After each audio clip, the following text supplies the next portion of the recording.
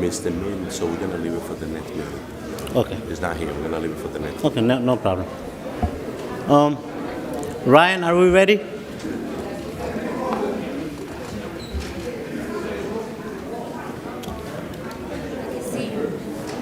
Is ready? Oh.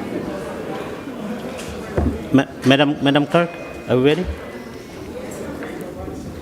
Mr. President, yes, I'm ready. Thank you, Madam Clerk. Good evening, everyone. On behalf of the Paterson Municipal Council, I welcome you to the regular meeting of the Municipal Council of March 28, 2023 at 7 p.m. The meeting is now called to order. Madam Clerk, please call the roll. Yes, Mr. President. Roll call for Municipal Council regular meeting of Tuesday, March 28, 2023 at 7:05 p.m. Councilman Abdulaziz. Councilwoman Cotton. Thank you, Madam Clerk. Let me just say congratulations on your first meeting as the municipal city clerk for the city of Paterson. Madam Clerk, my vote is yes.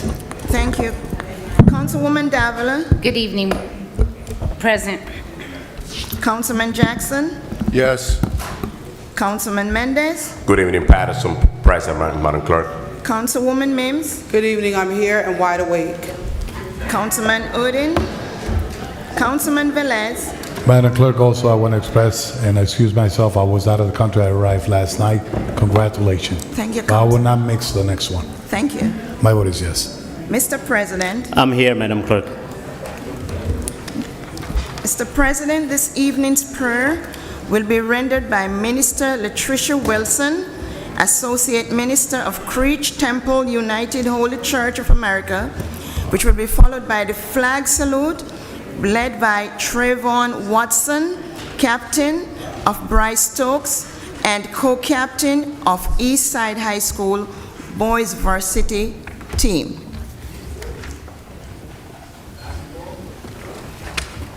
Here.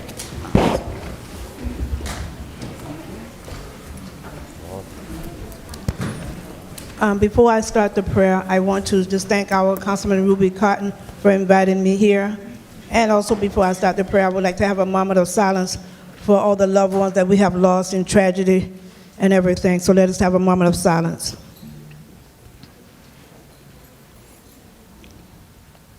Most Holy Heavenly Father, in the mighty name of Jesus, God Almighty, Father, we come before you on tonight, Lord, humble as we know how.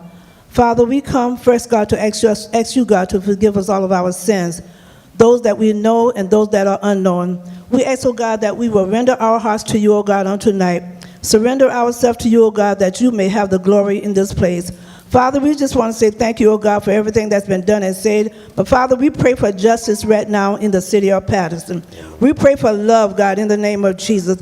Father, you said in your word, if my people are called by my name, shall humble themselves and pray. Seek your face and turn from our evil ways, then that you will heal the land. Father, we know that the city of Paterson has land that need to be healed. Healing our hearts, healing our minds, healing our bodies, and healing our soul. So, Father, we just come tonight, God, to ask you, God, that you will cover this city of Paterson in New Jersey. We come, God, that the love of the hearts of the man will be in the love of the hearts of the city. We pray for every official tonight, God, that is working in the city, God, for every official that's leading the city, oh God. We pray, God, that if their hearts is not of you, oh God, we pray, God, that their hearts will turn to you, God, so that they will lead with wisdom, godly, and wisdom, God. Father, we just thank you on tonight. We ask, oh God, that you will continue to shower your blessing upon the city of Paterson.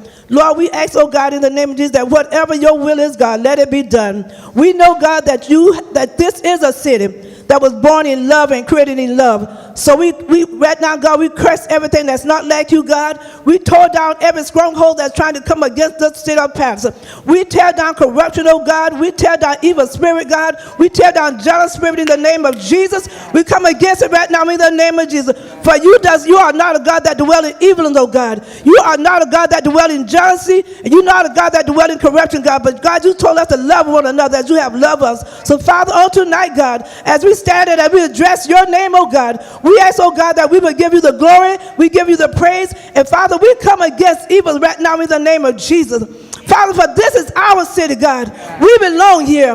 We love it, God, in the name of Jesus. So, Father, we ask, oh God, that you will cover this city with your blood. We come against gun violence in the name of Jesus. Hallelujah. And we lift up our heads to you, oh God, on tonight. And we say, glory, hallelujah. Let your will be done, God. Let your will be done in the name of Jesus. Father, we thank you in Jesus' name we pray. Amen, amen. Amen.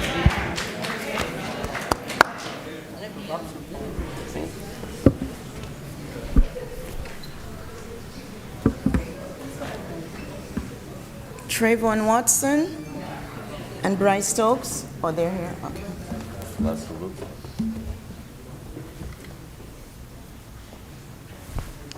Who's coming to do the class?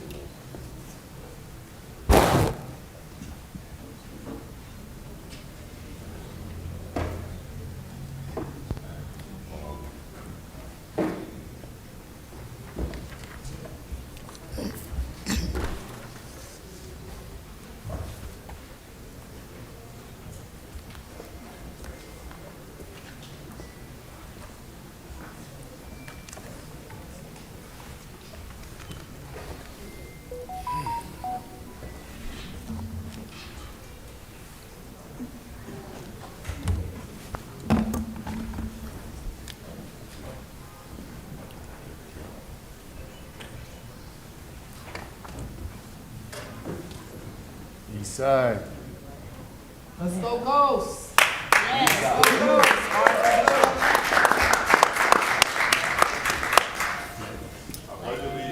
To the flag of the United States of America and to the republic for which it stands, one nation, under God, indivisible, with liberty and justice for all.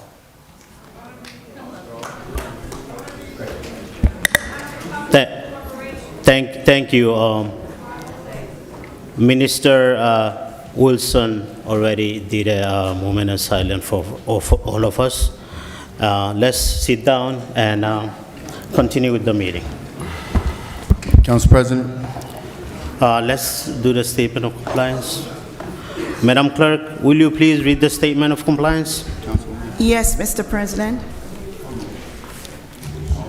Statement of compliance with the Open Public Meetings Law for 2022-2023. Today's meeting date is March 28, 2023, and the time is now 7:10 p.m.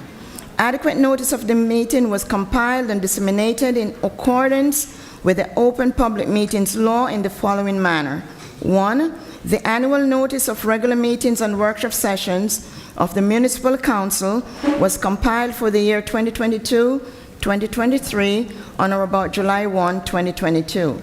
2. A schedule of the regular meetings and workshop sessions of the Municipal Council for the year 2022-2023 was duly transmitted on or about July 1, 2022 to the North Jersey Herald News, the Record, the Arabic Voice, the Italian Voice, the Passaic County Pulse, Dominicana News, the Quisqueya International, El Especial, the Paterson Press, the City Post News, Tap into Paterson, in addition to any other publications duly requesting such notices. 3. The schedule of the regular meetings and workshop sessions of the Municipal Council for the year 2022-2023 was prominently posted in the lobby of City Hall, first floor, in the place reserved for the announcements of this type. 4. The schedule of the regular meetings and workshop sessions of the Municipal Council for the year 2022-2023 was duly filed with the municipal clerk. And 5. A copy of the schedule of regular meetings of the Municipal Council was mailed to any person who requested and paid the fee authorized by the Open Public Records Act. Mr. President. Thank you, Madam Clerk. Madam Clerk, we'll now have a presentation by our Councilwoman Ruby Khan of the East Side High School Boys Varsity Basketball Team, Section 4 champions. Thank you. Councilwoman Khan.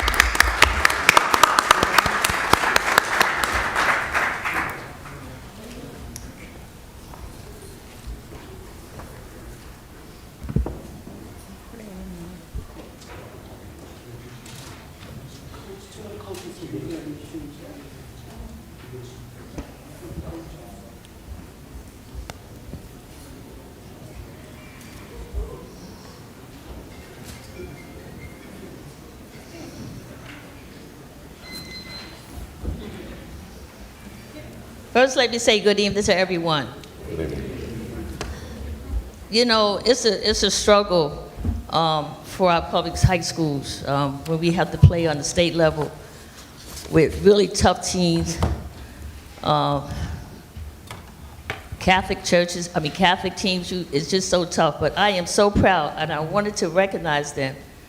And I go back in the day when my son played with Marquez Webb. He was from Paterson Catholic. My son, he played for Eastside High School. Back then, there was no division. Everybody played each other. And it was really tough. But I wanted to recognize because they won the state champs. And the last time they did one was 2015. And they changed it a little bit, but I want to recognize and honor our Eastside High School boys basketball team for winning their section of the state of New Jersey varsity basketball team. And I wanted to recognize all of you because I truly know how difficult it could be. But also, you know what? We're honored to have the head coach, Marquez Webb, who has been named Coach of the Year for the state of New Jersey.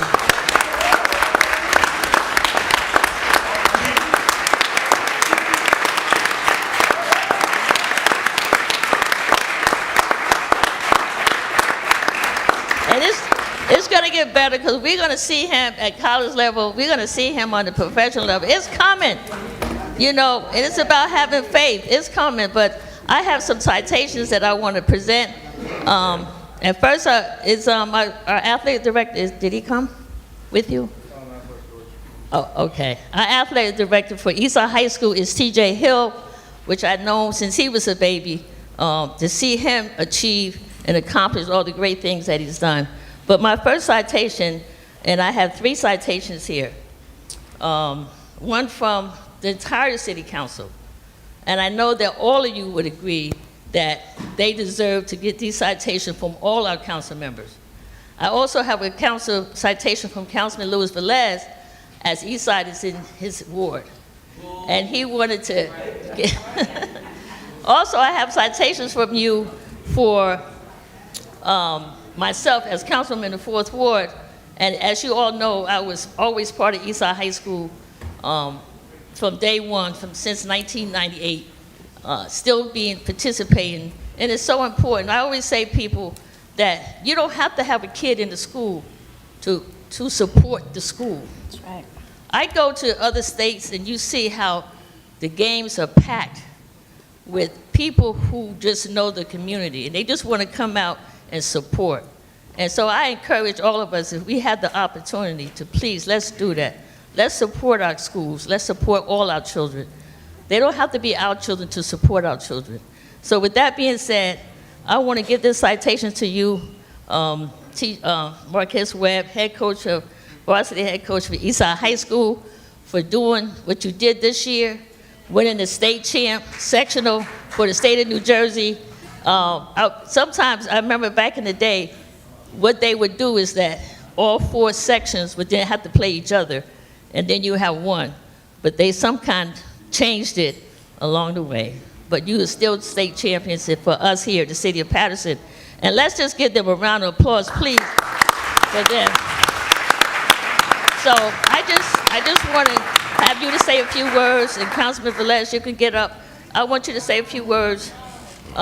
Coach Webb, Coach of the Year for the state of New Jersey, Coach of the Year for the state of New Jersey. Good evening, everyone. On behalf of the Eastside Boys Basketball Program and also Ms. Cotton, Councilwoman Cotton, I just want to say thank you. Most importantly, about this group of young guys, these guys are young dudes who are really invested as student athletes, first and foremost. And I think coming from Paterson, that often gets overlooked. And this group of young men were students first in the classroom, but also sponges on the court. And these guys really, truly trusted the process of my tutelage and also our coaching staff tutelage of putting these guys in the right frame of mind to be great basketball players out there on the court, and it's a testament to why we won a state championship. These guys truly trusted the process. I want to say thank you to Councilwoman Cotton and also the council members here. Thank you. And I also have citations. He has 3 assistant basketball coach that I got. Jabal Slappy, he's not here. Coach Spencer Jabbar, this is for you. You know, I know you love working with Coach Webb. And I also have Stewart. He's not here either. Oh, okay. Oh, okay. All right, I gotta get him. All right. So you know what? Let me just start calling the plays. I'll let you do that, Coach Webb. We have Justin there. Okay. Come around. Yep. Okay, come around. We also have Terrell Allen.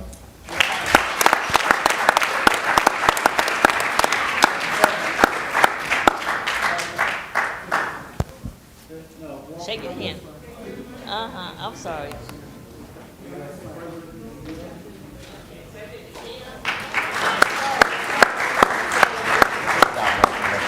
We also have senior state third team Bryce Stokes.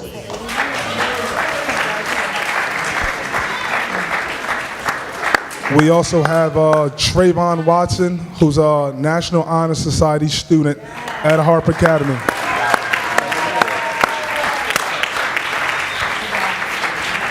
And we also have championship MVP of the game, Jaheim Best.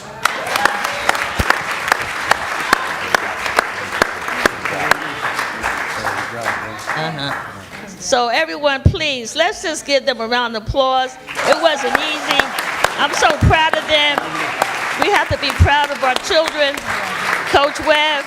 Yep.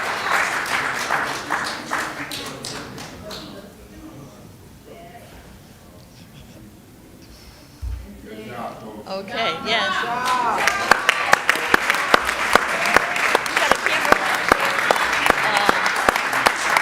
Anthony, Councilman Davis, you got a camera? You got a picture for me? Okay.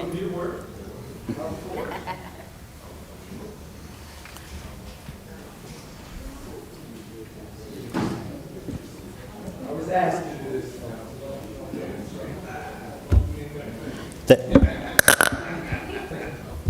Thank you, Councilwoman Cotton. Thank you, Coach Webb. Thank you, Eastside High School basketball team.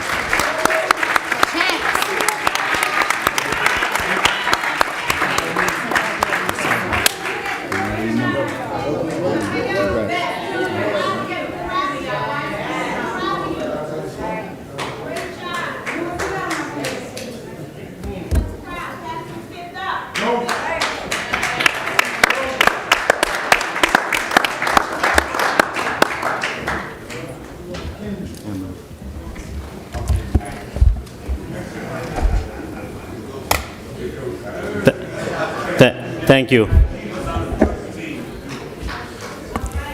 Council President, Councilman Jackson.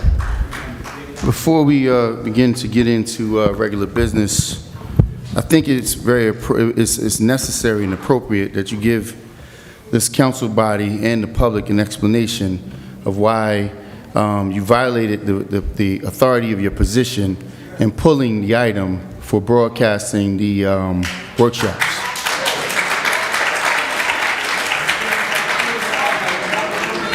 Council President, very quickly, I'm sorry. Council President and Corporation Council, please, advise Council President. As I said last week, the position and the authority of the council presidency isn't to be able to undermine council members' abilities or desires to place matters on the floor for discussion and for a vote. He does not have the ability to take off an item that has been discussed in workshop that has been requested by any council member. I read the legislation to him. He, in fact, just continued to be rogue and do whatever it is that he feels fit, that fits his own agenda, his own desire. The community's spoken. Councilwoman has worked on behalf of the community's requests. Thank God for the Attorney General, because half of you wouldn't even be in here today had it been under the directive of the mayor and this current police department. Because when they allow everybody else in through the council president's directive, they want to try to block the public's access. So, Council President, we need an answer, please. Okay. Why would you authorize, unrightfully so, use your authority that you did not have the authority to do to remove the item that was already discussed in the workshop? Thank you, Councilman Jackson. Thank you, Councilman Jackson, for your question or concern. Correction, I did not violate anything. There's one thing. The item, may I speak, please? Item, we voted on the item in previous, I think 3-4 weeks ago, which did not get the support. Then continuously, unlawfully, continue to bring the item back. I would like to get an explanation. You should give the explanation, Council President. You did it, and you just made a statement. State the law. I have the floor. State the law, which gave you the authority. I listen to you. Now it's time for you to listen to me. State the law. Don't ask for an opinion. State the law that gave you the authority. I'm not asking for operation. We have a corporation counsel here. He will read the law to you and everyone else. Corporation counsel. Corporation counsel. Thank you, Council President. Thank you, Councilman Jackson, for that inquiry. As been previously stated, the agenda for the regular meeting is created with the approval of the Council President. I will note that that's in our code, section 5-20E1, and I will note also that that's been the consistent opinion provided by the Law Department since at least February 18, 2021, when my predecessor created a memorandum and circulated it to council as well. So Council President is within his purview to set the regular meeting agenda, and he has exercised that Can you authority. explain to me where in the legislation it gives him the authority to remove? It says clearly in the legislation, you should read it in its entirety, that all matters presented by any council member shall be presented on the regular meeting agenda. There is no provision in there that overrides a council member and allows the council president. It says the agenda is set by the clerk with the council president's approval. It does not give him the right to remove an item. Can you explain where in the legislation it says he can remove an item? It doesn't. It doesn't. Go away. Go ahead, Corporation Counsel. Thank you, Councilman Jackson, and thank you, Council President. So our code in Section E, Rule 5, Agenda, subsection 2 states that on the Friday preceding each regular meeting of the council, the clerk shall prepare, with the approval of the president, the agenda for the ensuing meeting. So that's explicitly stated in our code. Certainly, but so that's what's stated in our code. My predecessor provided the legal guidance that the council president sets the agenda for the regular meeting. I've researched and looked at the same issue and come to the same conclusion. So there's nothing further that I can elaborate on that. Thank you. Very good. I respect the position. First of all, let me put this on record. And again, Madam Clerk, we welcome you. I know it's your first day as official clerk, so I won't put this added pressure, but I would ask for you to do the due diligence within your authority. Corporation Counsel is not the parliamentarian. He is not, in reasons such as this, he should not be directing the directives of the council and the council president, because it says clearly the agenda is set by the clerk. It does not say it's set by the council president. It says with his approval. Does not give him the authority to remove it. And furthermore, I feel compelled because the public has spoken. You hear the public's outcry. And based on your other actions in the previous meetings, based on your other actions in previous meetings, in fact, by directing a police officer to remove a member of the public that has an issue with you, you've shown yourself to me not to be fit to hold the seat. And with that being said, I make a motion of a vote of no confidence on our president at this moment. I second that motion.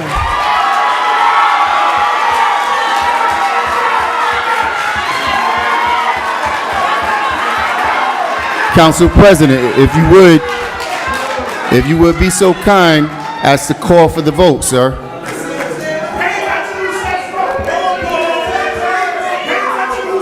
Madam Clerk. Madam Clerk. Madam Clerk. Yes, Mr. President. There's a motion on the floor. Yes, Mr. President. Yes. Should I take the roll call? What? There's a Council motion. President, we have a question. Yes, Councilman Abdulaziz. I'm assuming this is not on our agenda, so the motion is second to add it onto the agenda for us to vote. That's the proper protocol and procedures.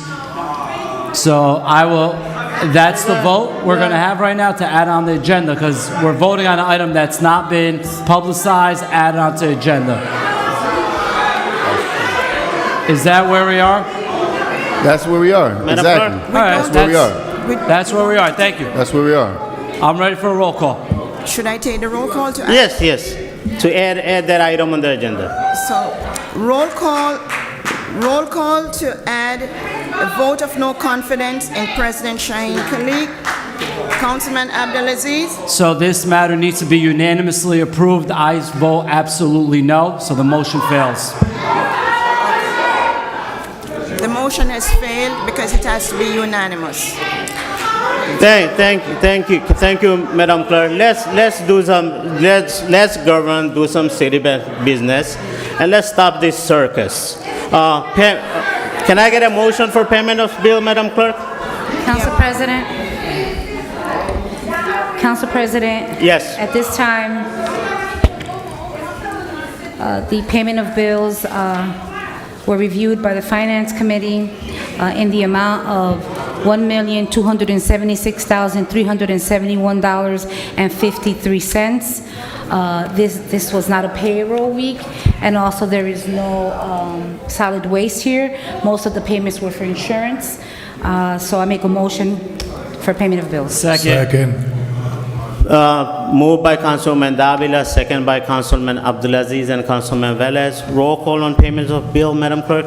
Yes, Mr. President, roll call and payment of bills in the amount of $1,276,371.53. Councilman Abdulaziz? Yes.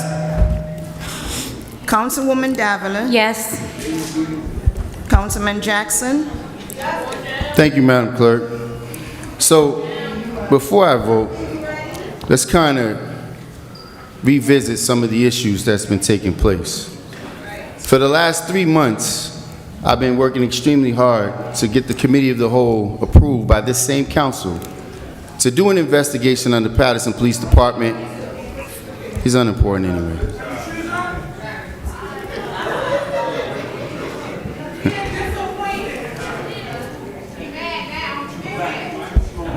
So for the last 4 months, I've been working extremely hard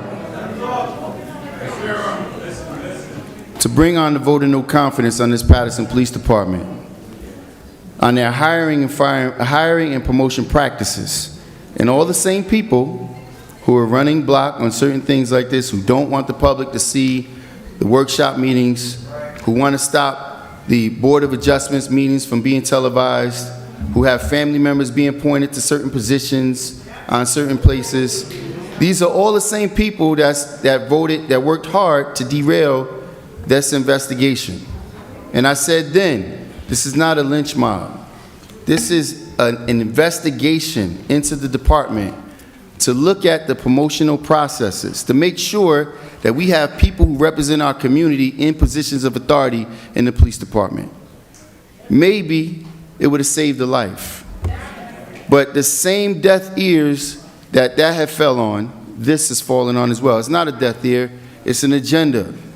It's an agenda to make sure that the people's concerns, certain people's concerns, are not heard. So it wasn't a circus act. I knew going in it wouldn't pass. I knew going in, but it will be on the agenda because I will present it. Now, what sense does this make? Think about it, people. If the councilman wants to bring about a vote of no confidence on the president, and he unilaterally has the authority to remove items, that item would never be heard because he'll continue to remove it. That's not how democracy happens. Maybe in other countries where people frequent, it happens that way there. But it doesn't happen here. That's not how it's supposed to happen. But when you have 5 people or more lined up with an agenda, this is what we witness. So when has there been a level of accountability? We pay the bills, they ask for money, millions of dollars, we spend and let them spend whatever, we make excuses. Where have I been on those votes? A consistent no. I haven't changed. So to say I'm putting on a circus now, that's a laughing matter. I've been asking and begging and prodding and requesting for this council to be responsible a long time ago. He's proven that he's not the guy. He's the wrong person for the job. In fact, he should stand down the same way the mayor should stand down, who didn't have enough courage to come here tonight to address the people. And it took the Attorney General to have to come in here to shut this rogue operation down, where they're preventing people who grew up in this city from being promoted, and people on this dais can't sit here and say, no, everything is done fair. The people that got here deserve to be here. The people that got promoted had so many violations in their jacket, and now you wonder why the police department operates the way that it does. But with that being said, Madam Clerk, I will continue to be responsible. I will continue to be accountable to the public. I will continue not to fund this rogue administration that's continuously allowing our community to be abused. My vote is no. Thank you, Councilman. Councilman Mendez. Thank you, Madam Clerk. Every payment of bill, I understand that we have to be responsible. We have to pay the company that provides service. But I want to use my time, now that I hear that we're talking about vote of not confidence, let me put something on the floor before my vote.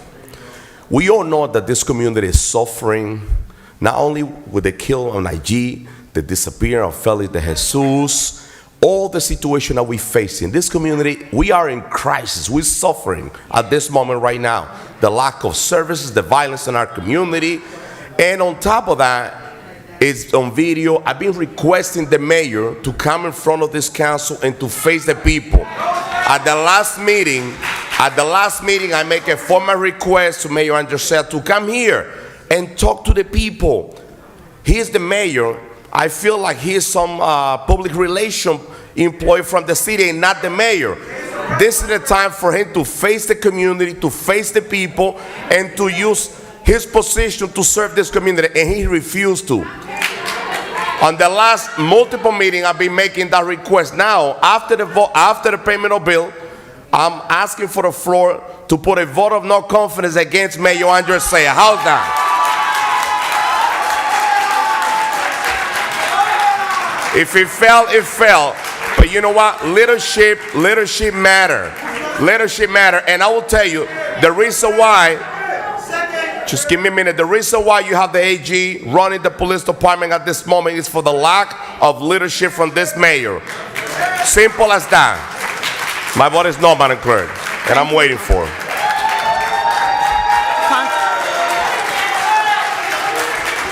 Councilwoman Mims.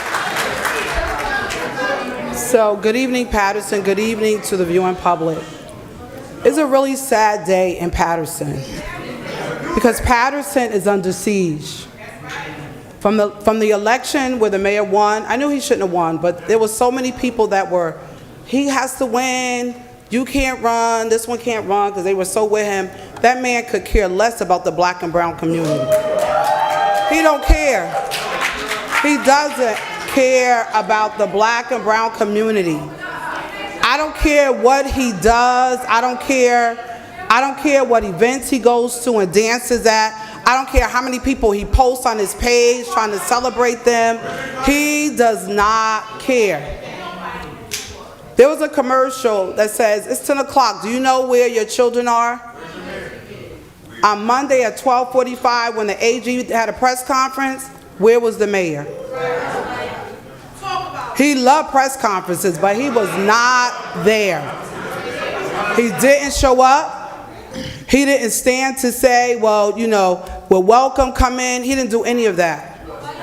And then what I find more egregious, we get a text message saying we're having a public safety meeting at 11 o'clock on Wednesday morning. So I said in the text, is the Attorney General going to be in the meeting? Because if the Attorney General took over the police department, then who are we meeting with in the meeting? Nothing but corruption. If they took over, they didn't call the meeting because no one else can tell us to come to a meeting, and they took over. So why is it now they want a meeting? There's a Oprah, you can Oprah. There was a back and forth email debacle because some council members said we want to meet. There were like 7 items. Let's discuss it in our public safety meeting. They said, no, I'm making a decision. It'll just go on the agenda. But all of a sudden, now there's a meeting tomorrow morning at 11.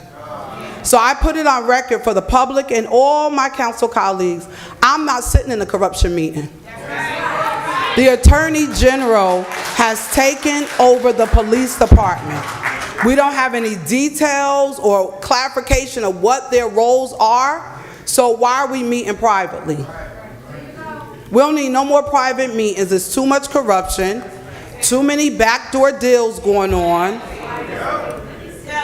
And last week, oh yeah, the feds are here. And ethics charges are going to be filed in the morning, so I'm going to say that. And so we're living in a time where last week, public, I need you to listen. Last week when the cameras went off, I think someone was still rolling, but everybody was gone. We started talking about the cannabis applications. And so there were 3 applications here. We asked were they complete, right? So before it went on Friday when our packet came, I posed the question, where are the details of these items? We got nothing. So I asked in the hallway the director, where are the details? He said, oh, I was told by a council person just to give them out on the floor. Corruption. I said, why would we get them on the floor? We've gotten everything else on a Friday so we could review it. But when they got here before everybody, the story changed. No. The packet is so thick, we didn't want to give it out. It's been thick in times past, and we got it at home. But that's corruption. So here it goes worse. Listen to me. It gets worse. So while we're here, it's $30,000 for residents an application and $60,000 for non-residents. So I started. People say don't say I, but I'm gonna say I because it was me. I started going and asking questions and probing the candidates. They were coming to the mic. And I asked one of the candidates, because they said all the applications they're complete and went through the committee. I'm not in the committee. It went through committee. We find out while I'm walking, an applicant is in the audience who the mayor told that he was going to get one of the license. He paid his money. He's a resident. Paid his money. They cashed his check. So I started asking the BA. I said, Madam BA, I said, do we have any other applications that were accepted? Anybody else? I said, and I need to get the information. I want to see it. And I said, I need to see all the details because I didn't want to let them know that I knew at that point. So I said, let us see. So when I asked the question to the third candidate, I said, how much did you pay, non-resident, for your application? You know what he told me? He didn't pay nothing. The application checklist requires that the payment is made before you come before the council. He paid nothing. Wait, it gets worse. It gets worse. It gets worse. It gets worse. It gets worse. If you think it can't get no worse, it gets worse. So then, listen, public, listen. Then it gets worse. So then the guy, the applicant, nothing against him because I don't know him. He was telling us how, oh, I'm going to go broke, I'm paying $1,400 for rent, and blah. He went through this whole story, I don't have the money. Like, some of the applicants are here, they know, they were here, they heard it. So we're sitting, listening to him, he said, if I can't get this, I'm just going to be broke, I can't take care of my kids, when Paterson residents are suffering. So he said, I don't have the money. All of a sudden, he said, well, I can go and pay tomorrow. But that's not the process. So then I alert them to the fact that the other Paterson resident who paid and they cashed their check is here in the audience.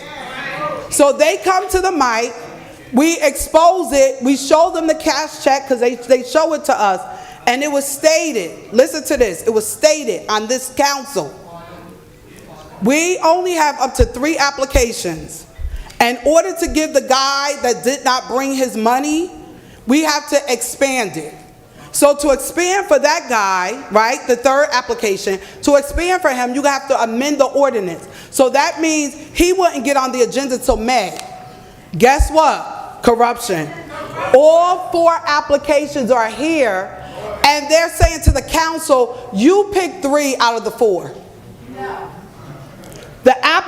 The one that did not pay in advance is on the agenda. It's on the agenda. It's complete now because the other day I was sitting in my car. He was running from this building to that building to make sure he made the payment, and then they put him on the agenda. But my item that I put on the agenda, vetted it, had brought it forth for workshop to be televised, the council president removed it. He didn't remove the corrupted item, the one that's illegal. He didn't remove it. And then furthermore, we have 3 items that we're purging taxes, and one where we have a tax lien, and this same council president put it on in a whopping consent agenda, so you vote on it and it goes through without a discussion. And then had the audacity last week, after he got mad because I questioned him, banged the gavel, left the meeting, never came back, and then came back the following week to try to tell you how to do decorum and act in the public. I'm going to say this, and I'm going to put it on the record. Because somebody said, well, Mims, you acting like that, you ain't going to never be the president. I'm already the president. I don't need to be voted in by no council member. I already got the power, and it's exhibited by me sitting here on this side. I don't need to be a part of the 5. I'm a part of the 160,000 residents of the city of Paterson. You stay with the 5. Somebody is going to jail. I'm sending a letter to the feds. The feds need to come in and lock some of y'all up. The feds need to lock some of y'all up. There will be a letter going out. There will be a letter to the feds.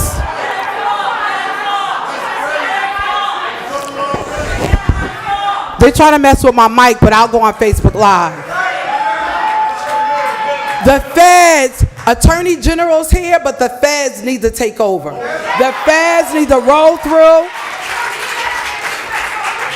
Feds need to get this agenda. The feds need to pull through and look through it, who's connected to what. And I'm telling you, I'll put my last dollar on it. People will go to jail based on this agenda. Madam Clerk, I'm not voting on anything that the people don't benefit from. I'm sick of it, I'm tired of it, and Paterson is not benefiting. They're only personally benefiting, and their friends are benefiting. My vote, Madam Clerk, is absolutely not. Thank you, Councilwoman. Councilman Velez? Councilman Velez?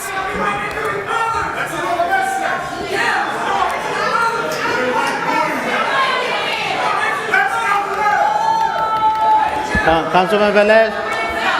Councilman Velez? Council President. Yeah, we're voting on payments of bill.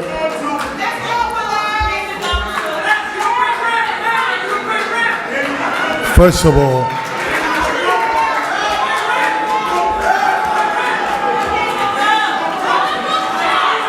Councilman Velez, we're voting on payments of bill. I recall in the last meeting, and Councilman Mr. Ernest Rucker came to the podium and requested that we televise workshop. And one of the things that he expressed was that if the public wants respect, we need to respect them first. Second,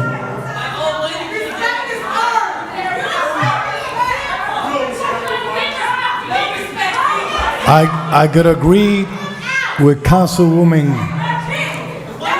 Mims that we welcome the Attorney General to the city of Paterson. And also, I will agree to welcome the FBI, the CIA, the National Guard. If this is going to fix Paterson, welcome everyone. For payment of bills, my vote is yes. Thank you, Councilman. Mr. President? I just did vote. Already. You voted. Yes, Madam Clerk. Thank you. Mr. President? Thank you. Thank you, Madam Clerk. I thought we are voting on payments of bills, but there are a lot of things have been said. We sat here till 2:30 last workshop. Consensus, we decided we should put all these 4 items on the agenda. No, it was not. Consent, we decided all items should be agenda, and Corporation Council will look into the law. If we do have to expand, amend the resolution that we have, ordinance that we have, so we could vote on all 4, or we'll vote on 3. We say here, I don't know how myself, if I could call myself a pastor or whatnot, and blatantly lie in front of people. Blatantly lie in front of. This is unreal. This is beyond my belief. My vote is yes for payment of bill, Madam Clerk. Liar, liar, pants on fire. Madam Clerk, we'll take consent agenda now. Let me announce the votes, please. So the votes are 4 yeses, 3 noes, 2 absences. The payment of bill has failed. Council President. Point of order. Madam Clerk, there's 5 yeses. No, 4. What was that?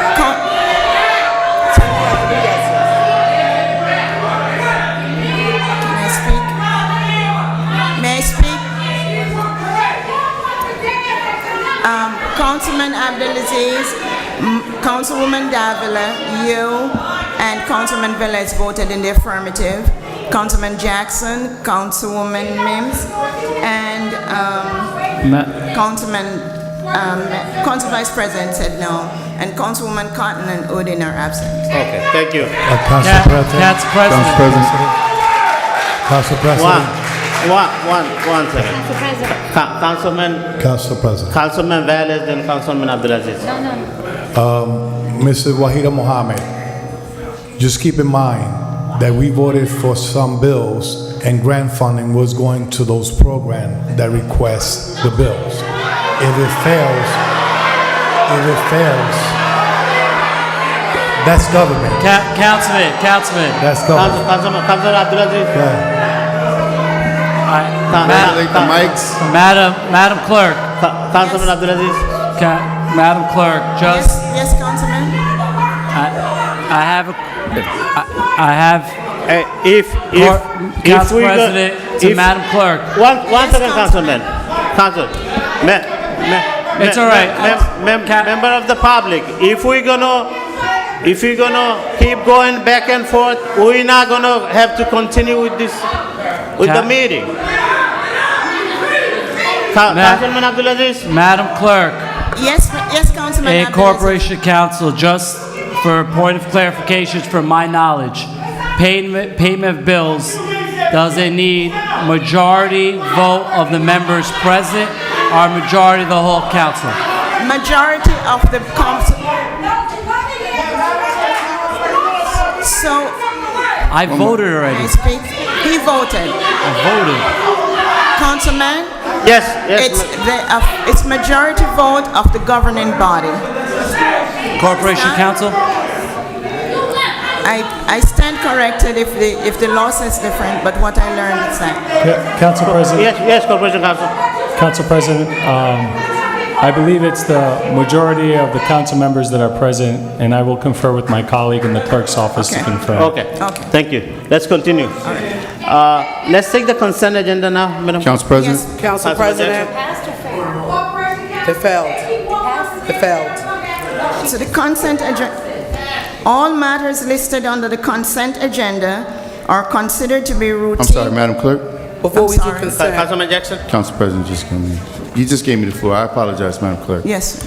So I wanted to take a moment to give Councilman Mendez an opportunity to move forward what he talked about, because Councilman Jackson is definitely here to second your motion.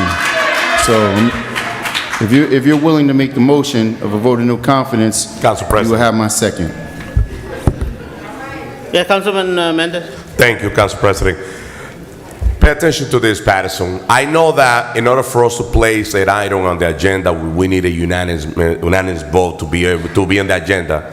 I'm going to put a motion right now, and if it fails, be ready, because on the next workshop, that resolution is going to be right here on the workshop, because this mayor deserved that vote of no confidence. He deserved that. He should not be on that seat at this time right now. And that's the reason why we all are here. That's the main reason why the state is at the police department. That is the reason why there's no justice in the city of Paterson. So with that being said, I put a motion on the floor for a vote of no confidence against Mayor Andrew Saya. To be added on the agenda. Second. Moved by Councilman Mendez, second by Councilman Jackson. Thank you. Roll call. Roll call on the motion for vote of no confidence in Mayor Andre Say. Councilman Abdelaziz? No. Thank you. The motion has failed.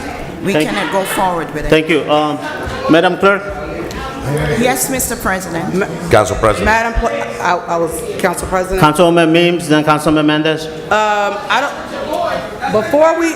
don't know if I have to wait, but before we call the consent agenda, I want to remove some items from the consent agenda. Sure.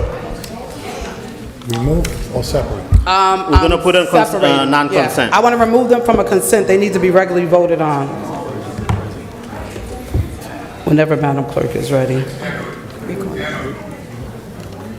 So to the viewing public, the consent agenda, with one vote, it will vote everything yes. I'm removing some items because the public needs to know what's going on. So Madam Clerk, whenever you're ready.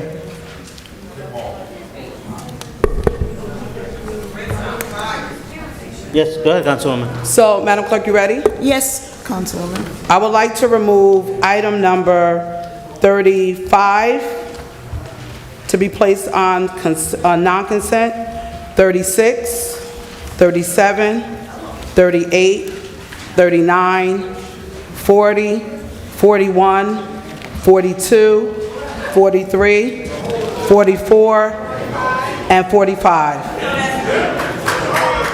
All items to be placed on non-consent. The public needs to know what's going on in this community. Council President? Yes, Councilman Davila. Council President.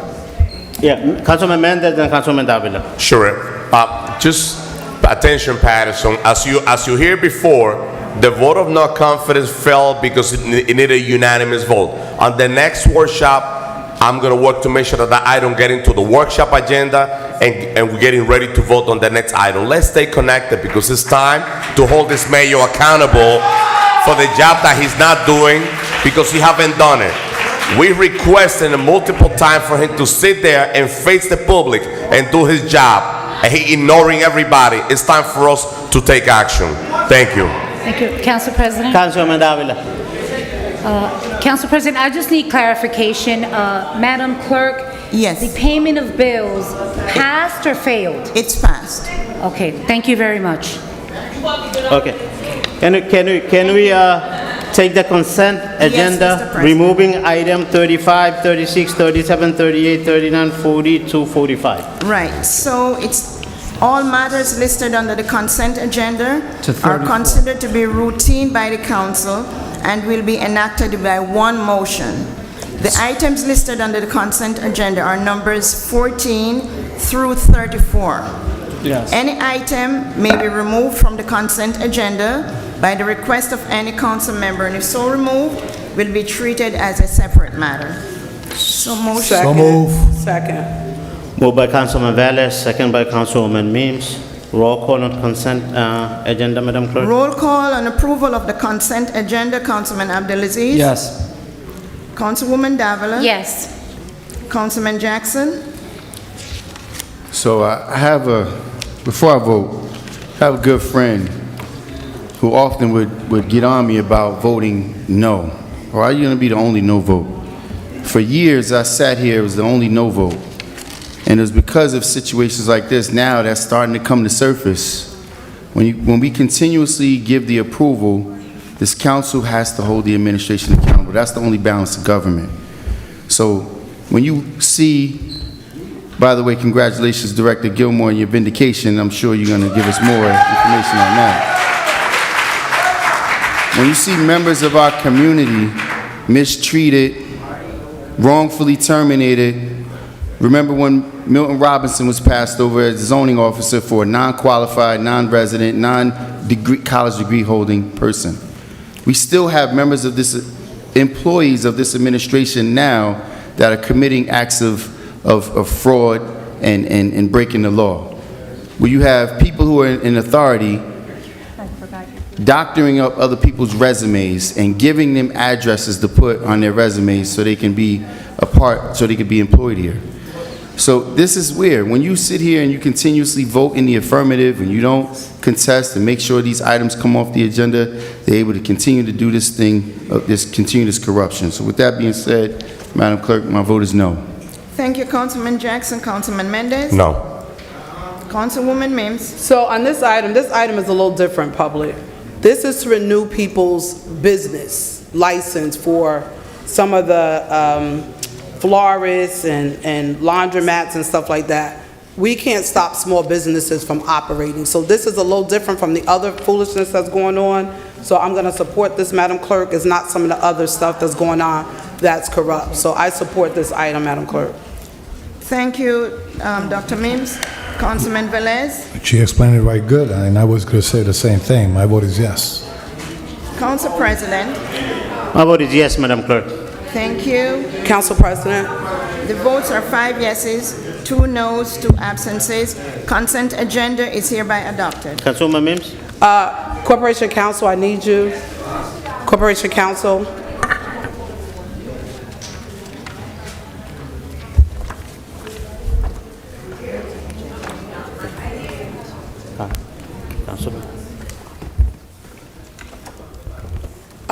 I don't know if your statute codes are with you over here.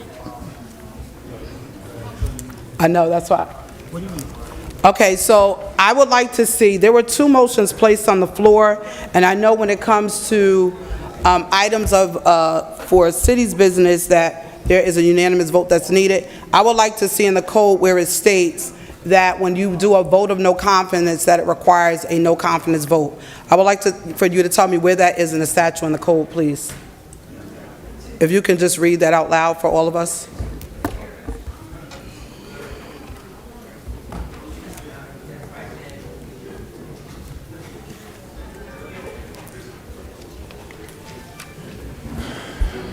Council President.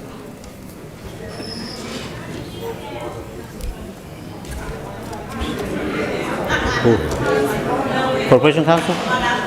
Corporation Counsel?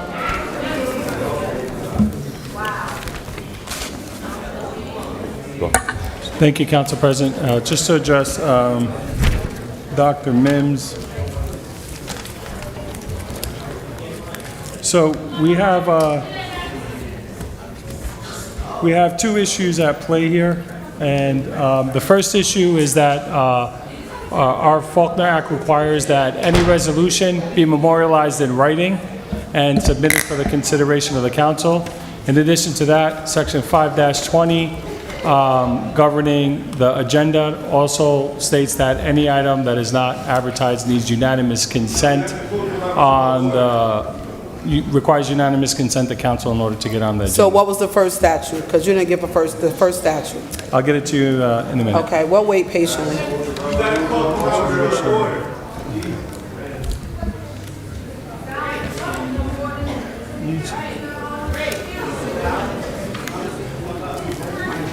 Okay, so the first statute, do you have your pen ready?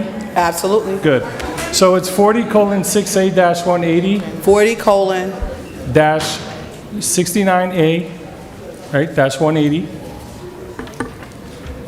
subsection B of the Faulkner Act states each ordinance or resolution shall be introduced in written or typewritten form and shall be read and considered as provided by general law. So that statute requires that any motion, however made on the floor, must be first memorialized in writing. And that is so the council can see exactly what they're voting on, understand the details of each ordinance or each resolution. They can agree or disagree with it or debate it. So, Corporation Counsel, I want to thank you for that. I just wanted to get the information because I need it for my ethics complaint that I'm filing for my item being removed from the agenda. Thank you so much for that.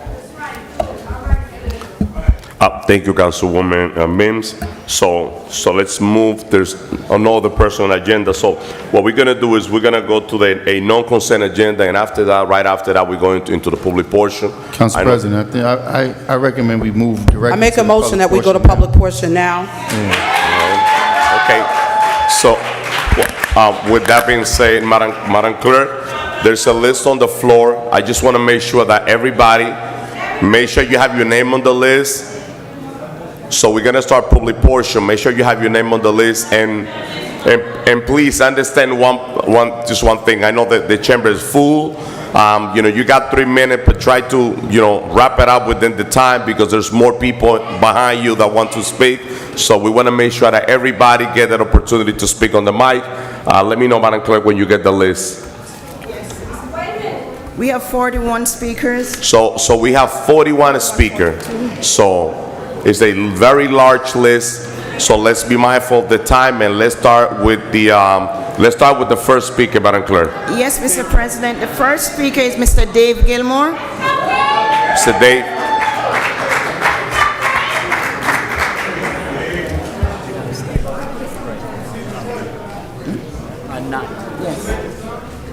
I'm sorry? I'd have to find out from the president. Ask him if he can sign. You can sign. Mr. Yes.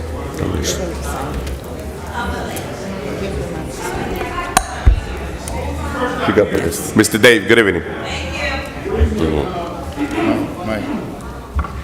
Good evening, Paterson.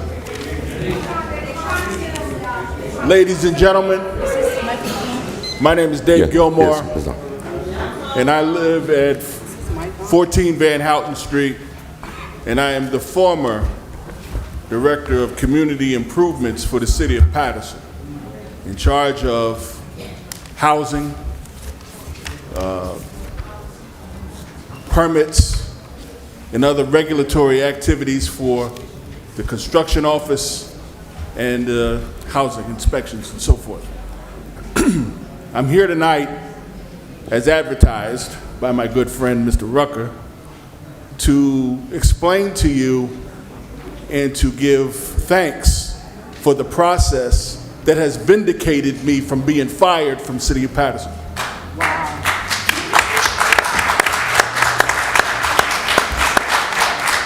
I only wanted to treat people fair. I only wanted to write the tickets that needed to be written. I only wanted to take the violators to court, as is the job description that I signed up for. But because of special consideration, because of selective enforcement, because of favoritism and nepotism, they took my job from me. They set me up. They railroaded me. They took the job and the money that I was making and the food out of my family's mouth. I was fired or given term papers when I pulled petitions to run for mayor in the last election. Were you so afraid that I was going to talk about the things that you didn't want talked about? Because I didn't have the money to run or launch a campaign like they do. But I run on principle. I talk about things that need to be talked about. You know, just because truth should be the providing factor. But because of that, I was railroaded. And this comes out of the judge's decision. I'm not making this up. The judge said it was a conspiracy. The judge said that they banded together and lied on me to keep me out of the office. Well, the decision came back, and they said I have to be put back.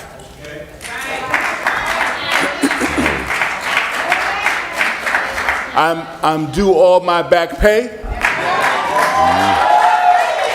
Wow.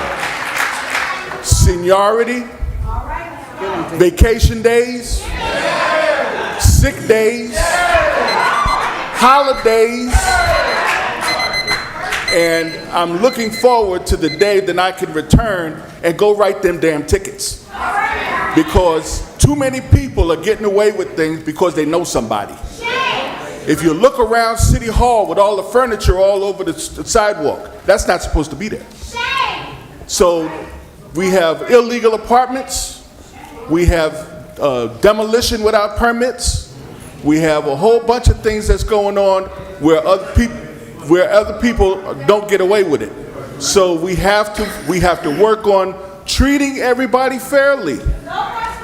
That's the problem. Selective enforcement is ruining this town, and that's one of the reasons why the AG is here, because people are getting special consideration that shouldn't be getting it. So I just came tonight to add that it's on NorthJersey.com. It's all over Facebook, but everybody doesn't have that. So I came down here to speak to you, the people of Paterson, on this public access opportunity to let you know I'm waiting to go back. They got 13 days if they want to appeal. I don't know why. Because the information is scathing as to what they did to me. So they appeal if you want to. We're gonna make it a spectacle if we have to. We shouldn't have to. I want to work. I want to work for the people. I want to work and make sure that everybody gets treated fairly. And that's where we're at right now. But then again, there's some people that don't respect fairness. So that's why we're here. Thank you very much. Thank you, Dave. Next speaker, Madam Clerk. The next speaker, Mr. Ernest Rucker.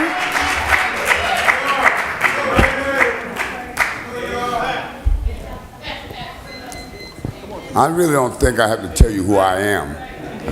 Good evening, Your Honor. All right. Listen, last week, I was forced to shut this meeting down. If you disrespect us, we will disrespect you. But I need to talk to a friend of mine from the 6th Ward. This bullshit about coming back to council, stopping votes, or pushing your agenda is gonna fucking stop, because the people in your ward don't know that you're leaving the way you're leaving, because I went down and talked to them. The whole idea of tonight is to let people grieve. We have many families that have lost people through police violence. Forget our violence, police violence. Do you think after 50 years of coming to this council, I'm going to let either one of you disrespect anybody in this audience? I will shut you down. You will get no business done. What's my name? No business done. You see, when the rabbit gets the gun, it's a different story, ain't it? See, we got the gun, we got the ammo, and we're shooting. If you think that you're going to continuously do this, And Al, you know I love you, but what you're doing is disrespectful. It's disrespectful to come here to stop a vote because you want to do it. My community is not taking it no more. If you do it, you will not get business done. You will have no meeting. You'll be here at 6:30 in the morning. See, civil disobedience is something I was raised back in the 60s and 70s and 80s. See, we're not mad no more. We're just a little angry and we're about to teach you something. If you vote against the community, we're coming to your ward.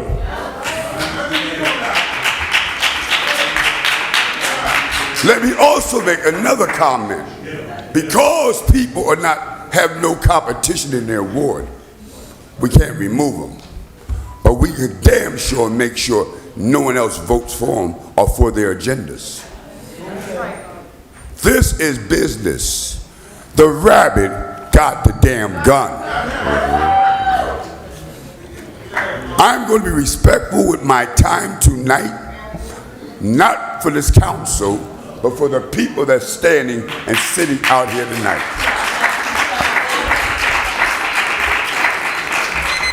If you think, I heard the bell, but let me help you out, guys. In closing, disrespect us again, make that mistake, and the rabbit's gonna shoot the gun. The rabbit got the gun, baby. Thank you, Mr. Rocket. Next speaker, Madam Clerk. The next speaker is Ms. Mohammed.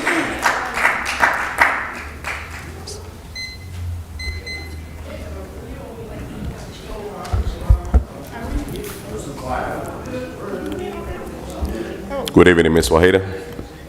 With God's name, good evening. Good evening. And I said before, God is able.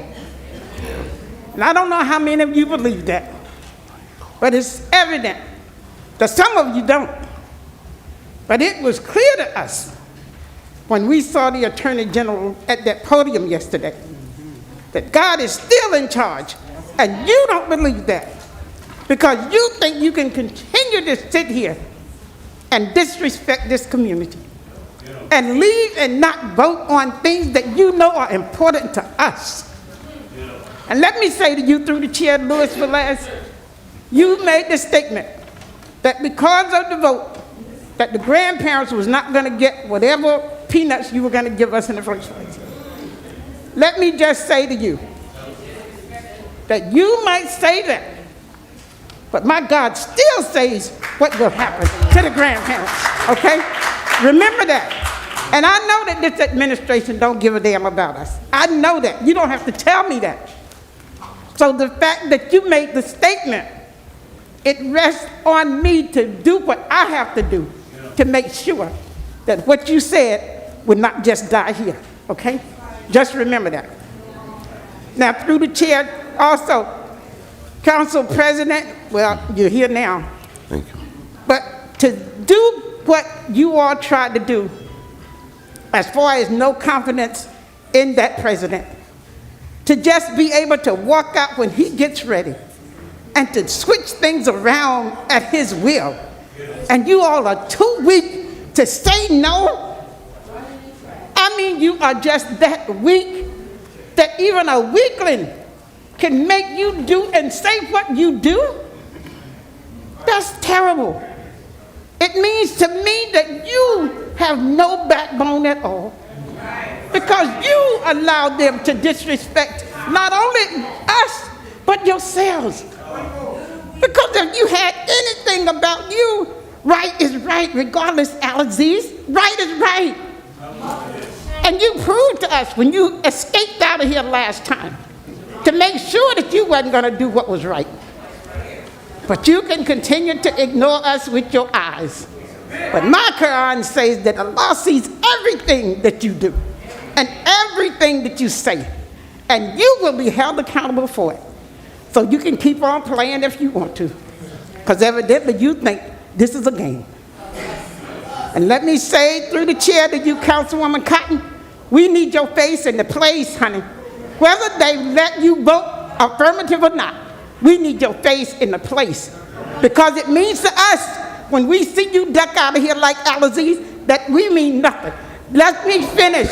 No. Let me finish. No. Councilwoman. No. Councilwoman. Don't do it. Don't do it. Don't do it. Councilwoman, right after Don't public do it. portion. Councilwoman, please. I'm telling Please. you what the public is saying. Now you can believe it or not. You can say whatever you want to say. So you have to make sure. I'm trying to help you. I'm trying to help you. But if you don't see it that way, continue to do what you do. Simple. Councilwoman Mims, thank you, sister. And no matter what it is,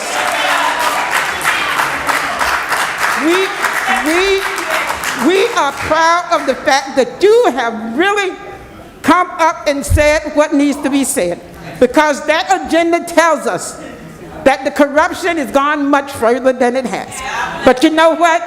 Just like the AG came in and nobody knew he was coming until they saw him sitting at the desk, they're going to do the same damn thing for this city council and this city. They're going to walk in one day and they're going to be packing their stuff. And that'll be the day that Paterson will come alive again. And we just want to thank you. And Councilman Jackson, I know that the tide is always against you. But you got a God that says whatever it is that needs to be said will be, and it is. So you just continue to do what you need to do. And put it on that agenda every time, and they can vote no every time. But we know that the reason that they are voting no is because they have no backbone to stand up to that mayor. None, which is sad. But keep doing what you're doing. And God bless. Thank you, Ms. Wahida. Next speaker, Madam Clerk. Next speaker, Ms. Valerie Freeman.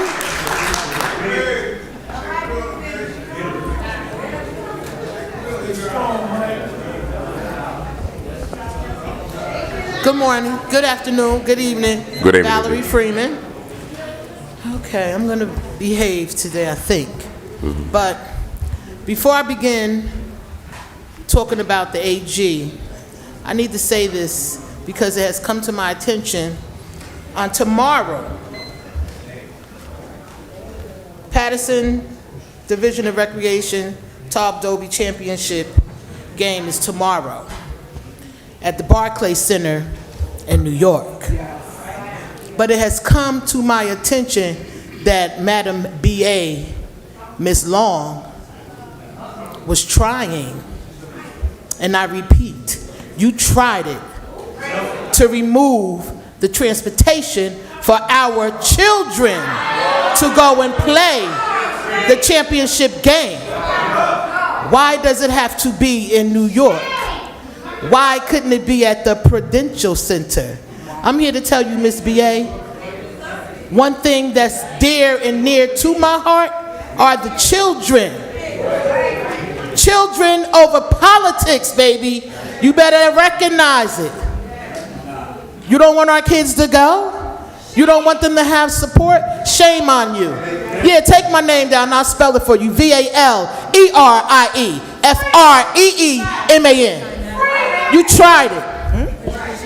Also came to my attention that with this budget, your plans are to cut recreation. Try it. Try it. When I tell you this is a new thing and a great thing.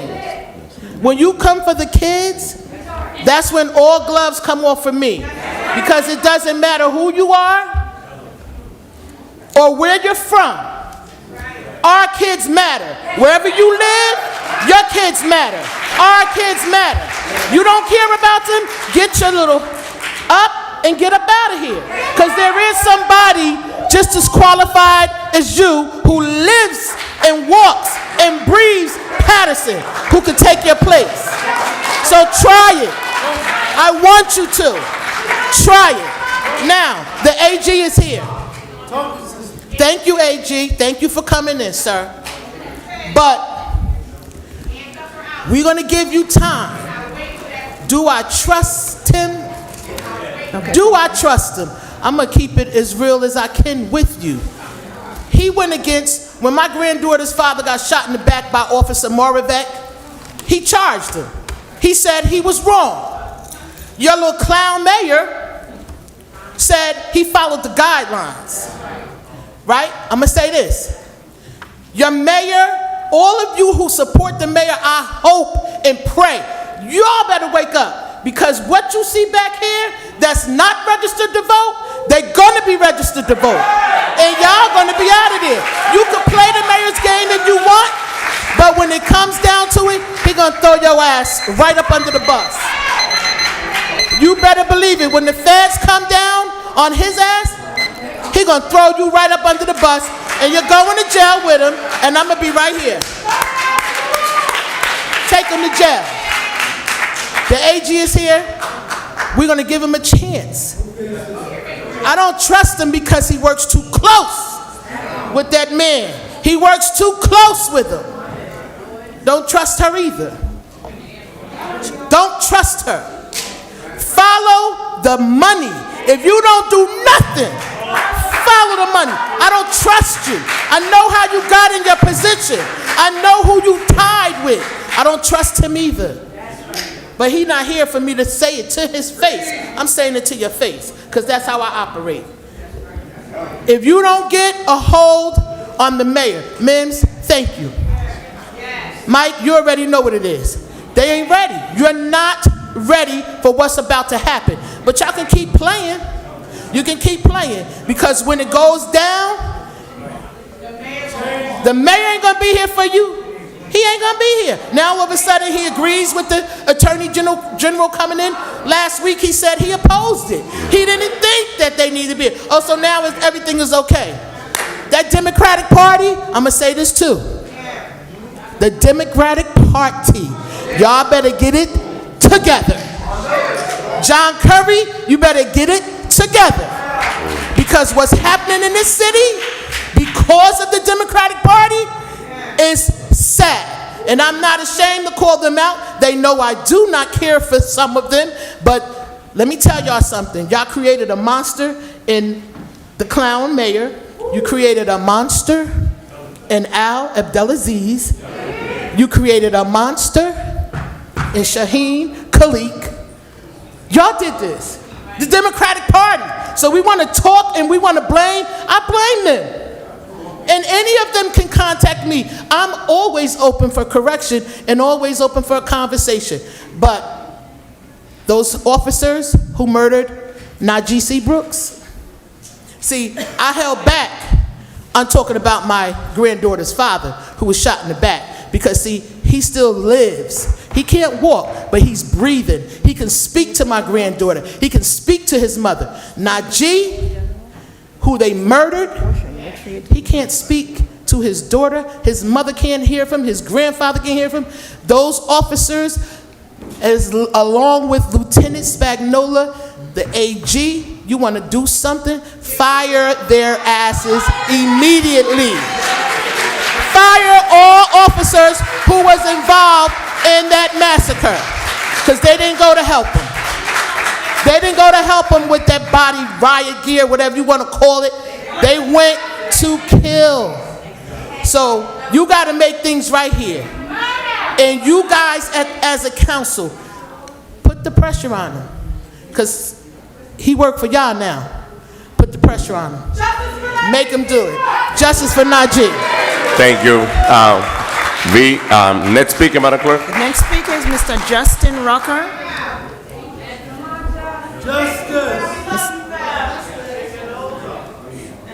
Mr. Justin Rucker.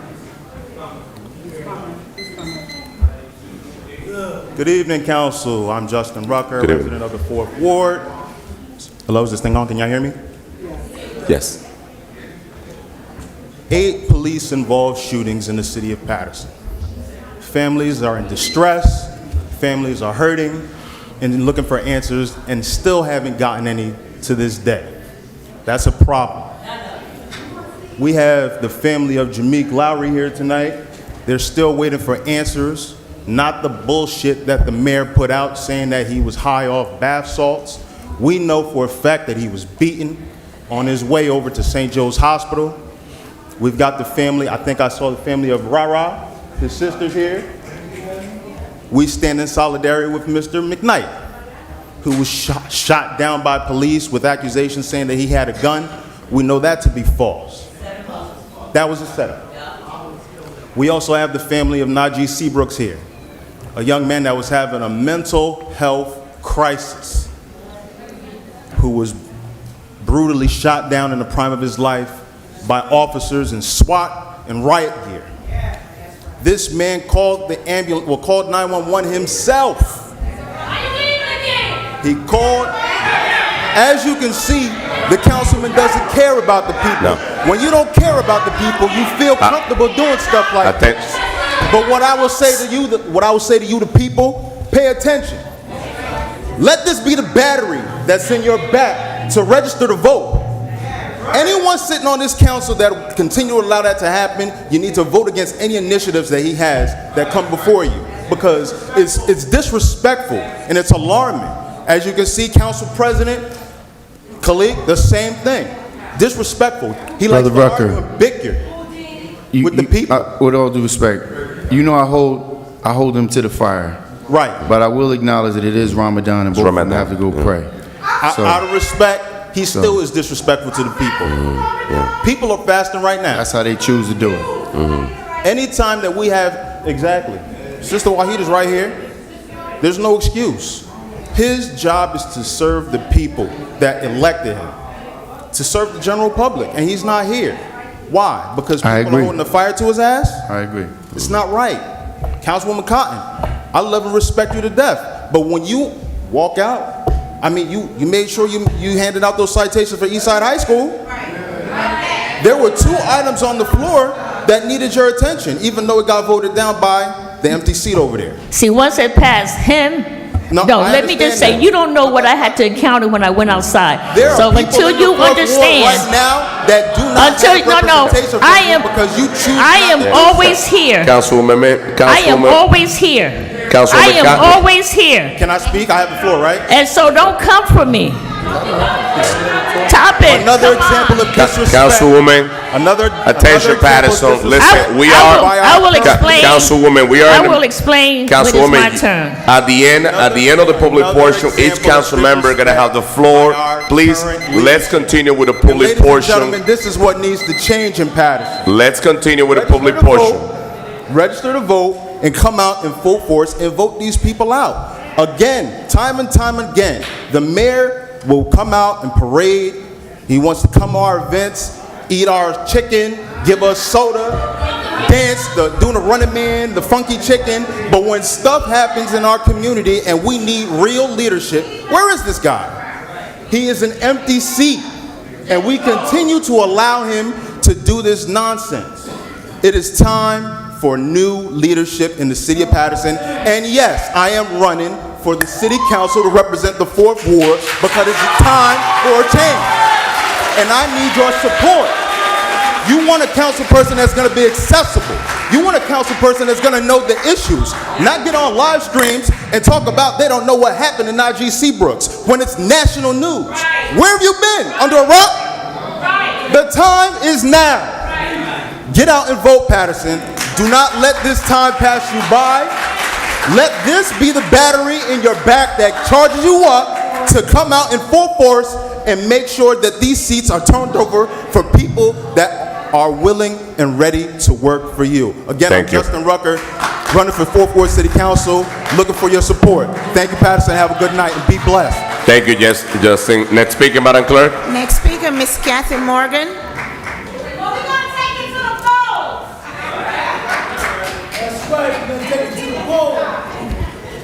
Kathy Morgan, Paterson resident.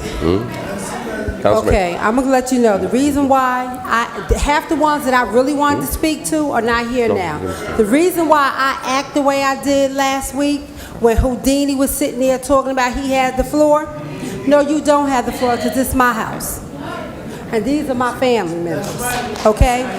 The reason why I'm saying what I say, I'm glad you're here for a change, Maritza, because you've been absent a whole lot too. There needs to be an initiative that whenever somebody gets up from their seats, multiple times, they are not allowed to pop their behind back in here and vote. And the reason why I disrespected Louis Velez, Udim, Khalik, Al, is because every time one of my family members gets up here to speak, they're disrespectful to them. That's why I would not allow you to speak. And for Khalik to say he's going to have me removed, you can't do. He's not a big enough man. He's not a big enough man to have me removed. He ain't got the heart for that. But I'm going to say this, and Marissa, the reason why I said what I said to you is my granddaughter, my kids grew up in this council room. My children are now in their 20s and 40s.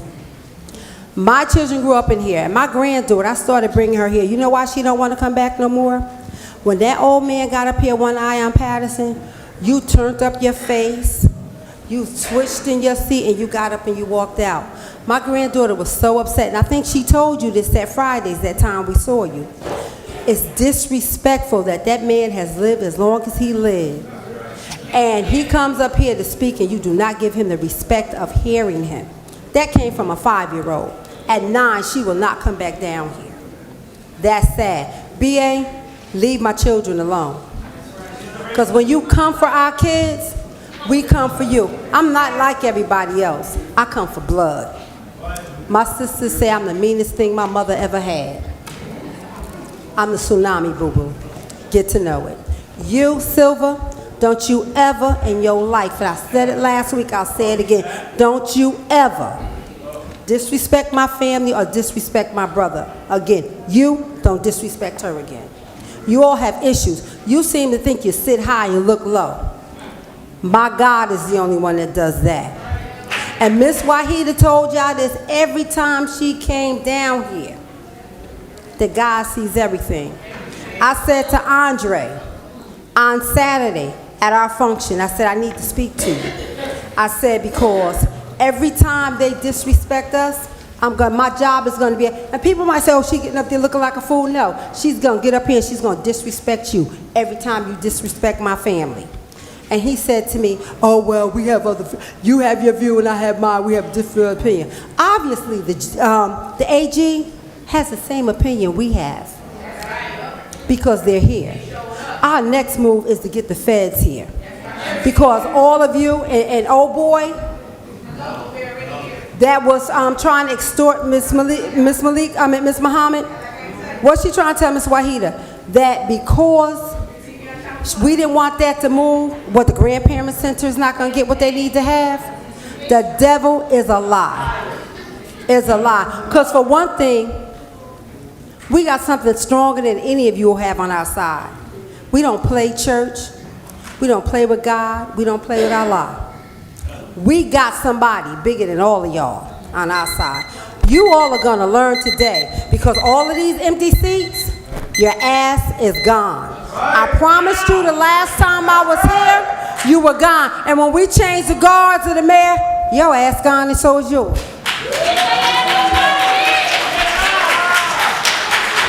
Thank you. Next speaker, Madam Clerk. Mr. Joel Keys, Jr.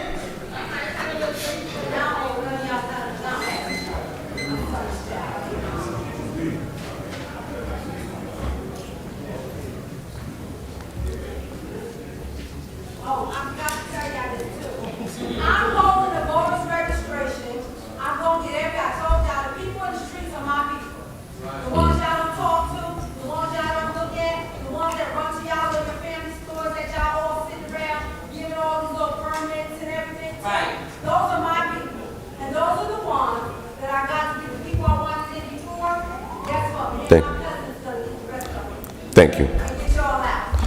Thank you. Next speaker. Good evening. All right. Greetings, Council. Joe Keys, 29 North 6th Street, Paterson. Title of this speech is Humanity is Prohibited in Police Training.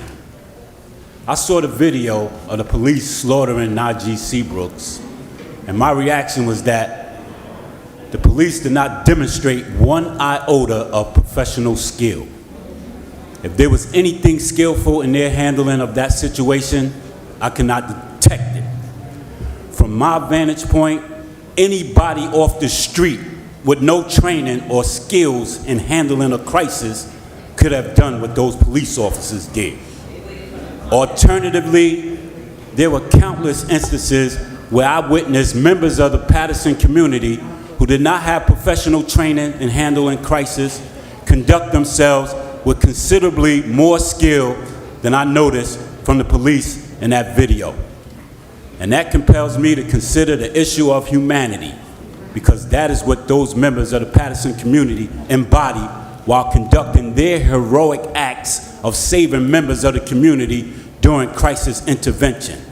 But this humanity was absent among those police officers who are expected to perform similar heroics when they are called upon. It is long overdue for the members of the Paterson community to change our expectations regarding the conduct the police would demonstrate when we call them to come to protect and serve. Most of us realized long ago that we need to employ transformative justice to police ourselves. I still can't fathom how a group of so-called human beings supposedly trained in handling crises could massacre a man with his mother present the way those police officers did in that video.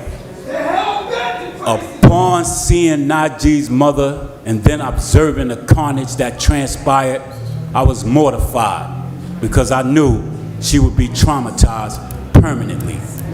The first thing came to mind was a Malcolm X excerpt. Malcolm explained how the press would use statistics of high crime rates in the black community to project the community as a whole as criminals.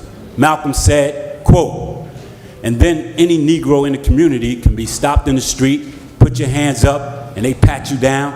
You might be a doctor, a lawyer, a preacher, or some other kind of Uncle Tom. But despite your professional standing, you'll find that you're the same victim as the man who's in the alley. Just because you're black and you live in a black community which has been projected as a community of criminals." This is done. And once the public accepts this image also, it paves the way for a police state type of activity in the Negro community. They can use any kind of brutal methods to suppress blacks because they're criminals anyway, unquote.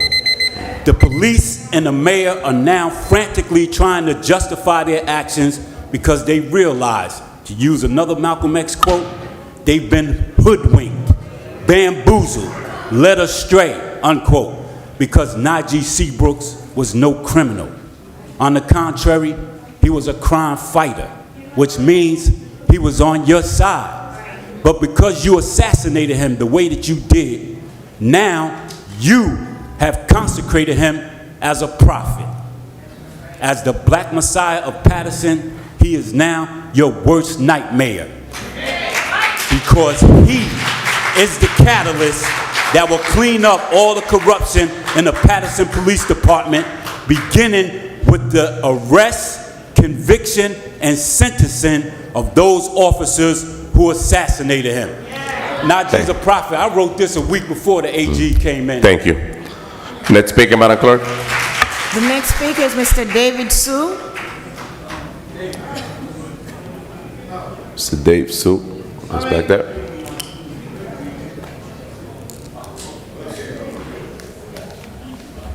Sorry, the house is full. I had to push my way through. Yeah. Good evening. David Sue, 34 Van Houten Street, Paterson, New Jersey.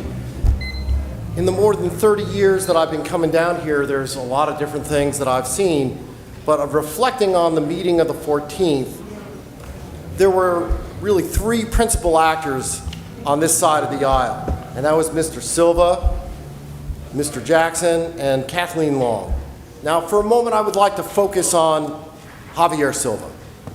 It began with his actions. It began with his actions. He was calling into the audience. I couldn't see exactly what he said, but they were baiting comments that inflamed the public. And then he was giggling and laughing to himself. Now, Then he got up and the police have to restrain him from going forward. So I see 2 crimes there.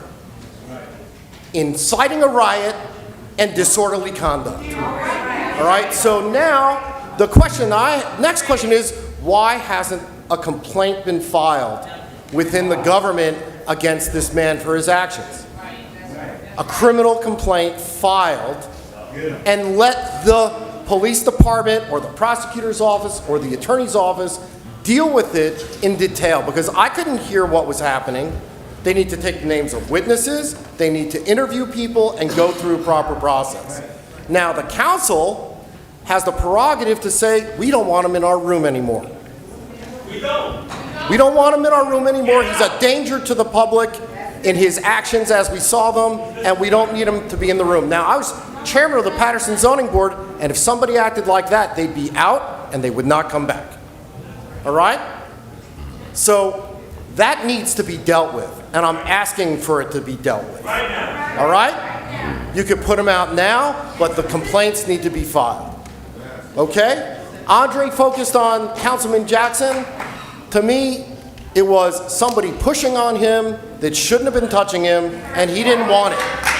They're not friends. All right? And I've seen Andre do it before, and I was offended because he came and Mike said, "Jew me down." I'll tell you something. My mother is Jewish. She's a Holocaust survivor from Nazi Germany. That is not what I find super offensive. I find it offensive that he would go and use a tragedy as a political handle to turn against somebody he doesn't like. Okay? What it told me about Mike is he's old and he needs his terminology updated. All right, so look, that's a joke, and it's nice to have a little levity in the middle of it, but what I'm telling you is I think is dead serious. Mr. Silva needs to have a complaint filed against him, disorderly conduct, inciting a riot, and it needs to be processed appropriately through the law. Thank you very much. Thank you. Thank you. Next speaker, Madam Clerk. Next speaker is Mr. Mark Shaland. Marshall. All of us filed. Mark Shaland. You're good. Marshall. Mr. Derek Harrison. Mr. Harrison, is Mr. Harrison in the room?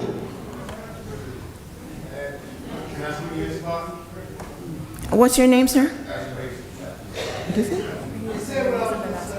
Okay. Go ahead. How you doing? Good evening. How you doing, Council? Ms. Cotton,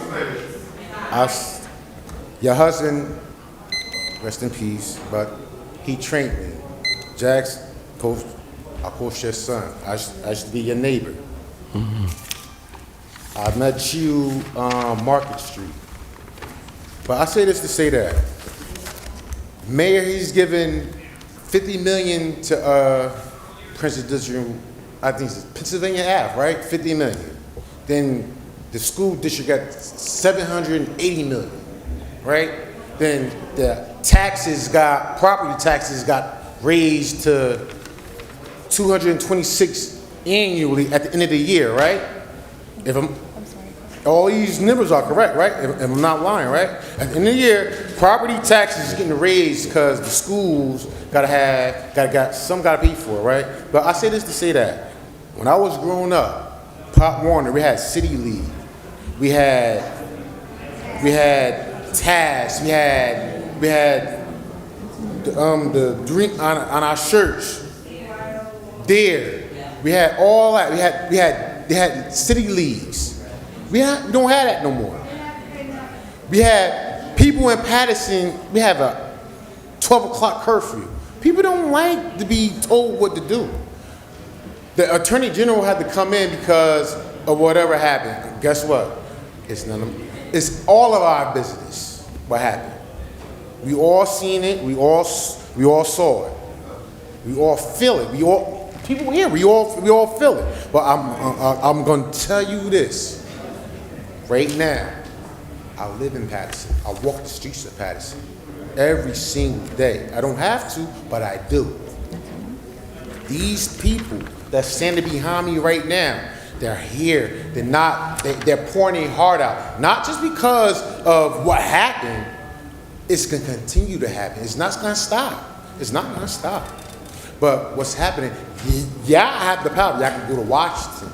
Y'all can talk. Y'all can go to Washington, D.C. Y'all can talk to these people and let them know that we are cooperating, not with the police, but we are people.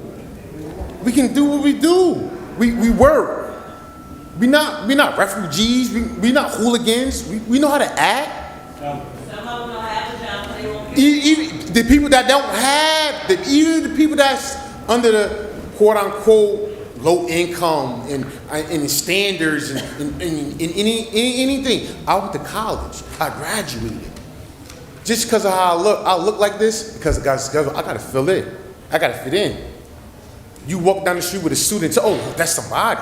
No, I gotta fit in with these people. These are my people. We all are people. It's not just black. All lives matter. Black lives matter, but guess what? All lives matter. And I say this to say that. I know this beeping. I know other people gotta get just do. Well, I'm letting you know right now. It's gonna before it get better, it's gonna get worse. These people the feds are here. This is real. Yep. Before it get better, it's gonna get worse. I walked up the street this morning. The sheriff's out. Woo, woo, woo, woo, woo. Guess what? Before it stops, before it gets out of control. Thank you. Please, I'm begging the council. I'm asking. Please, get y'all minds together. Get together. Get rid of this curfew. We don't like to be, right, if you want to, 12 o'clock, 2 o'clock. 2 o'clock. That's gonna build revenue. If the stadium, we already got the field house. We need our kids to be outside to be safe and secure. We need our kids. Thank you. We appreciate you coming. I'm sorry. What's your name again? Daniel Hasty. Thank you, Daniel. Thank you. We appreciate it. And next speaker, Madam Clerk. Next speaker is Mr. Hassan Makoum. Hassan Makoum.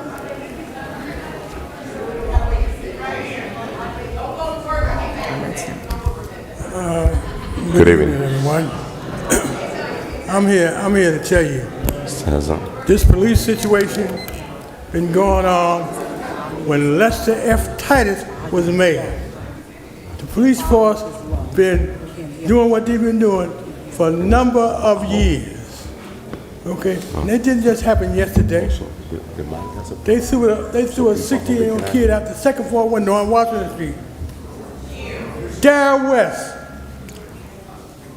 They stopped a preacher in the city of Paterson years ago and blamed him for something he didn't do. These crackers are still the same. They don't want me here because I tell it like it is. I tell it like it is. The devil is a devil. The devil is a devil. Andre Sayer, a devil. And all who follow him are devil's disciples. Okay? I respect you, Mike, and I love you. Keep the fight up. I watch you, brother. You're very intensive. You're on your job. You don't take no shit. You're on your job. You know what I'm saying? I respect that. Thank you. I respect that. But these crackers are not going to let you up. Them dirty cops, them 5 cops, they're not the only ones. There's others in there. That under that Spagnola guy.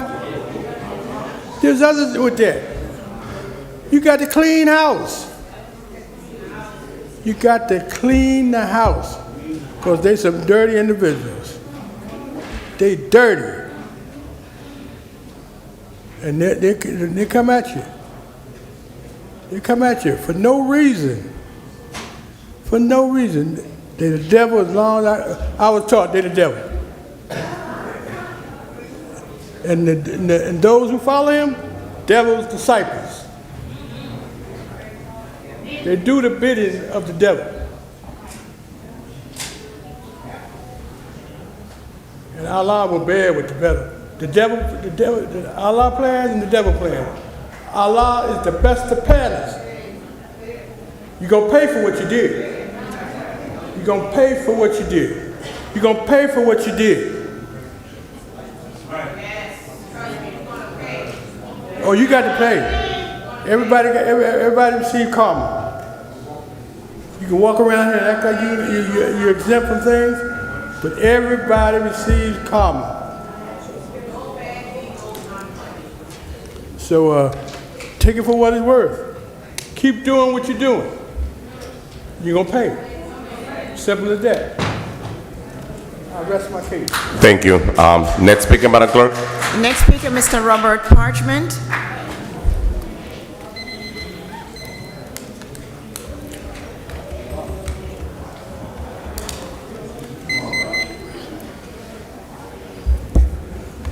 Good evening. My name is Robert Parchment. Good evening, Robert. I live on East 15th Street. Hello. Fine. I'm here as one of the commissioners on the Board of Adjustment. And it looks like tonight's theme is corruption. So I think it's quite on time to be here. I have concerns that I'd like to bring to the City Council's attention because I feel the only thing that can change our board and move it in a positive direction is the City Council. Our meetings need to be televised. Paterson is concerned with the type of construction that takes place in this city.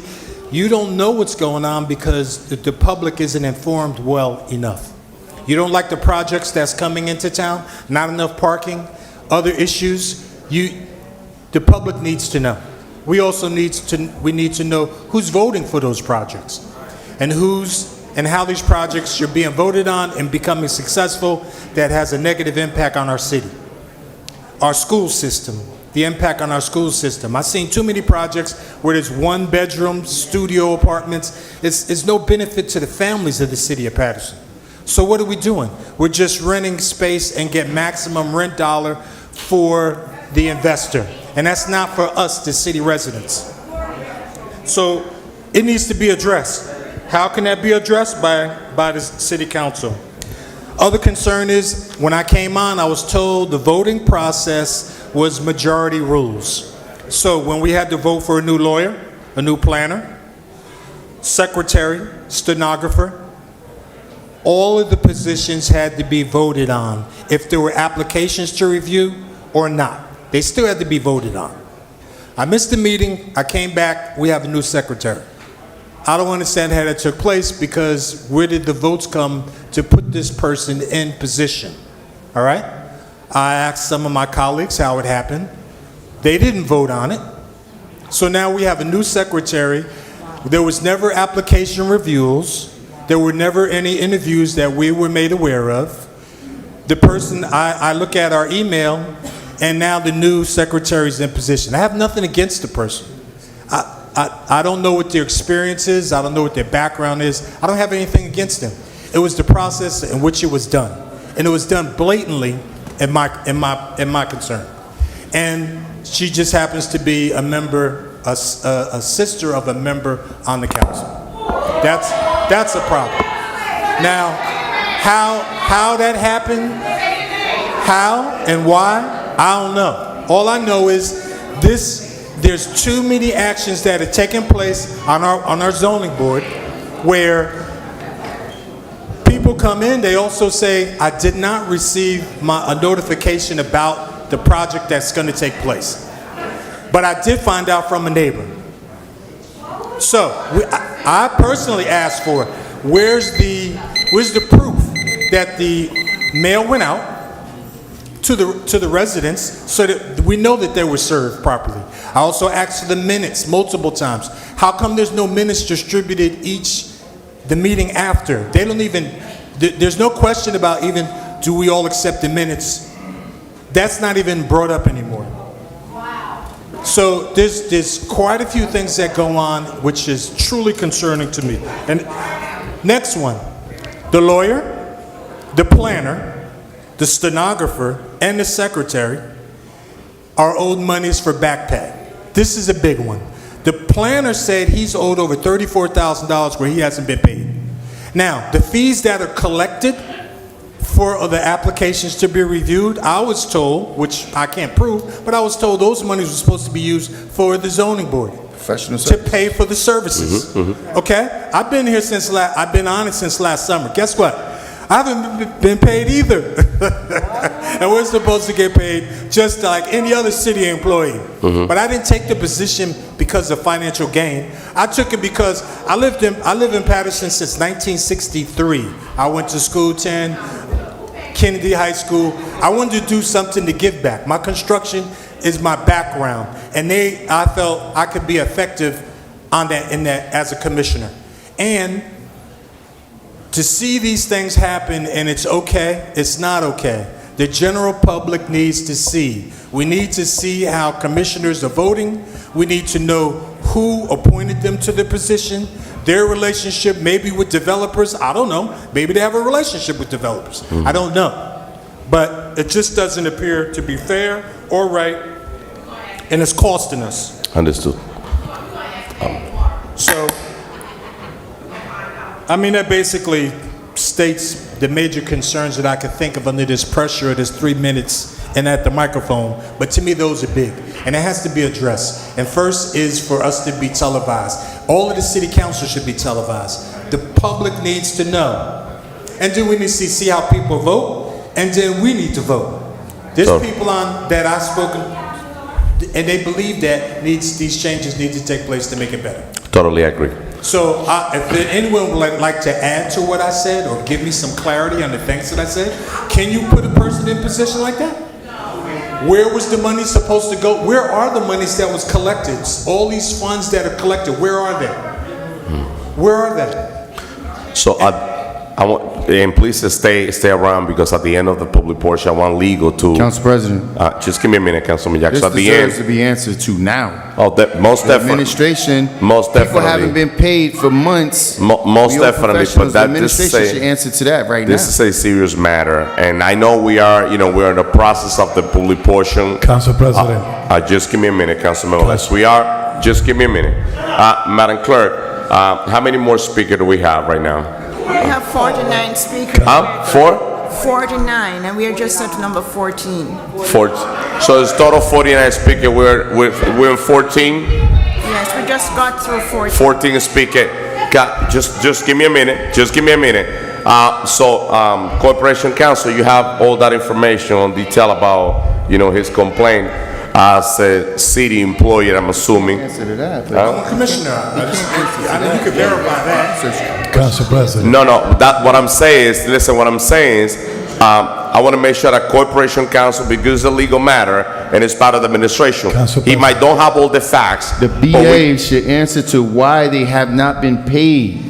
Why haven't people been paid for professional services when the city is taking money from developers to pay for that? Councilman Jackson, let the BA answer. I understood that, and that's one of the reasons why I say, wait a minute, because this is something, it's in public. And Madam BA, do you have any information about why they have not been paid? Because I understand that we're collecting those funding and.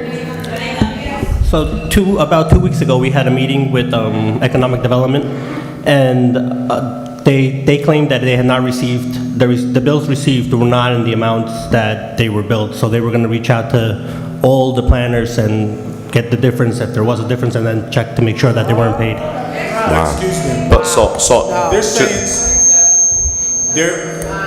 I've been told by for example, as well as the attorney, that this has been going, there's payments that are over a year old. So I disagree with what you're saying. Well, that's a nice general statement to say. No, that's the meeting I had. That sounds great, but if you didn't pay your gas and electric bill for a year.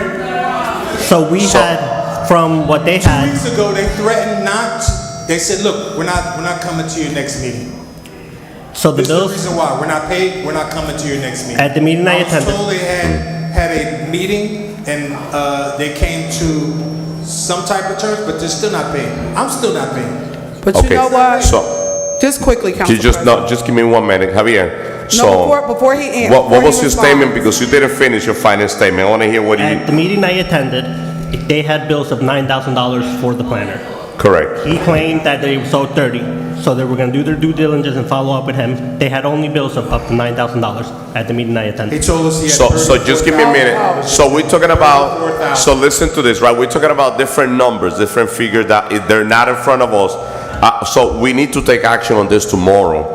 I just want to make sure that the administration reach out to all the people in charge and follow up about this number, the different numbers, and why they have not been paid. I mean, for me, it doesn't make sense. But since we don't have the number, we don't have the facts in front of us, I hope that tomorrow they hear from the administration. You guys take action on this, okay?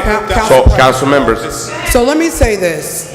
We don't need facts. The facts are as. When the planner comes in, the salary is documented, and this council budgets for it. When the people go on the board, this council budget for it. We don't need them to tell us anything. That is in the budget that we voted on this side, and we know their salaries. We just need to direct the BA to pay the people that deserve it. It is not the fees that's collected from developers and all that. That's separate. Okay. Your payment comes out of this budget on this side. The direction should be to the BA and the CFO. All of the people that are owed based on the $75 per week, based on the planner and all the other secretary, all those people, the direction, Council President, is that they pay them immediately. Right. We don't need facts. We don't need nothing else. It is in this. See, one thing we have to understand, we have to know our role on the council. We got to know the power that we have on the council. On the board, I'm a former planning board member. You vote for the secretary. There's no such thing as the economic development director meeting in private and making private deals. The board votes on the president. That is the process. Okay. That has not changed. Hold, I'm almost done. I'm almost done. It hasn't changed, and in order to change it, it would have to be voted on upon your board to make those changes. And if it has been done, you need to file ethics charges because it's illegal what's going on. That's illegal and it's unethical. But if that has already happened, you need to file ethics charges. All right, thank you, Councilwoman. But the reason why, just give me a second, Councilman Jackson. I understand that you need to get paid. The money is in the budget. But my point is, I need to know why this is happening. Because if we don't get to the bottom of the situation, we're never going to fix the problem. And it's going to continue happening over and over. Like other line item that has been there, the money's there, and they're not paying. So I need to know what is the reason why you're not getting paid before you get paid. And they have to give that explanation to the entire governing body. Now there's two council members. Where is the money now? Listen, so to answer your question, because we have to continue with the public portion, to answer your question, the money is in the budget. We approved the money. Now, what I'm asking is why you have not been paid. There's got to be a reason why. I'm talking about overall. So give me a second, Councilman Jackson. Thank you. So we're going to move into the next speaker, but before that, there was two council members that asked me for the floor. I'm going to allow Councilman Velez ask me for the floor and Councilman Jackson. This is what we're going to do. Just give me a minute. I'm going to allow Councilman Velez and Councilman Jackson go on the floor, and after that, we're going to finish public portion because we have over 40 members of the community that they really... No, I'm speaking. I'm not waiting. Okay, so council members, what we're gonna do, just give me a minute. What we're going to do is we're gonna finish public portion, and after that, we're gonna open the floor for council members, and we're gonna start. We're gonna continue with the agenda. So next speaker, Madam Clerk. But they don't want to wait for 49 speakers. No, Councilwoman, they will. Let's give the council members. Council members, give me a minute. Let's give Paterson. Councilwoman, can you allow me? Let's give the respect to the public. I'm not gonna open the floor for nobody unless we finish public portion. The house is full. I want to hear what the community need to say. So let's continue with the next speaker, please. Next speaker is Miss Charlene. Council President. Next speaker. What I was going to say to you is that when the public, when the public direct the council president, I'm in favor of you. When the public direct the council president to ask a question, to ask for answer, you, council president, had to direct them to the question they're asking for. So they asked it for the proper rules, and that's what it is. I understand. Next speaker. Miss Charlene White. Thank you. Okay, Charlene White, 29 East 35th Street. This is the second time that I'm here behind the board, zoning board. The first time, it was because they were trying to remove one of the commissioners who has been appointed. And it was like, I guess, like an attack from, I'm gonna call it what it is, Maritza, Al, and Khalid, to get rid of one of the members, okay? So, but that didn't work, because we came here and we fought again. Now here we're back again today, because the same person that they were trying to take her position, they have now appointed her as secretary of the board. So, I don't understand what the agenda is, but something's happening. Now, you see 3 of us here. We're the only African American on the board, okay? We vote because we don't like the fact that the developers are coming into our town, overdeveloping. They're scheduled 8 units. They want to build like 50. They have parking, supposed to be 10. They want to go 150. And we're not saying yes to it. So, now I think the only thing I can think of now is the reason why they decided to appoint this board secretary behind closed doors with the director of Mr. Powell and Roheen, which is our chairperson, who actually is who's appointed by you, Maritza, who's supposed to speak for 7 people, which I can't understand how, because I can speak for myself. I don't need another person speaking for me. Now, the last session we had, all of us got time to say a yes or no to the secretary. Today, no. Why? It's because you want to put your agenda up front. You want to put the list of developers up front that you want to appoint first. There's no African American developers that are coming before the board. I know there have to be some out there. So why can't we see the list? I've asked for this list several times, never seen a list. You're entitled. So I don't know who is in what range. I don't know who's first, who's second, who's third, or fourth. You're because entitled. we don't get a list. I've asked for this secretary applications 3 times from our chairperson. Wow. Never received it. He said to me, I think the last meeting, oh, Madam Secretary, the board secretary, who is the director of the UEZ, who's our secretary, so she's double dipping. She said, okay, I'll send them to you because Roheen said I can mail them to you. We have not received anything yet. Now, last meeting, we hear, oh, you have a board secretary who was the alternate. When did she resign to be board secretary? She's still alternate. I don't get this. How is all this happening? How is all this happening? And like, if you appointed us to do a job, let us do our job. Don't come into our job to tell us what to do. Now, well, first of all, no one tells me what to do, so I'm quite sure you tell Mr. Roheen what to do because he don't have a backbone anyway, and I get that. But then you elect him because you knew what you were doing. Okay, so enough is enough. Just stop. You know, just not your agenda. Thank you. We work for the city of Paterson. We work for the people in Paterson. I don't know who you guys are working for. Well, not all you guys. You're working for. Okay? So, you know, stop it. I don't want to come back up here again with this nonsense because you want to play the shenanigans. Enough is enough. Thank you. Madam BA, so the next speaker, so make sure you take note, Madam BA, and tomorrow we definitely want to answer, not only me, the entire council about what's happening with this board. Council Next President, speaker, Madam that Clerk. needs to be referred to the new appointed Attorney General. That's what needs to happen. The Attorney General needs to do an investigation on what's going on there. Not only that board, but the other board as well. As a council and as the sitting chair of the council at this moment, you should be putting that request in so the Attorney General can have an opportunity to look into that. And very quickly, let me say this to the public. By the way, these members of this that sit on this board, they get a nominal fee. I know Mr. Parchman talked about a salary, but it's only a very small fee to cover expenses, $75 per meeting. It's not a great deal of money in which other members of this administration is gathering. And I'm just quite honestly, for me, my mind is blowing up because I don't understand. We know we approve those budgets, the money is sitting there. I really don't understand what happened with the different boards that we have in the city. This city is dysfunctioning, and that's really concern for all of us. I mean, we're in trouble. We are in trouble. Go ahead. Next speaker. The next speaker is Ms. Trinice Watkins. Good evening. Hello, everyone. Justice for Najee C. Brooks.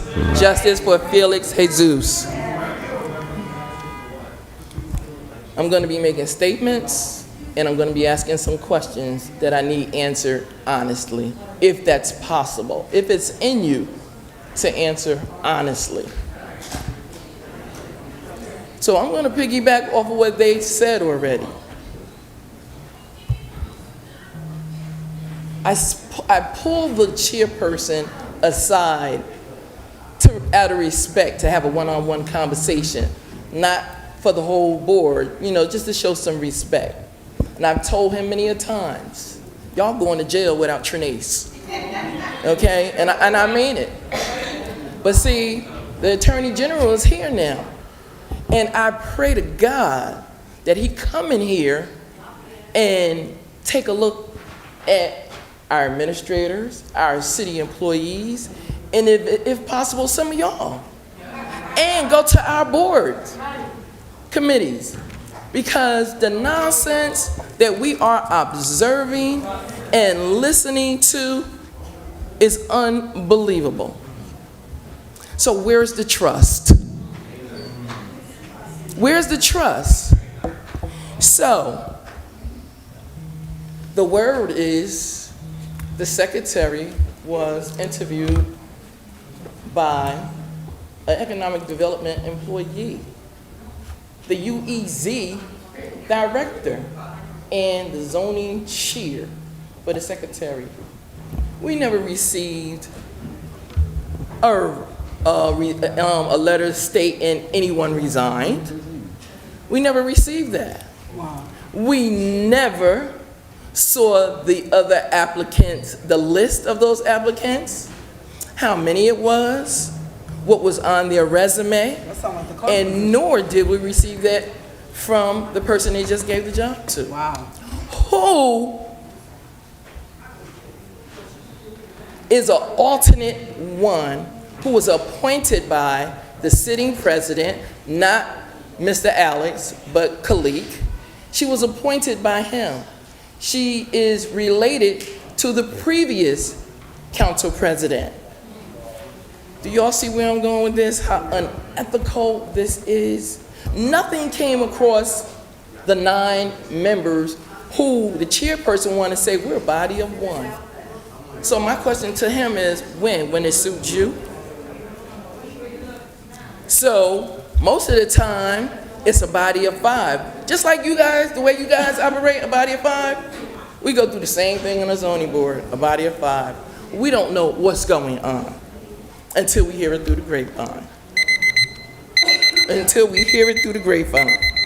So I'm asking if the AG is listening, that he come in and he do an investigation. Because how could any employee of this city feel comfortable accepting a job when you didn't receive it fairly? A whole lot of sneaky shenanigans are going on. We know nothing. I hear some of you say the same thing. We know nothing. They know, but we don't know. Same thing going on in the zoning board. Same absolute, but why? Why do we have to be sneaky? What is going on? So I'm gonna say this in closing. Administrators, you make 6 figures, almost $200,000, and you are failing the city. Look at all of these people in this chambers. That means you failed them. You failed everybody that's sitting in this chamber. Because if this chamber wasn't crowded, that means you would be doing your job. But you are failing these people. So I'm not gonna blame it on them. Council people, you are doing the same thing. You are failing your community who voted you in. Okay? So in the meantime, already know, they don't want you to come to them when it's time to elect because you sat quiet, you walked out on them, you didn't care, you gave them your ass to kiss. That's what you did. So how desperate could you be to want your job, to neglect the community, especially if you don't live here? Why? Why did you take that job if you don't care? And if you care, then you need to do a better job. You appreciate you. Show them that you care. Somebody need to come in random. Because I know when I worked for the federal government, that's what they did. They randomly came in and make sure they checked how you was doing your job. And if you wasn't, it's all right that you go, because if you got those kind of credentials, you can find another job. It's just that simple. Thank you. So I'm gonna end and I'm gonna say this. Excuse me.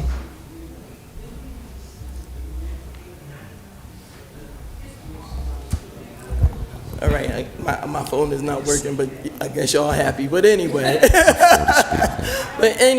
good night.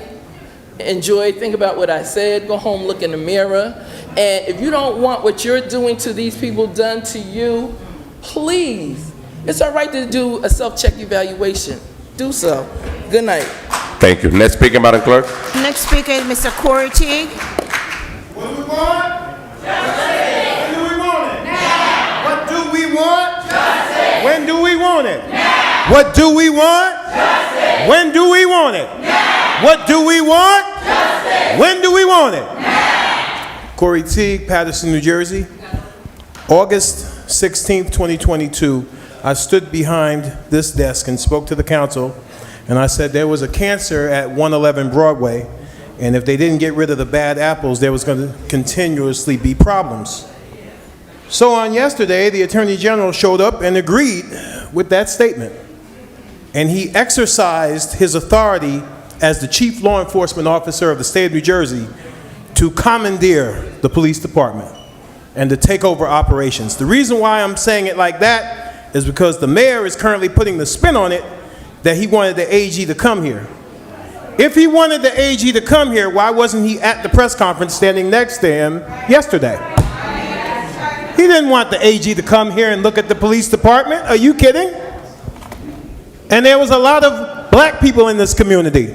And I'm going to say it. There was a lot of black folk in this community who was against me because I was speaking out about what was going on at the police department.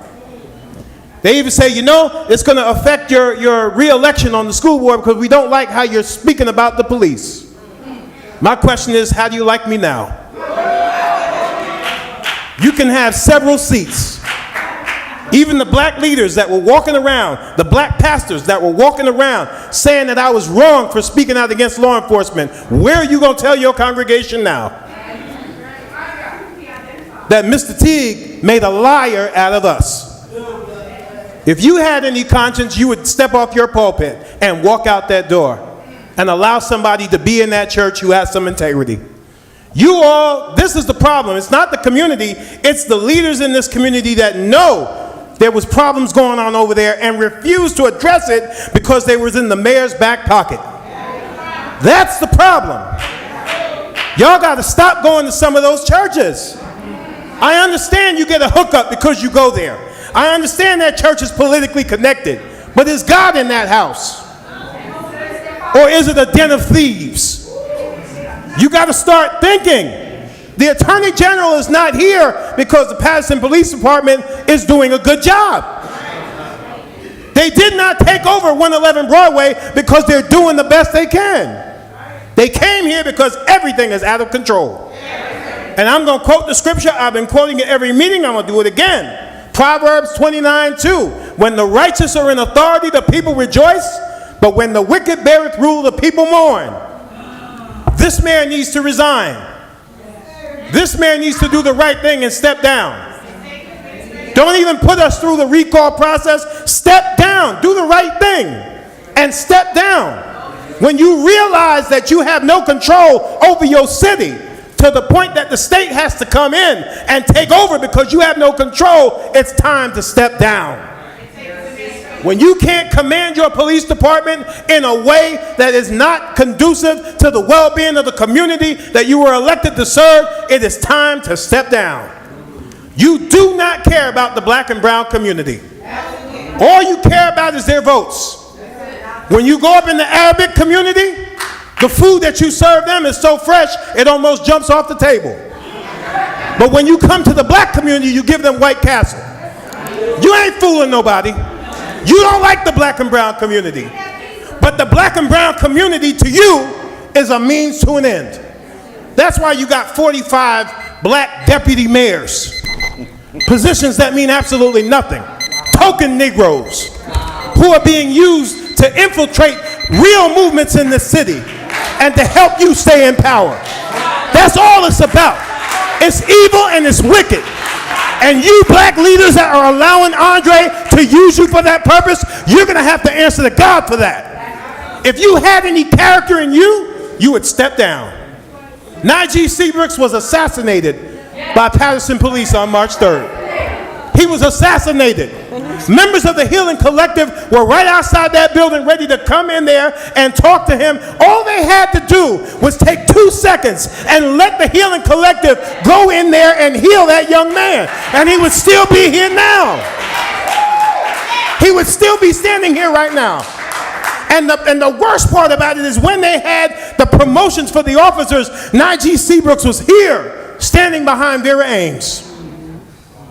He was in the community trying to get the young people to develop a relationship and some trust with the police department to try to bring healing, and then it's the police that take him out. How do we come back from that? How do we come back from that? I'm glad the Attorney General's here, but I want to see those officers fired. That's the first step. Those officers need to be fired. Thank you. The officers involved with Felix de Jesus need to be fired. Justice for? Say his name. Justice for? Say his name. Thank you, Mr. T. Next speaker, Madam Clerk. Next speaker is Ms. Crystal Garcia.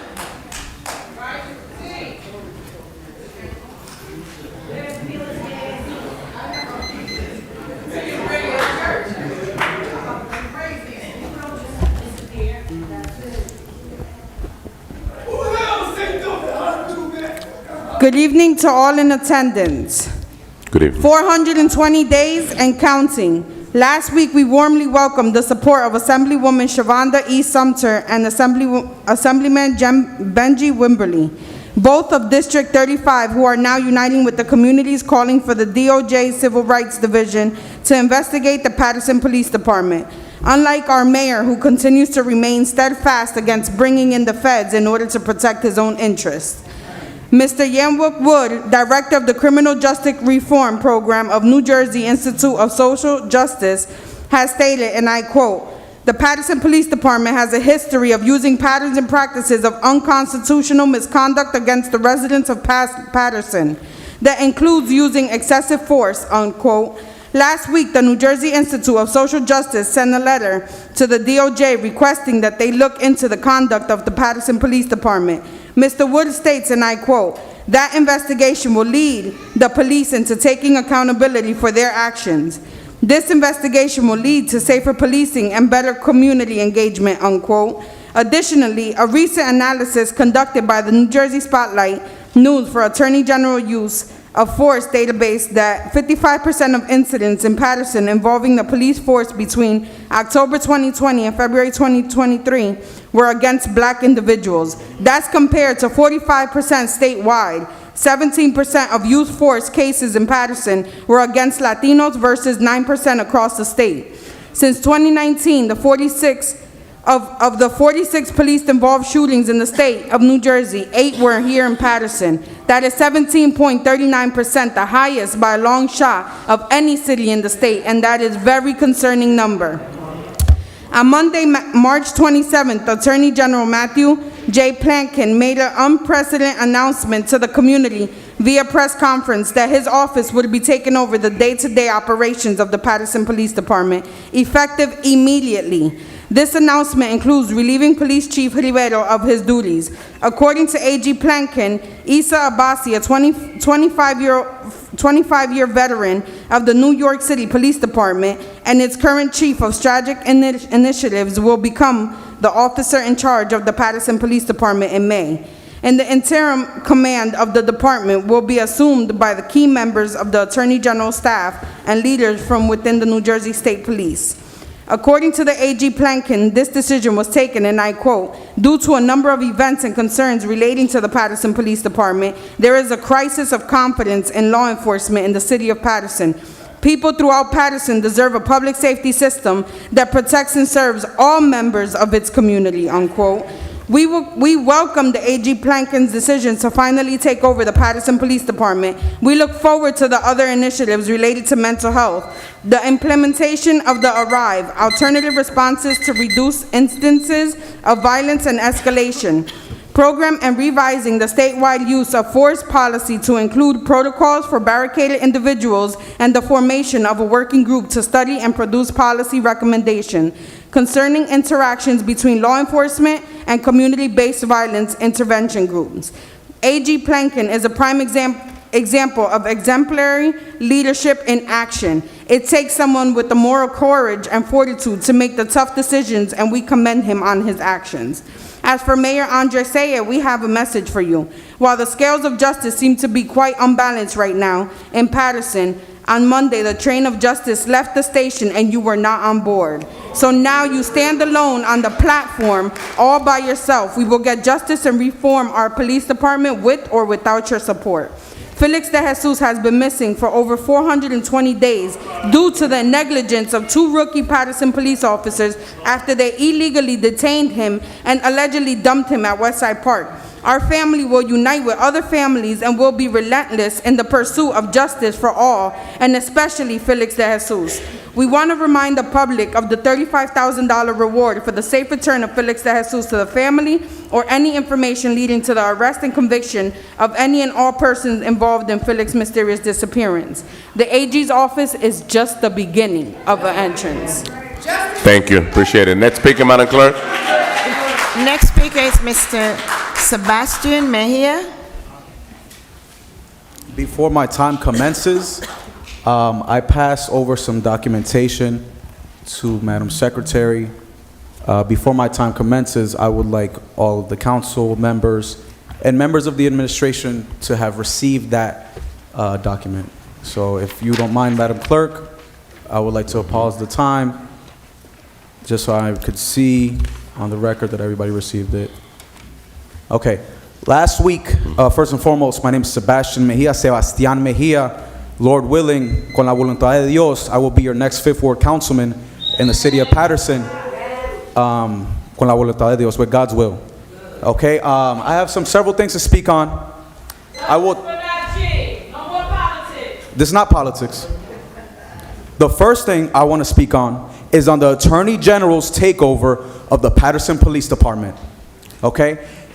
Because of this situation, hopefully, God willing, we will bring justice for Najee Seabrook and for Felix de Jesus.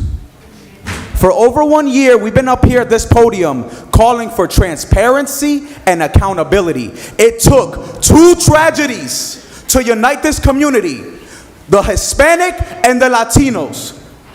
Okay? That is the power of Paterson. Believe it or not, our unity, our strength is in that unity. Okay? You want to mess with Paterson? Okay, fine. But we're not standing for it anymore. Okay? The state takeover of this police department, hopefully it sheds light not only on what's been going wrong at 111 Broadway, but what's been going wrong at City Hall. It is not without precedent that a state will take over a mayoral administration and an entire city council. It has been done in Flint, Michigan, because of their fiscal irresponsibility, because they were $30 million in deficit. We're $19 million in deficit in the city of Paterson right now. We're only $11 million away. Okay? And if you don't think that a lot of officers won't be taking out their pensions right now, trying to get out of here, you got another thing coming. If you don't think these lawsuits are piling up, you got another thing coming. Okay? Because we're going to hit that 30 million. I'm not even going to have a chance to take the 5th Ward council seat because the state's going to take over. Goodness gracious. Okay? Let me move on. I want to address the ordinance that now for 2 times now I came and I share with the council. I have copies to give to the public. My ordinance is entitled The Inclusivity in Local Government Meetings for the Elderly, Disabled, Working Families, and Bilingual Populations Ordinance. Okay? If you are against our elderly, our disabled, our working families, and our bilingual population, if you are against them having equal and full access to this government meetings, the city should vote you out tomorrow. Okay? That being said, it is of the utmost importance that we are transparent in our dealings. Because there is a magnifying glass on the city of Paterson, not just the state, but at the federal level as well, and worldwide. We were not expecting any of this to happen. Nobody woke up and expected these tragedies to take place in the city of Paterson. Unfortunately, that's what it took to unify, and now that we are unified, we will not be divided. Sebastian Mejia, thank you for your time, everyone. Thank you. Sebastian, next speaker, Madam Clerk. Next speaker is Dashawn Johnson.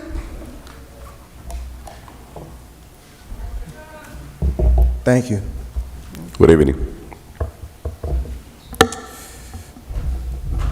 Thanks to the Paterson Healing Collective, there's now some healing going on in the city on the streets. I'm a poet, so I think there's some healing that needs to be done in this room. See, life is about the trials and tribulations that we go through, right? See, Paterson, it's now time to build. And that means be unified, intelligent, lovable, and dominate. So now with my 3 minutes, let's get real. For far too long, our city has been third wheel. Politicians courting the highest bidder, engaging in backdoor deals. The people served up on platters to predators like some kind of meal. And unfortunately, the homelessness and abandonment is burning deep like an onion peel. And you see, the citizens here have lost faith, trying to maintain that Silk City will, still pimping out people of this community, trying to market and sell us a make-believe dream, like the Jackals, coming to Paterson to honor the Negro Leagues. But that idea was not in the original deed. So now I just gotta ask a question. Can we get to a point where we let our Patersonian kids lead? That was just a few words, a little poem that came across my heart. Last Tuesday, I was the guy in front of McDonald's right there, stopping a big fight, right? People saw it on, news was rolling, people saw it pointing out, oh my God, big brawl, big brawl. I want to remind everyone in this room something, right? So I'm an educator in this city. I sit with these kids, our babies, every day. They on 10. I'm gonna tell you that right now. The tension that's in this room is out there on those streets. Oh yeah. We cursing in this room, they cursing out there. They ready to fight too. And I'm talking to us right here, and I'm talking to y'all too. So I'm gonna just say this, not for us over here or for them. Everyone remember those babies. Remember that younger generation. On both sides, we need to give each other a little bit more mercy and a little bit more grace on both ways. Now I'm gonna say this as well. I got a quote again, because I'm with the kids, right? I got this rapper I'm thinking about, Lil Baby. He got this one line, he says, when you the vibe in the wave, you the wave in the vibe. And I'm gonna tell you something right now. Councilman Jackson, thank you for embodying the wave. Thank you for embodying the vibe. Councilwoman Mims, thank you for embodying the vibe. Councilman Mendez, I'm also starting to see it. Thank you for starting to embody the vibe. Because this is the wave right here. This people is the wave. And I'm gonna tell everyone else something on this council. The wave is getting bigger, it's turning into a tsunami. Velez, I've spoke with you outside a few times. You gotta jump ship, you need to come join the wave. If not, you're gonna drown. Right? I'm being honest with you, Councilwoman Davila, last week you spoke on standing with the people. You say that, but then you don't do that. I'm telling you right now as well, I implore you, right? Jump off ship, join the wave, okay? Ms. Cotton, I'm gonna say this with all due respect, right? I thank you. I don't think that you're not standing with us, right? I'm just gonna say, this wave is a strong wave, and we gotta keep swimming. That's all I'm gonna say to you. I just implore everyone to look in the mirror. And with that, when you the vibe in the wave, you the wave in the vibe. Come join the people. We the wave and the vibe. Thank you. Thank you for your coming. Definitely well taken. We're losing our children every single day in our community. in this administration, they're not thinking about our kid. That stadium should be for our children. Next speaker, Madam Clerk. The next speaker is Camille Black.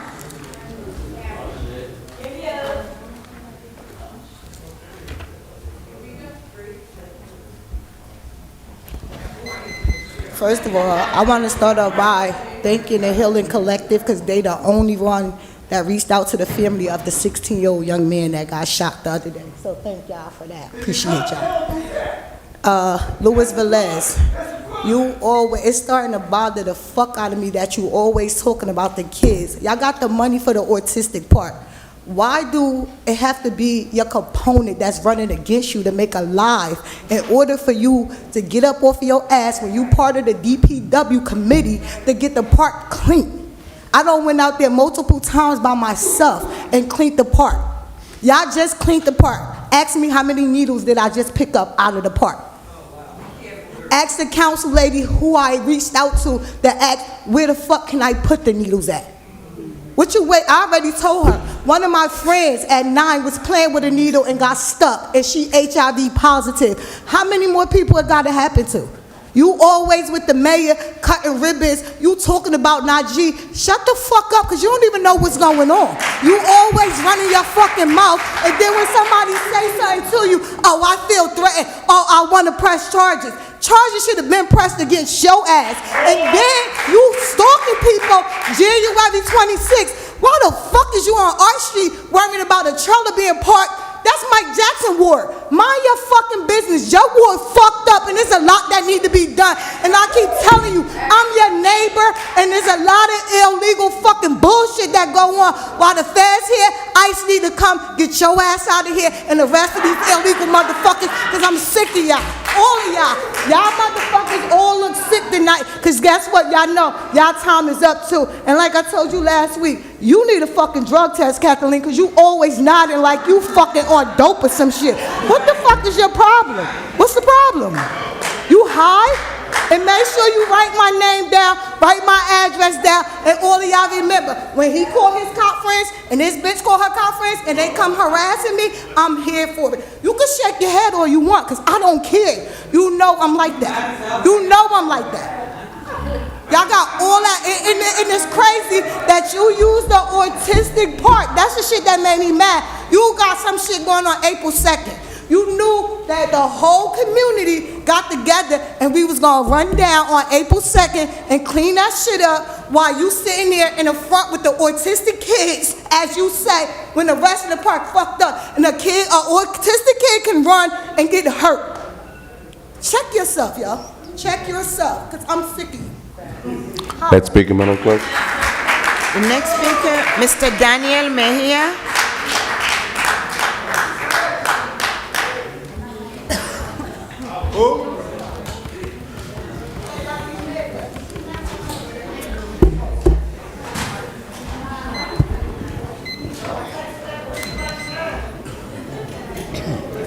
Good evening. Go ahead, Danny. Hello, my name is Paterson, please go ahead, Daniel. Good evening. All right.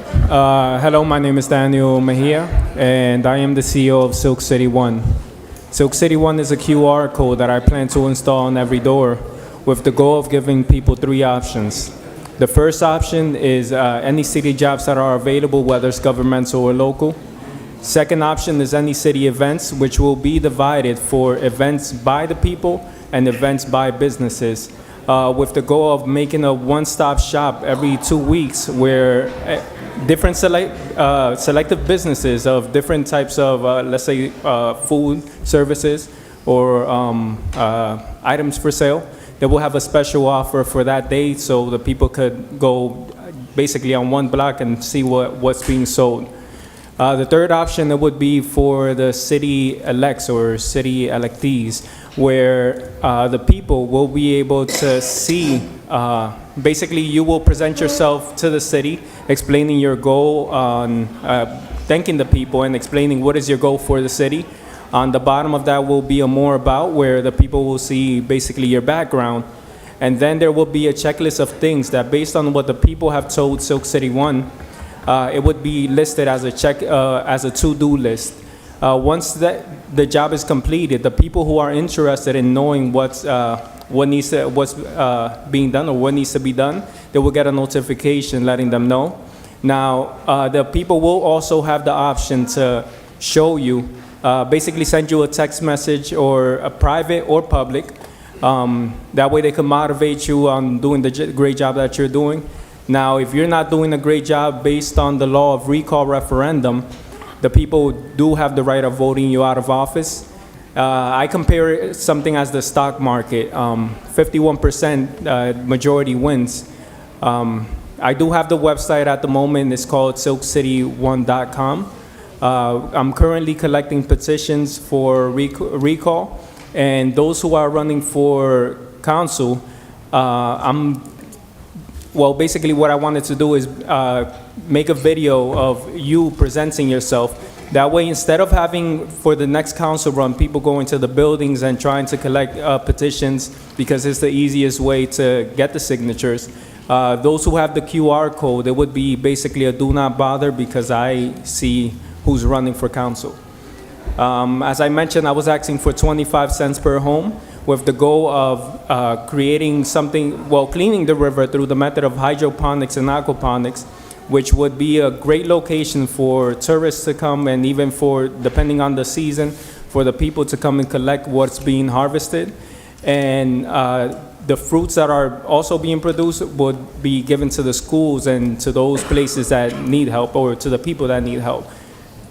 This would create also the opportunity to, open doors for those who want to become experts in farming or agriculture, and those who are studying culinary arts would also have the opportunity to study, basically learn how to cook in quantity, but also providing quality.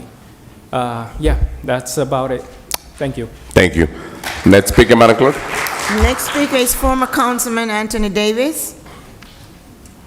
Councilman Davis, I don't see him in the chamber, Madam Clerk. If he's not outside, let's move to the next Mr. speaker. Billy Prempe. Billy Prempe. No. Council President, she asking for the spot she signed, but she want to go first. You did it before Just give me a with somebody minute. else. Just Councilman Velez, just for a minute. Are you in the list? Yes, she is. Okay, so what's your name? Tyshana Kennedy. So Madam Clerk, so we're gonna cross her on the list and we will give Councilman Davis spot. Okay. What's her name? Go ahead. If he's not outside, if he's come back, we will give him the time. Go ahead. You got the mic. The floor is yours. Good evening. Please state your name for me. Yes. Okay, thank you. My name is Tyshana Kennedy, and I really want to talk to the mayor, but he's never here. I was sexually harassed by my supervisor when I was working for the city, and my problem with the city is the person that sexually harassed me admitted to sexually harassing me. He never got punished for nothing he did. No suspension. He didn't get fired. And I was asked to resign as if I'm the perpetrator and he's the victim. His name is Michael Myers. He retired by now. I have numerous of videos and I have transcripts of a lot of things that took place, and I was in contact with the reporter that I lost contact with, and I'm back here because I want him to find me. They're coming for Michael Jackson for shoving, so-called allegedly shoving Miss Kathleen. They're trying to come for him. I believe it's because he's a black man and she's her race, that they're trying to take action on something so fucking petty. It's petty. But y'all never suspended someone who sexually harassed me. Y'all never fired him. Y'all never did none of that. And then y'all set me up to be held in jail. I got set up to be held in jail for something I didn't do. I have charges that was against me, and I got held in jail for something I didn't do that was on video from the store. My man was assaulted with a bat. Snuck with a bat, knocked out clean, cold, didn't even see it coming. Didn't even see it coming. The officers, the police department seen the video. of what happened to this man. They never charged the store people because the store people was Arabic. And the person that came, the first officer that came was Arabic. I took that charge because my man never been in jail a day in his life. I already have a criminal record, so I took that charge, okay? This man is never here. I have so much to say to him. Where is he? When is he gonna be accountable for his people? This is the people that y'all out here voting for. I never vote, but I'm gonna make sure I vote this time. And I have a lot of people behind me, a lot of people, okay? Here you go, guys. I stand in solidarity. My name is Carson Washington. I come from the brother's city of Passaic. I seen at a meeting, the last meeting, where you had individuals who were selected, then elected by the people to uphold the position in which you sit. And I find it as a disgrace that I had to come to Paterson and stand in solidarity with the Seabrooks family, with the De Jesus family. Just to say that, part of my language, it's a damn shame the way that you all represent yourself as those who represent the city. Politicians are those who are selected and then elected and prescribe the conditions in which the people have to live. And if that be the case, wouldn't you rather people who going through pain come up to this podium, yell, scream, cuss, say whatever it is that they need to say to relieve themselves of the pain and the frustration they're dealing with, rather than to go outside and burn the goddamn city down? So if you all are at odds with each other to the point of disrespect, where there's no humility, then how the hell do you expect for the people who live here to act? How do you expect for those who you represent to conduct themselves? They conduct themselves in a manner in which you set. You are the face of the city. If the power is with the people, aren't you a person? Aren't you prescribed within inside the confinement of the word people? And if it's not, then you must be an alien. And if you need to alienate yourself, then get the hell out. And at the same point, for us in the background, it's our fault. Let me tell you why it's our fault in my conclusion. Because meeting after meeting, not just Paterson, Passaic, and the surrounding cities, we keep coming to these meetings talking about what they doing wrong, what they ain't doing right, the disrespectment, they have no humility, they have no regards for us.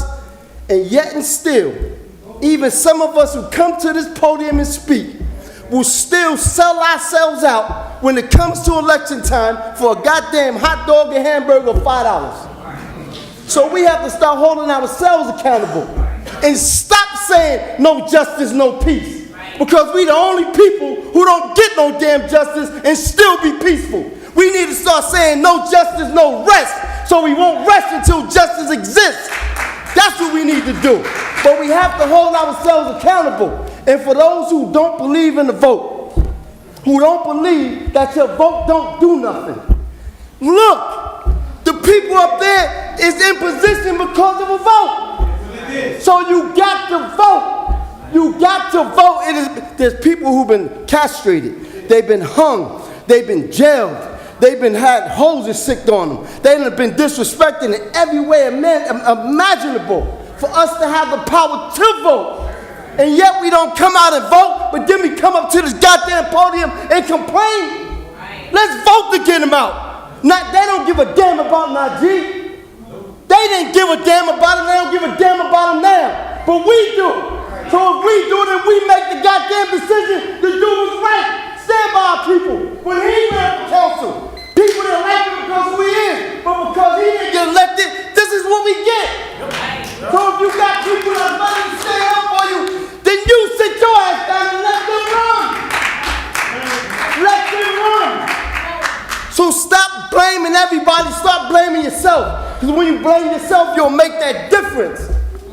And let's stop coming to this podium talking about the injustices that go on, find injustices that we do within inside ourselves, and elect brothers like CK, KC, the brother of God, elect brothers and sisters like this, put them in, because they're going to make the difference.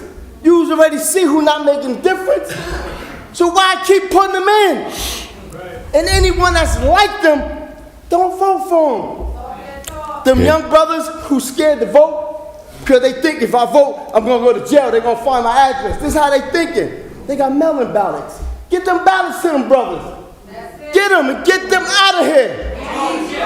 Dr. Mims, I salute you, Queen. Brother Mike, I salute you, King. Another thing, my conclusion. Please stop labeling our children kids. The word kids is associated with an animal. If that be the case, and we keep calling them kids, you're going to speak it into existence, and that's why a lot of them conduct themselves in which they do. Stop calling them kids and let our children be children. They're young kings, they're young queens. Call them that, put it into their consciousness, and then they'll live like that. Please do that. Thank you. And remember, we aspire to inspire before we expire. You hear loud and clear. Billy, you're next. Next speaker, which is Madam Clerk, will be Billy Prempeh. Billy Prempeh. Very passionate words from a lot of people that have come here to the council meeting here in the city of Paterson. For those of you guys that don't know, my name is Billy Prempeh. I'm from the 4th Ward of Paterson, New Jersey. I ran for Congress in 2020. I ran for Congress in 2022. And I told you guys in 2020, I also told you guys in 2022 that this was going to happen again. Many of you people that live in Paterson, some of you guys probably deal with mold, right? It's a terrible problem. If you live in a house and you've got mold on the ceiling, how long can you sit there before you go to the hospital and you have to get treated? The AG coming to the city of Paterson, that's the Band-Aid. That's us going to the hospital. That's not going to resolve the issue. Until the people actually get the scrapers, get on that ladder, climb that roof, and scrape that bullshit off the ceiling, we're going to deal with the exact same problems here in the city. And the thing that's worse about that is mold doesn't just stay in one spot. Mold spreads. Mold corrupts. And when mold corrupts, it turns what's good into the mold, and it makes everything worse. And we have some of these people here on our council, some of them fighting for us, some of them pretending to fight for us. Like this guy over here, Mr. Velez. People that come on our council and pretend to fight for us. They say good things, they turn the complete opposite, and they do the wrong thing. Some people run and say, you shouldn't run because it's not your time. We need this next guy to come in. And the truth is, all of these people are mold. All of these people are corruption. You keep voting for the same circle, you're going to get the same problems. The Attorney General coming and taking over the Paterson Police Department doesn't resolve the issue. Let me ask you something. We have a public safety director in this city, right? He's making $200,000 a year. Has our city gotten any safer? Our city's not gotten any safer. Does he even live in the city of Paterson? He doesn't live in the city of Paterson. How did he get there? The mayor, right? The last police chief that we had here, right? First Muslim police chief. Fantastic. Great. But your religion has nothing to do with keeping our city safe, keeping our community healthy, and keeping crime and drugs off of our streets. We put him in place, and what happened? Crime shot up through the roof. Since this mayor's been here, we've replaced our police chief multiple times. 3 separate times. And it's only gotten worse. You think that's going to change with the Attorney General? Who put him there? The same governor that helped our mayor get in that position. You guys come out, and I'm talking about the mold that's here in the council. You guys will come out and tell us to vote for the exact same people. Some of you guys, oh, we got to vote for Bill Pascrell. He's our hero. That 80-something-year-old man doesn't give a shit about anybody in this room. And you all know it. But the truth is, well, he's a Democrat. Let's vote for him because he's a Democrat. Look what the Democrats have gotten you. They've gotten you more crime. They've gotten you more corruption. They've gotten you more mold. And it's not getting any better. We had the opportunity to replace them in 2022, and the thing that pissed me off, especially the black community, I'm disappointed in you.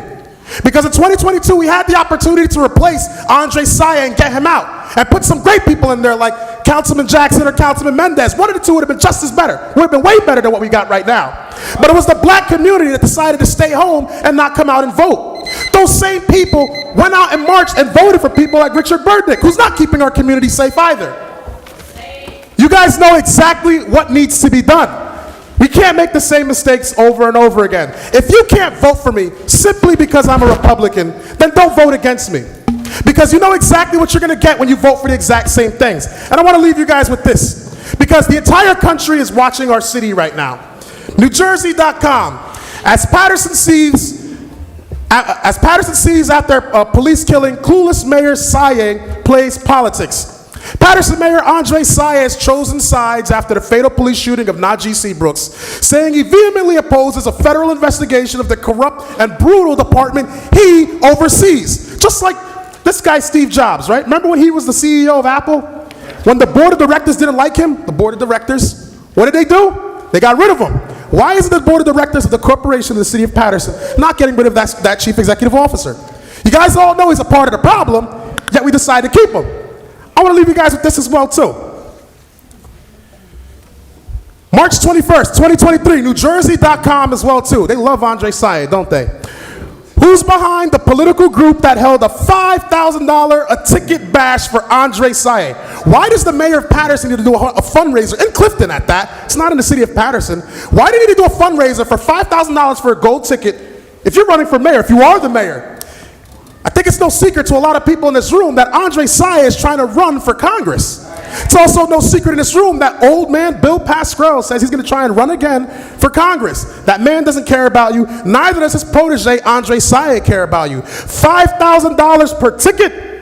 None of you guys can pay for that. But you know who can pay for that? These developers, these outsiders, the people that come into our city that gentrify, push you out, and set you apart from our community. We know what the problem is, ladies and gentlemen. You have a different choice. If you can't vote for me because I'm a Republican, don't vote against me. 2024, Billy Prempeh. I'm running for Congress from the 4th Ward, and I'm not going to put up with this bullshit any longer, and neither should any of you. And if any of you guys up here stand in my way, mark my words, I'm going to stop you. Especially you, Khalid. Your brother, you guys were out there doing fraud with the vote by mail. I saw that. And I am paying attention to you. I am watching you, and I'm not going to let that slide. Also, this gentleman here, Fareed Uddin, last year when I ran for Congress, most of you guys don't know this. If you haven't, go and check out my Facebook page. Look at the live streams that I did. The electioneering inside of the polling station, handing out flyers on behalf of Bill Pascrell, locking up doors and ensuring people couldn't come out and vote. Fareed Uddin bringing illegals into the John F. Kennedy High School station to vote on his behalf. It was the polling people that sent them away. When you people don't come out and vote, especially the black community, the mold will spread. Thank you. Next speaker, Madam Clerk. The next speaker is Rodney Addison. Mr. Addison. Good evening, good evening. Good evening. My name is Rodney Addison, Paterson Street, Paterson, New Jersey. I brought here today my partners from the Aurora Green LLC cannabis cultivation site. Don't worry, I'm not gonna yell at y'all. He's peaceful. Here I have Evans and I have Andrew. They just want to speak their piece to the understanding of what happened last week and how we're gonna move forward. It will behoove you to vote in accord. Good evening, Council. Thank you for your time. My name is Evan Schulman. I came to Paterson a little under 20 years ago, and I locked myself into a little small manufacturing facility on Kentucky Avenue where I was making displays and store fixtures. And I didn't have any business, didn't have any employees, but I did grassroots sales, and we went to the local restaurants and we produced some fixtures and some displays and some designs for their stores. And thankfully, over time, the business grew. The business grew, thank God, tremendously. And during COVID, we closed. And at that time, we took the opportunity to pivot and took a large piece of our investment, and we decided to apply to produce and manufacture N95s, which is not in New Jersey at all. And humbly, we were the very first company in the state of New Jersey to get approved by NIOSH, which is part of the CDC. And we were manufacturing N95s, and we were privileged to be able to donate and give to the hospital workers, the local Pattersonians, the fire department, the police department. And through that, we look to get opportunities to dig ourselves deep and work with local vendors and build ourselves. And there was an opportunity that we pounced on when it was time for Christmas, and we really pleaded, and we wanted to host our children's toy giveaway for the last several years to ensure and make sure that every single Pattersonian child walked away during Christmas with several toys. We've been doing that for several years. Didn't ask for a dollar, didn't raise anything, didn't ask for a tax break. We did it because it's good energy and we like to pay back. Also, earlier this year, there was another pandemic, another mask mandate that we were driving, and in the Paterson schools, the superintendent declared that every child had to wear a mask mandate. And we called up the superintendent, and we said, just rattle off a number, let us know. And that day, we were honored to be able to supply our children with masks. Today, we're humbled at the opportunity to apply for a Class 1 cultivation license. You know, during COVID, our little shop that we started a little under 20 years ago, we were employing a little under 300 Patersonians.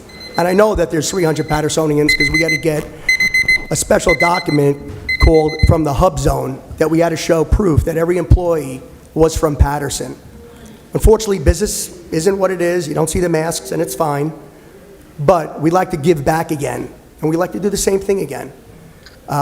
Somewhere along the lines, the method of introduction of our application was a little messy, and we don't want to feel like we're pushing ourselves in. We wanted to take the time to say we wanted to let the agenda run its course, regardless if we deserve it more or less. We wanted to let the agenda run its course. There are 3 applications that are in front of us, and we kind of wanted to say, in light of the major matters that are going on today, we would request and hope that maybe we could get pushed back into the next reading. I'd like to introduce one of my other partners, Andrew, but I really want to thank everyone for your time, and thank you again. Thank you. Thank you, guys. As Evan and Rodney said, we're working very hard to bring this business to Paterson, and we appreciate the opportunity. But given what people are speaking about today and what the citizens care about, we think it's we don't think it's appropriate, to talk about cannabis when there's more important matters at hand. And everyone here is, here on their own time and here late, and I'm sure going to be here until 2 a.m. to say their piece. And we believe that that's more important than, the business at hand. And we would ask the council, we would ask the council to postpone the presentations for the cannabis applications so that, the more important matters at hand can be handled, and that you can give us the time that we need to present and for all the applicants to present, and when there's more time, and these matters need to be handled first and foremost. So Thank you. That's what we'd like to say. Thank you, sir. Next speaker, Madam Clerk. Next speaker, Ms. Channel Fields.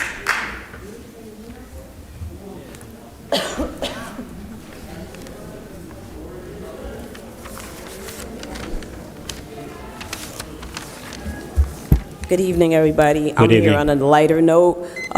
For Madam Clerk, Jacqueline, Mary, I see they still have you as acting. I would like to see that change. I have these roses for you because they said we ought to give our flowers while you can smell them. So congratulations to you. I wasn't able to be here yesterday, but these are for you, and we love you as a community. Thank you.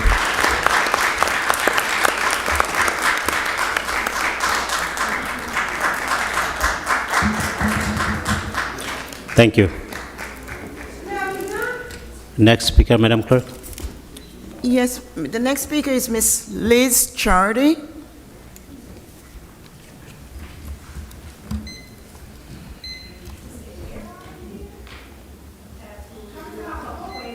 Hi, Council. First, I just want to make sure that we congratulate our community for standing together, because the AG is here because of you guys.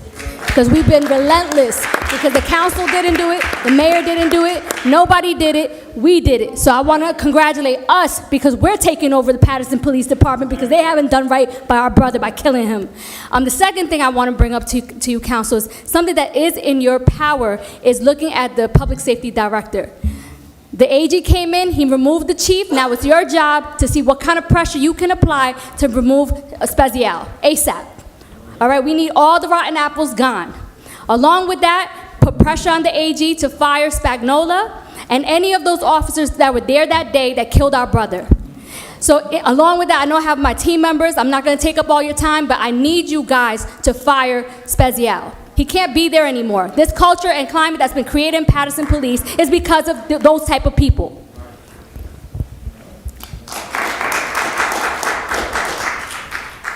The next speaker is Mr. Casey Melvin.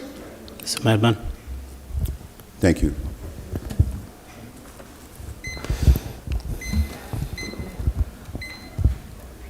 Justice for Najee.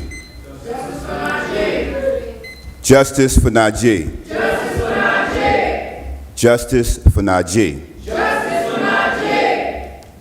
Not only justice for Najee, but all the other individuals who have lost their lives as a result of rogue, unprofessional, inconsiderate, inhumane police officers. And every single day, 25 days now, I still can't unsee. I still cannot unvisualize the text message he sent to me directly. Where you at? Come down here. 20 Mill Street. 22? No, 220 Mill Street. Hurry up. They're trying to kill me, bro. 25 days ago. When my director talks about the removal of law enforcement, it's important from the top on down because all of them were culpable. They all knew the situation before it got to the point where it was. And as I said in the previous meetings, I had faith in law enforcement. When the director assures my team that Lieutenant Spagnola has it under control, for some strange reason, for those 4 hours, we believed them. We believed them. When other members of law enforcement came in and said they had it under control, briefed our team that they had it under control, we believed them. And then 4 hours later, I personally saw Mr. Seabrooks being pulled secretly out of the building, naked, wrapped in paper, not breathing, no medical services were being rendered to him, with handcuffs on. And all I could think of was law enforcement, those who took an oath to protect and serve, had failed us by murdering a person who was emotionally disturbed. Everything that we demand, everything that we request is validated because a life was lost. A young life was lost who had nothing but a long train of successes of helping the city of Paterson.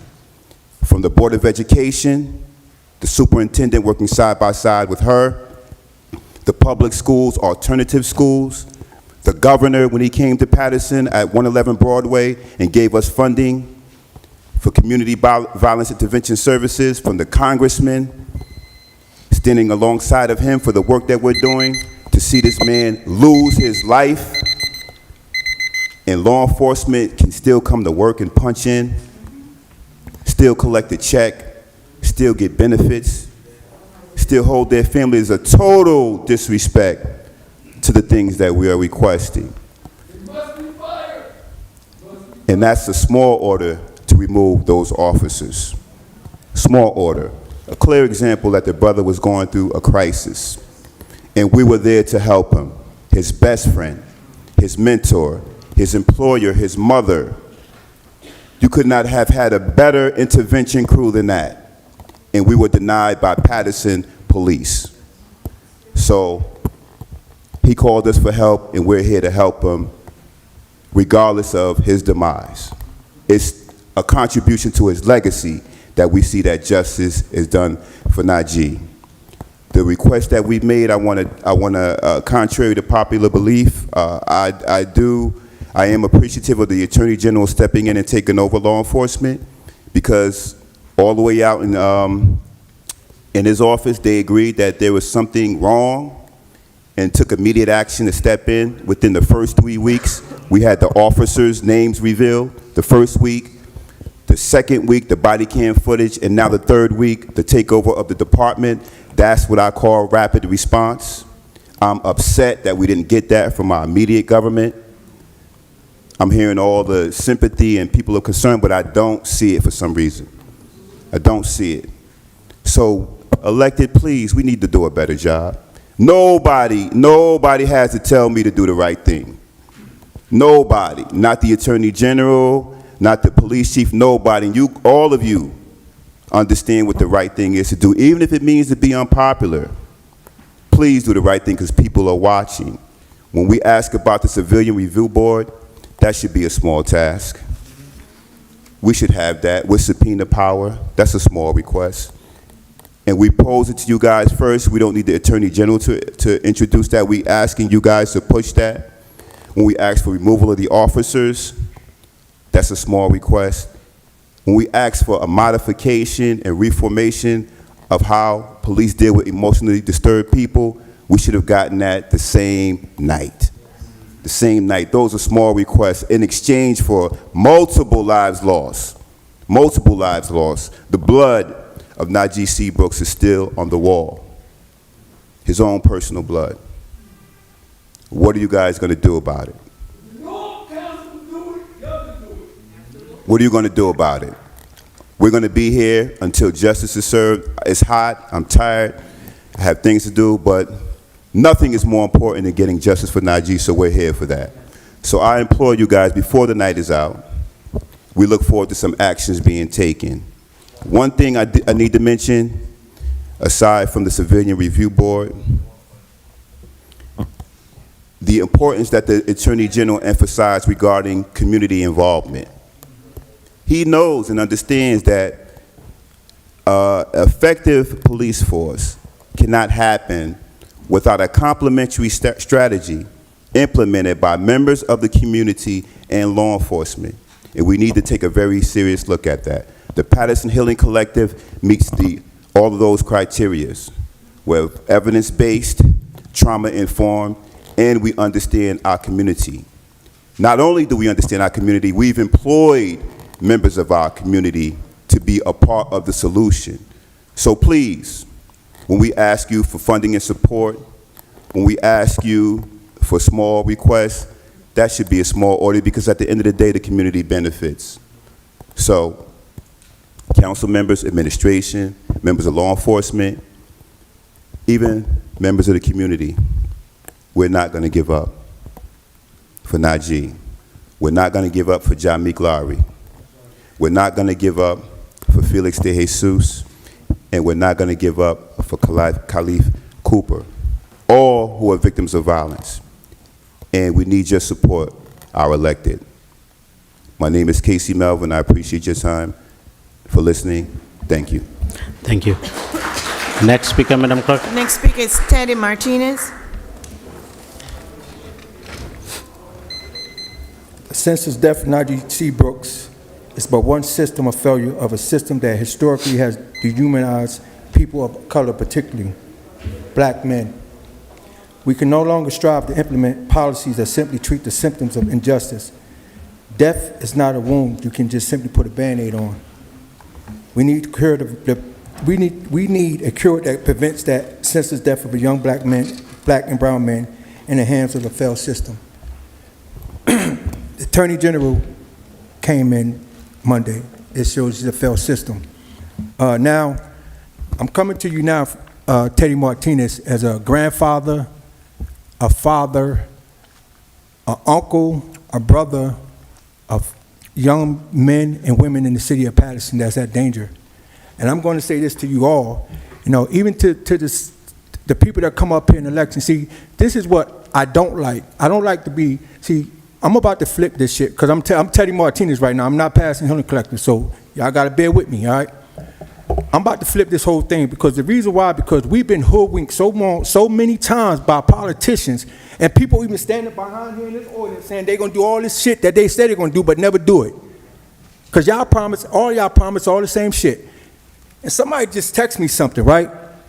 And I wasn't going to read it, but I think it's for out of respect for that person, I'm going to read it, and it's to this guy right here, and this guy right here, and that guy right there.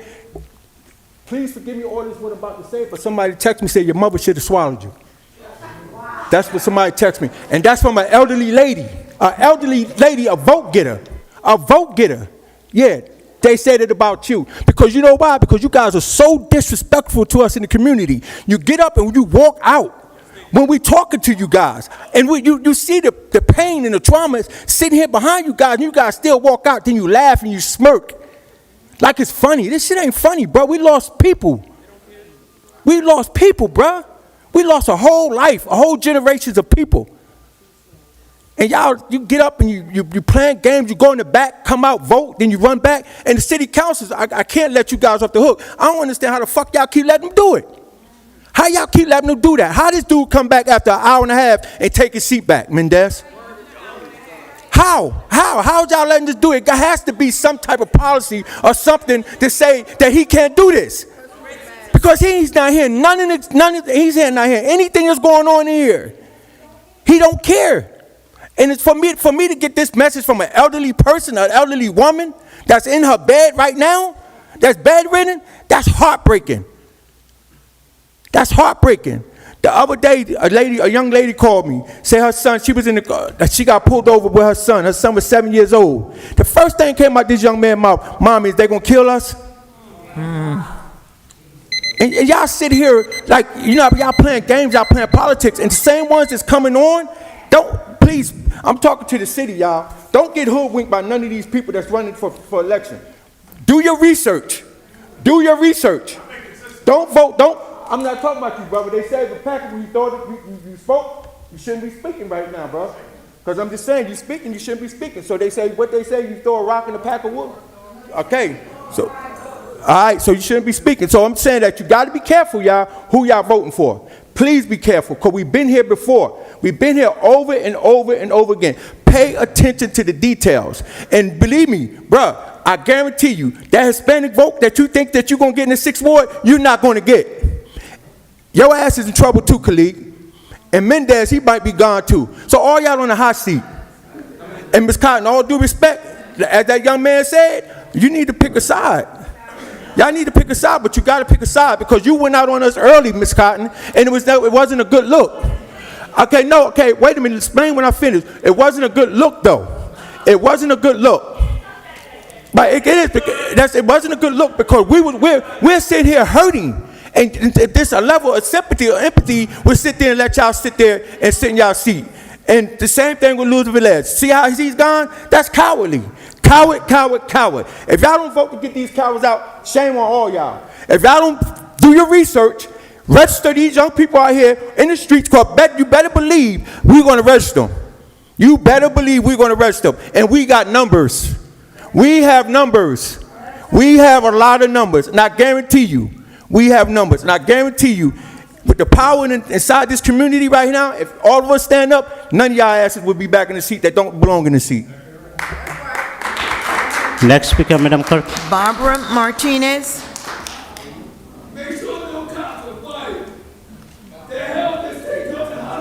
Next speaker, Madam Clerk. Barbara Martinez. Go on behalf of Martinez, please.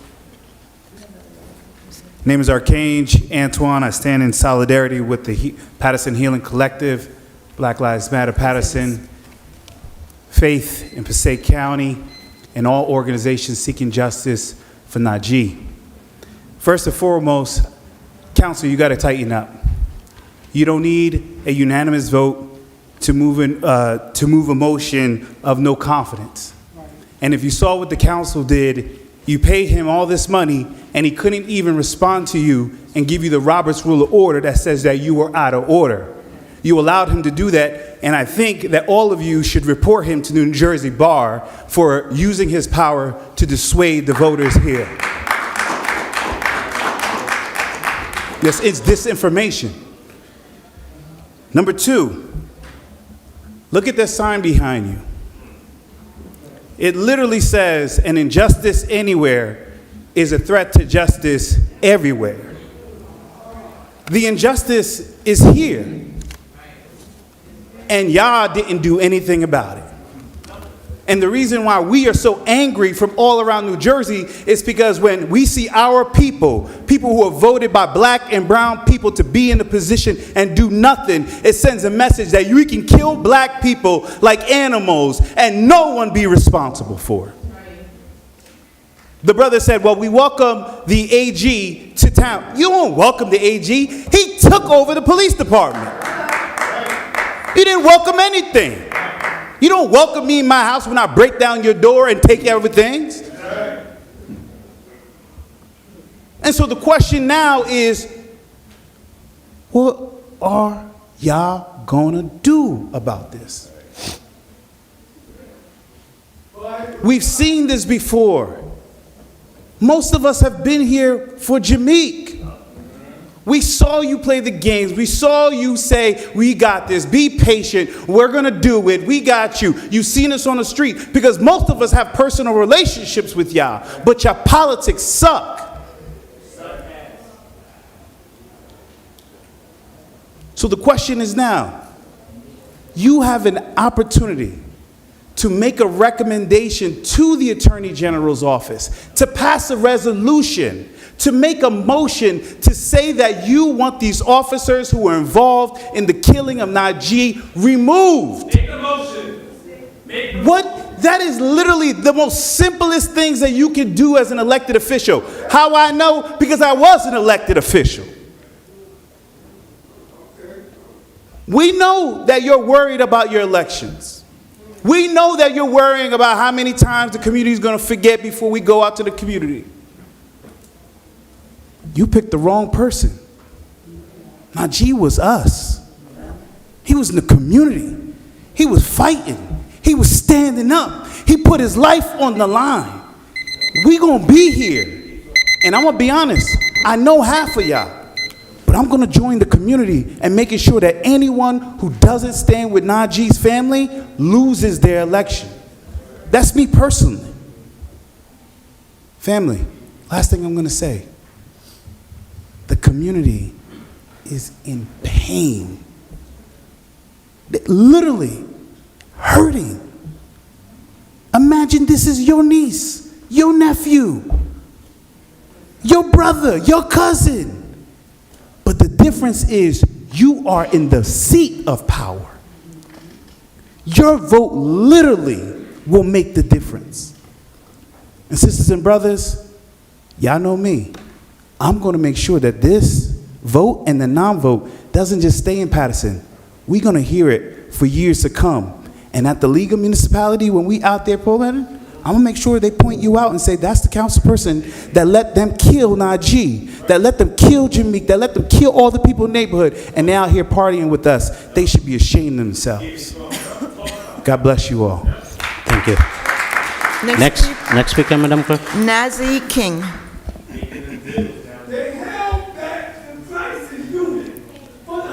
Next speaker, Madam Clerk. Nazi King. Zelly's going to take over Nazir.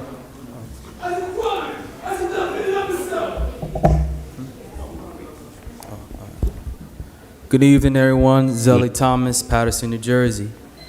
Salam alaikum to everyone who is practicing. I'm also fasting for Ramadan.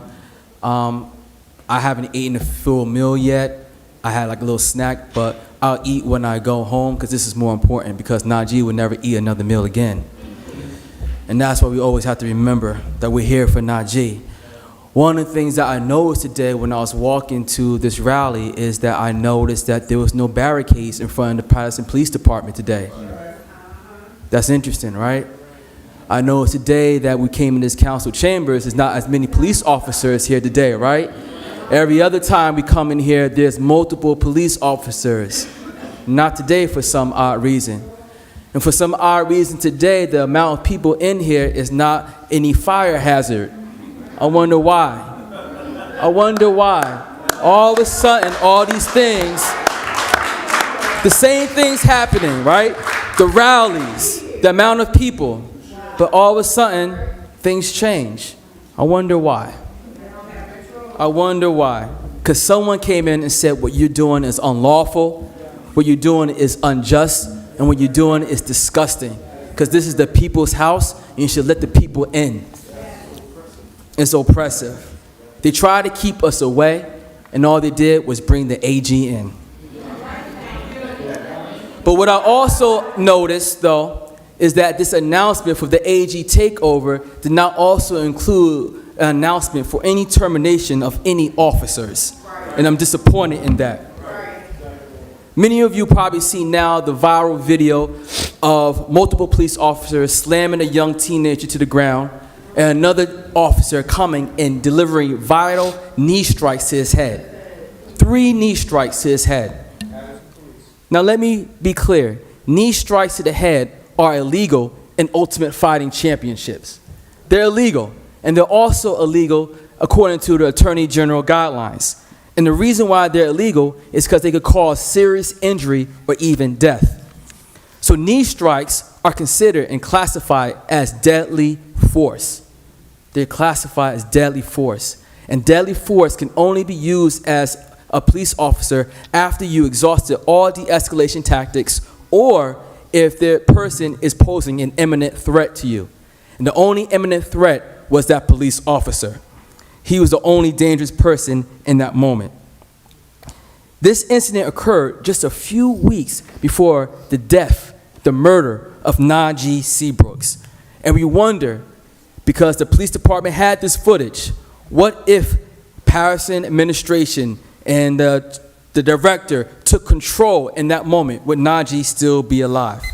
Would Najee still be alive? And I can't believe in justice if the AG's announcement also did not include the indictment of the officers involved in that brutal assault. Now be clear, the officers involved in that assault were part of something called the Street Crimes Unit. And the Street Crimes Unit are plainclothes officers who was also involved in the death of Rara. They was also involved in the death of Thelonious McKnight. They was also involved in multiple other police-involved shootings in the city. They was also involved in many other incidences of police misconduct and police abuse, and they still allowed to exist. They are Paterson's Scorpion Unit. They are Paterson's Scorpion Unit, the same unit that killed Tyree Nichols in Memphis.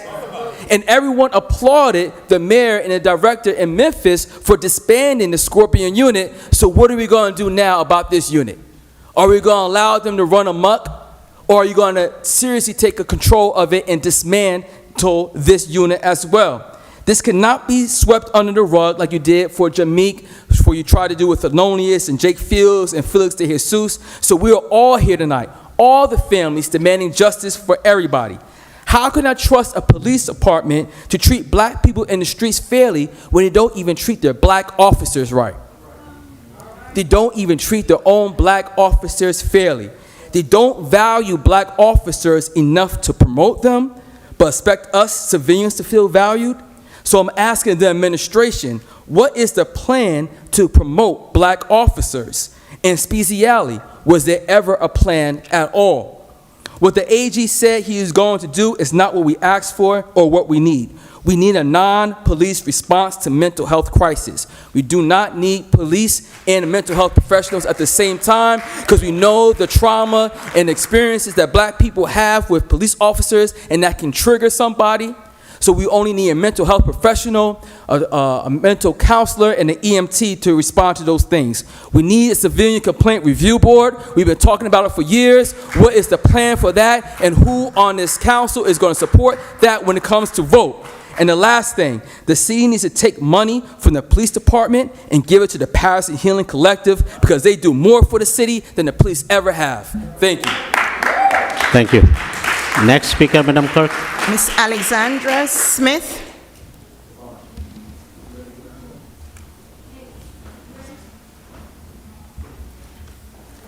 So I was nervous that I wouldn't be able to address you, Council President, because you walked out, but I'm glad that you're back now. So before I even start, I think Paterson deserves an apology from you for your actions at the last council meeting, because it was disgusting, diminishing of any professionalism that could happen in this room.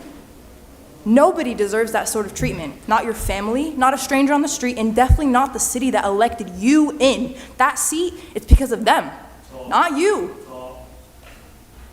The theatrics that you perform in here won't distract us for what we're here for. You guys keep trying to incite riots, keep trying to incite violence, and what do we show you? We're here for something bigger than that. It pains me to call you council president because you've not showed that you are worthy of sitting in the seat that you're in.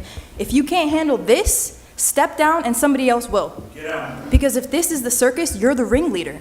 So what does that mean? What does that mean? All of you guys with the smug looks on your face, it's appalling. It's genuinely heartbreaking. Now, we have a list of demands that you've heard. First of all, fire Jerry. I don't even want to say his last name. You know him. He's the director of public safety. He needs to be out. Fire Lewis, the police lieutenant. He needs to go out. Fire the murderers, the assassinators.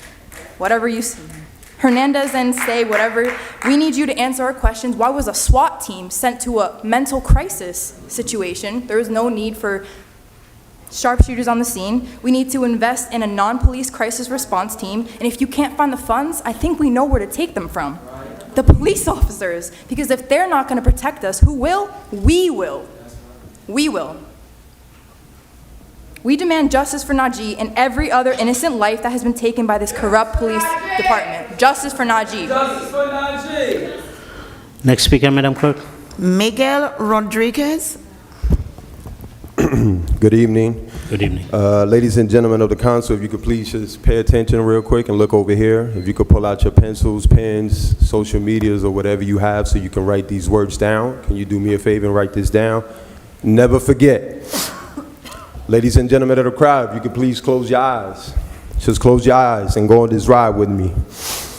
Jameekelowery. What does that spell? Jameek Lowry.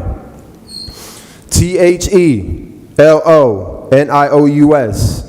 MCKNIGAHT. What does that spell? FELIXDEJESUS. What does that spell? NAJEESEABROOKS. What does that spell? So again, never forget. Justice for Jameek. Justice for Rara. Justice for Felix. Justice for Najee. Remember that. Never forget. If you can write that down and remember that. Next speaker, Madam Clerk. Judith Rivera. Not here. Next Bilal speaker. Hakim. Mr. Hakim.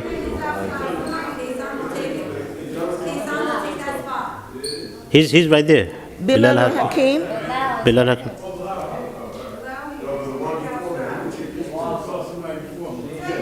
She's not there.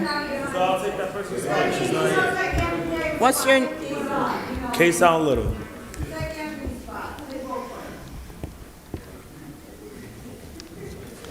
Go ahead. I'm going. Number one, I didn't appreciate how you stormed out and suspended the meeting in the midst of a state of emergency for black people in this community, that you said, you know what, you want to run the meeting, and I quote, I suspend the meeting right now, and you stormed your raggedy ass up out that door. Let me tell you something. It's been said so many times tonight. We are in pain. We are tired. We're hurting. And for you to show little to no care and abruptly and assert your authority and suspend the meeting, you should go home and resign. Just get out your seat. It's that simple. And go home. You're on your phone right in front of my face. You literally do not care. Why are you here? Why are you wasting the public's time and your own time? Go home. And that goes for the rest of you who do not have black people's best interest at heart. Get up and go on home. But as for us, we not only want a remedy, but we want to see a tomorrow where black people will no longer have to be robbed by the hands of police. We want to get to tomorrow without having to be in fear, or our mothers crying, worried or not, if we're going to make it back home to them. That's the tomorrow we want to get to. But you do not have that same fear like us. You feel like you're on a pedestal, like you're untouchable, like nothing is actually going to happen.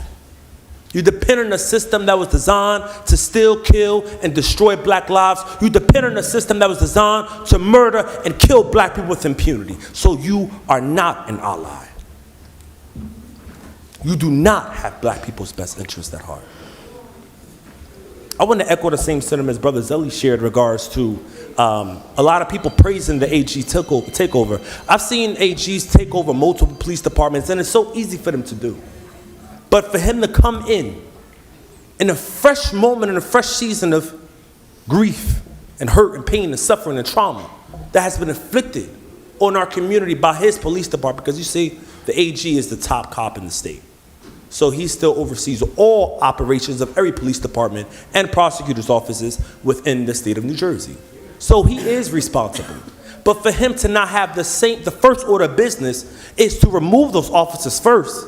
I mean, the fact that we gotta even fight after you murder a black life to even get them off the force is a testament of how this criminal legal system was designed to be, and it is intact. It's like bleach. Work for whites and destroy colors. And like so many people said, we have not seen this. This is not new. We've seen this already. Over and over and over again. And I have to say one thing too that bothers me every meeting, in closing. That bothers me every meeting. But this brother is here, and I could literally burst into tears. But the fact that he don't still know where his brother is. And he's here, and I could see that pain through him. I don't know how I would do it, honestly. I don't. But it's so painful, and it's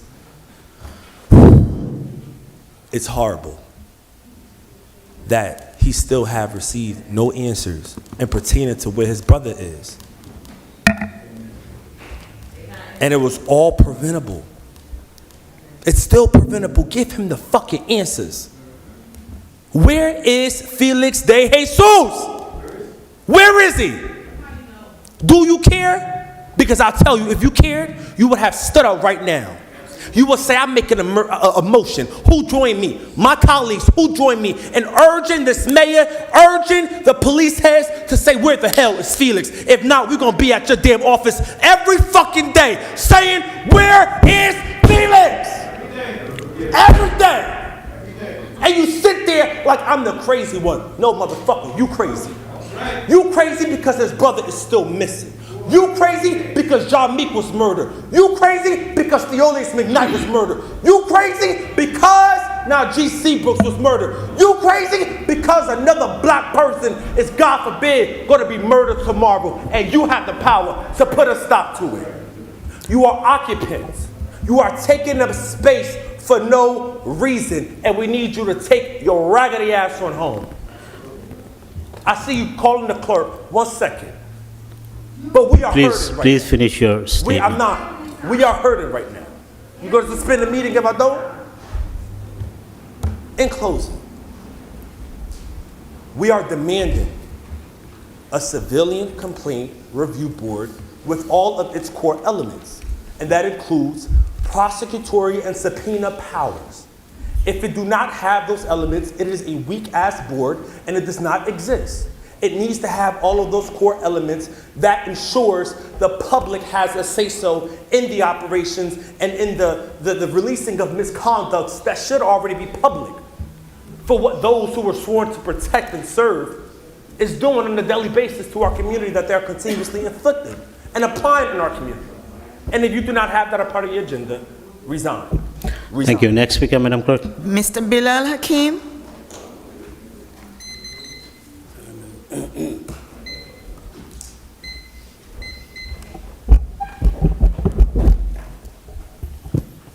Good evening. Good evening. Good evening. Good evening. I had some notes that I was going to speak from, but after being here so long, I decided to just speak just straight from the heart. And the first thing I wanted to just say is that I want to congratulate Director Dave Gilmore for being vindicated in the decision by the judge today, finding him innocent of the charges, the allegations, the false allegations they had against him. That man been out of work for like over a year. You know what I mean? Something that people just conspired just to get him out of the way so that a criminal enterprise could continue to function. When I heard the clerk mention the number of people that signed up to speak tonight, we got a problem here, because, people want to really express themselves and they have a lot on their mind. And I know that it is not to your taste at times what you hear, but this is the burden of leadership. Anytime you take on any position of leadership, you have to take it the way it's going to come. And a lot of times we can't handle it because, everybody wants to be right all the time, but nobody is right all the time. We got to be able to take that critique, that criticism, and make corrections so that we can grow.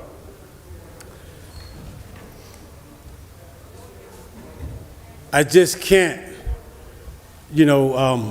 make sense of why Najee Seabrooks is dead. People have echoed it and echoed it. It just is wrong on so many different levels. As I mentioned before, you had some officials that did not want to contradict other officials in the state. I'm telling y'all something right now. They didn't want to contradict. They didn't want to get into a public feud with other state officials, but they seen it and they said, look, they messed up here. Messed up here real bad. And we have an opportunity right now to straighten this out, or we have a potential powder keg because the people are growing restless. It warmed my heart to look out there and see, they're all out here now, but I've seen all the different families, like the young man, Jake, they got killed, remember, up Temple Street, and all the other names. I'm glad that people are seeing that correlation because they go together. Give me a minute, Council President. Those cases, they go together. It is a good step, and I say it with a pause, that the top cop has come in to have some oversight here in Paterson, but Paterson warrants a federal monitor. You have mountains of corruption, people.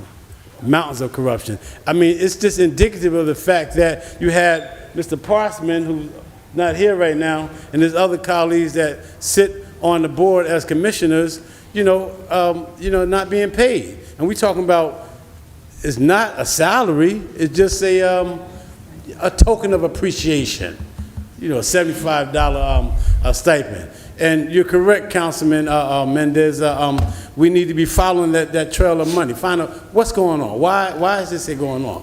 Why are these people being disenfranchised like that? So, it's hot up in here. Figuratively and literally it's hot. But I'm telling you, you all have the opportunity to make this thing swing another way, or we have a potential powder keg. The entire country is looking at Little Paterson, New Jersey, based on this here case. This here case broke the camel's back. This one broke the camel's back because we're talking about a community activist person. Just starting out, you never know what he would have blossomed into, but just starting out and just cut down. I just can't wrap my head over it. So I'm going to just close with this right here.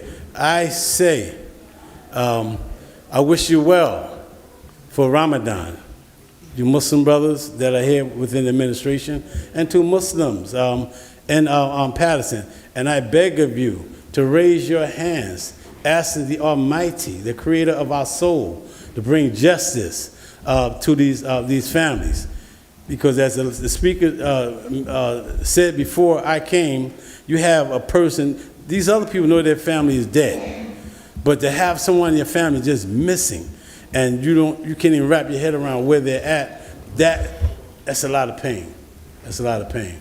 So you have that task, and the person that assumes any position of power, not understanding its proper use, will lose it in the end.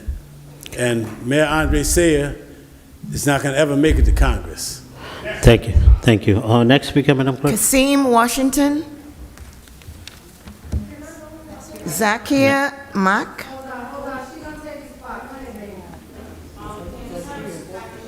Zakia Mark.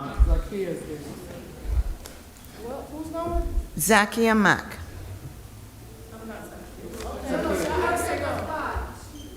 Miss. So who is the person that was? Yes, 30, 40. 36. Jalen. No, Zakia is here. What's your name? Jalen. Okay.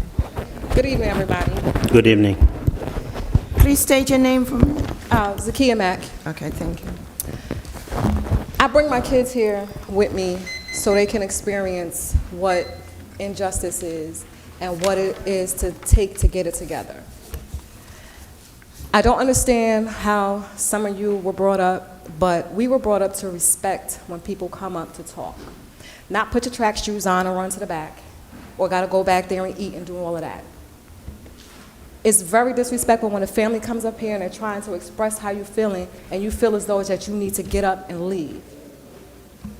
It's not just because of the religion, your religion today. This has been done numerous times before. And it's not gonna stop until someone actually says something to you about it. Now, we sat here and went to your celebration and stuff, and we just kept getting up and leaving. You will find that as a form of disrespect. And it's disrespectful for people that come up here to talk, and you're looking down at your phones, you're over here grinning, you got your pencil in your hand, you're doing all of that. I gave a history lesson last week of what this country was built on. And I'm going to give you another history lesson today. Because what I have been seeing in the city of Paterson, the only thing that have changed from the 60s to now is that the white sheets are off. And they wear badges. Because for them to sit here to murder our young black men, I have a black son. And if that ever was to happen to me, all hell will break loose. We have a family here that has, his brother is missing 441 days. He's been missing. You don't just vanish and not come back. This is not what happens. This is not how the world works. He was dropped off by irresponsible people that wear a badge. John Meek was murdered by people that did not care or value his life. And then our wonderful great mayor gets up, makes his little press conference. Oh, he had meningitis. Oh, they followed the law. They followed what their protocols are. They did everything they were supposed to do. They did all of this. They did that. They did. So why is the AG here? If they did everything that was supposed to have been followed by the book, why is he here? I love and respect everyone. I really do. Dr. Mins, you know I love you.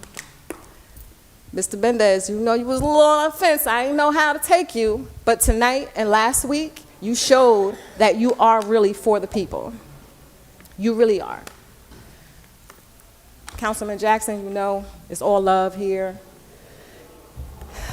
Councilwoman Davila, last week you spoke, and I sat and listened to you, and my kids sat and listened to you, how you said that you're for the people, that you're here with us. But you have not said not one word since anything last week, this week, until the end of the public portion. You have not a word have you said. You haven't said a word. I'm not understanding, like, where is the compassion? You don't show the affection about anything. And it's not fair.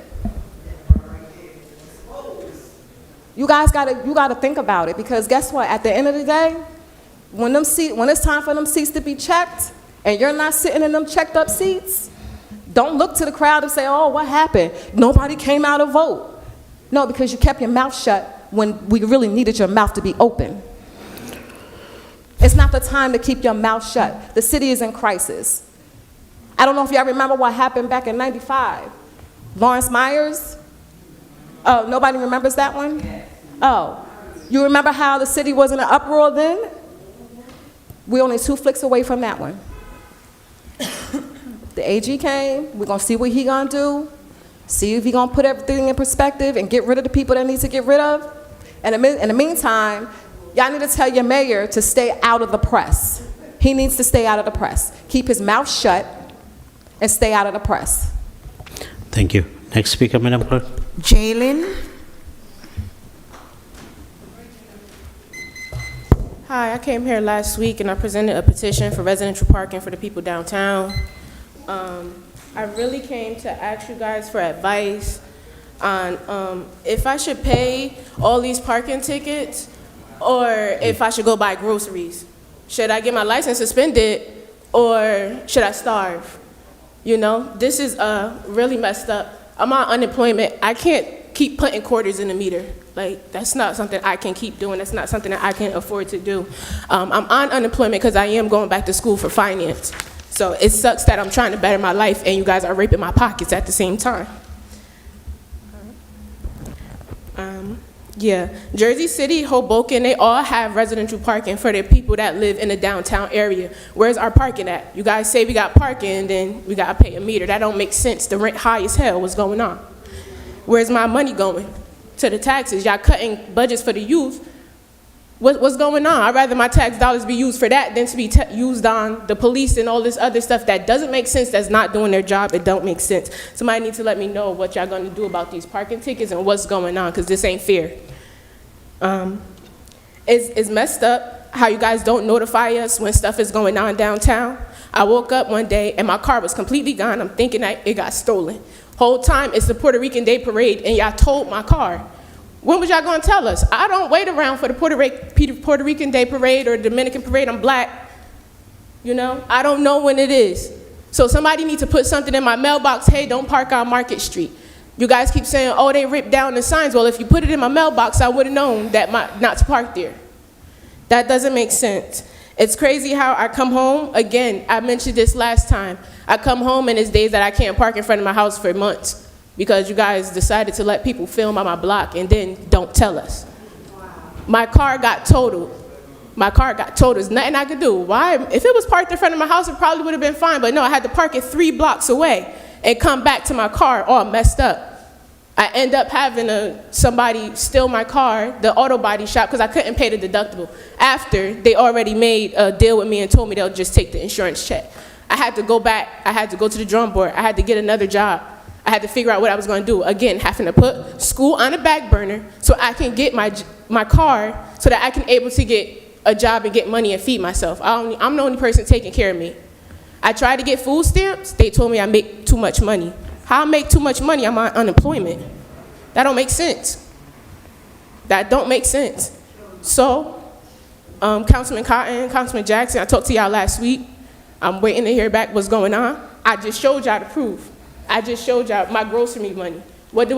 Do I get my license suspended and not be able to get to work and have to keep paying a bus ticket and all of this stuff when I had a car? Like, what do I do? What are you guys gonna do about this? Like, this is messed up. It doesn't make sense. You guys might mention a parking lot and stuff that's connected to our building, but when the whole downtown is able to park down there, it doesn't make sense. They can park there for $10. I have to pay $200 a month to park my car there. That's messed up as well. What are y'all gonna do about that? When are we gonna get parking that's just for the residents that live down here? We patronize everything that's down here. Center City Mall, all of the businesses that I'm pretty sure y'all families have ties to. Our money is going to that, so what are y'all gonna do about this? This is ridiculous. Thank you for hearing me out. Thank you. Next speaker, Madam Clerk. Kimisha Rogers-Jones. Next speaker, Madam Clerk. Well,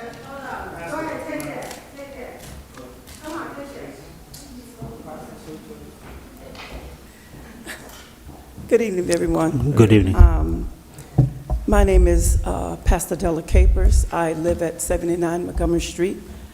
This is Reverend Beverly Pearson, and this is, we're representing the clergy part of our city. I have a letter that I'd like to read.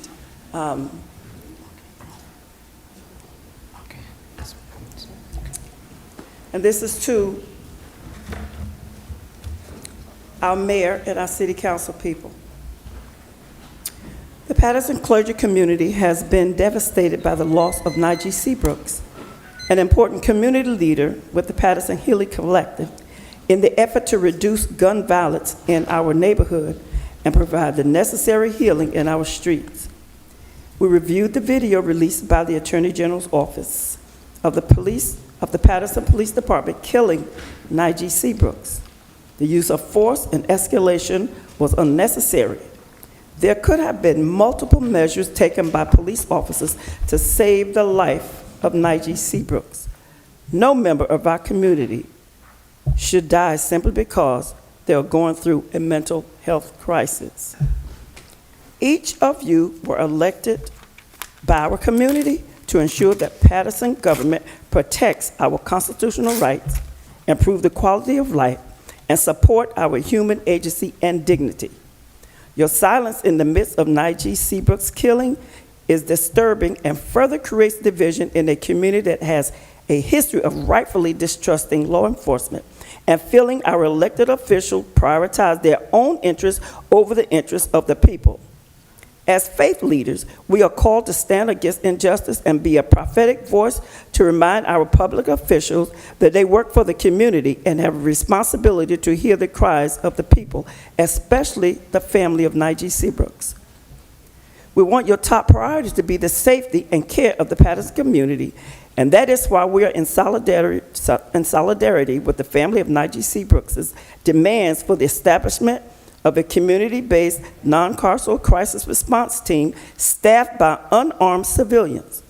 We demand the establishment of a community civilian review board with disciplinary authority and call for the termination of all persons responsible for the careless killing of Najee Seabrooks.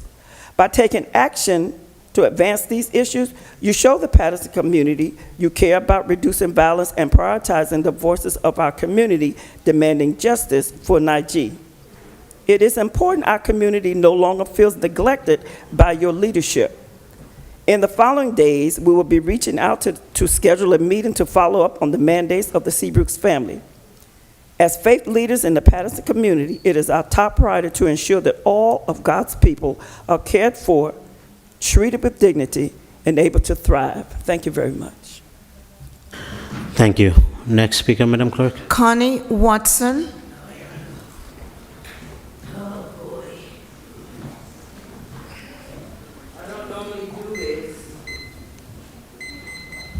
Hello. Hello, good evening. Good evening. I don't even know where to start.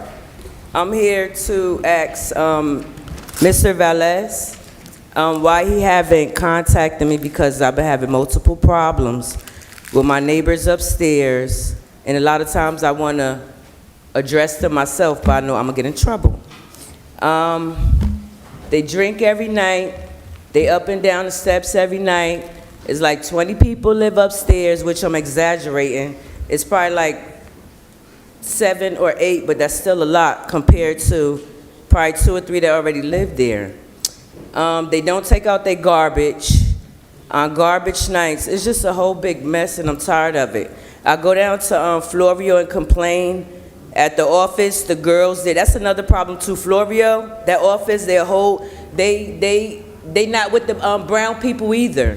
I go there, I complain to them. They laugh in my face. They don't help me. I got mouses and rats running around in my apartment. I got to take my food and hang it on the doors so the rats won't get in my food. It feel like I'm getting sick because it's mouse poop all through the apartment. I got to clean my stove every morning. I think it's a dead rat in my stove. And I just don't use nothing because Florio do not help me. They get their money every month and they don't help me. They don't care if what I go through upstairs. Like I said, I try to reach out to Velez. I came to his office and she know me. She remember my last name tonight.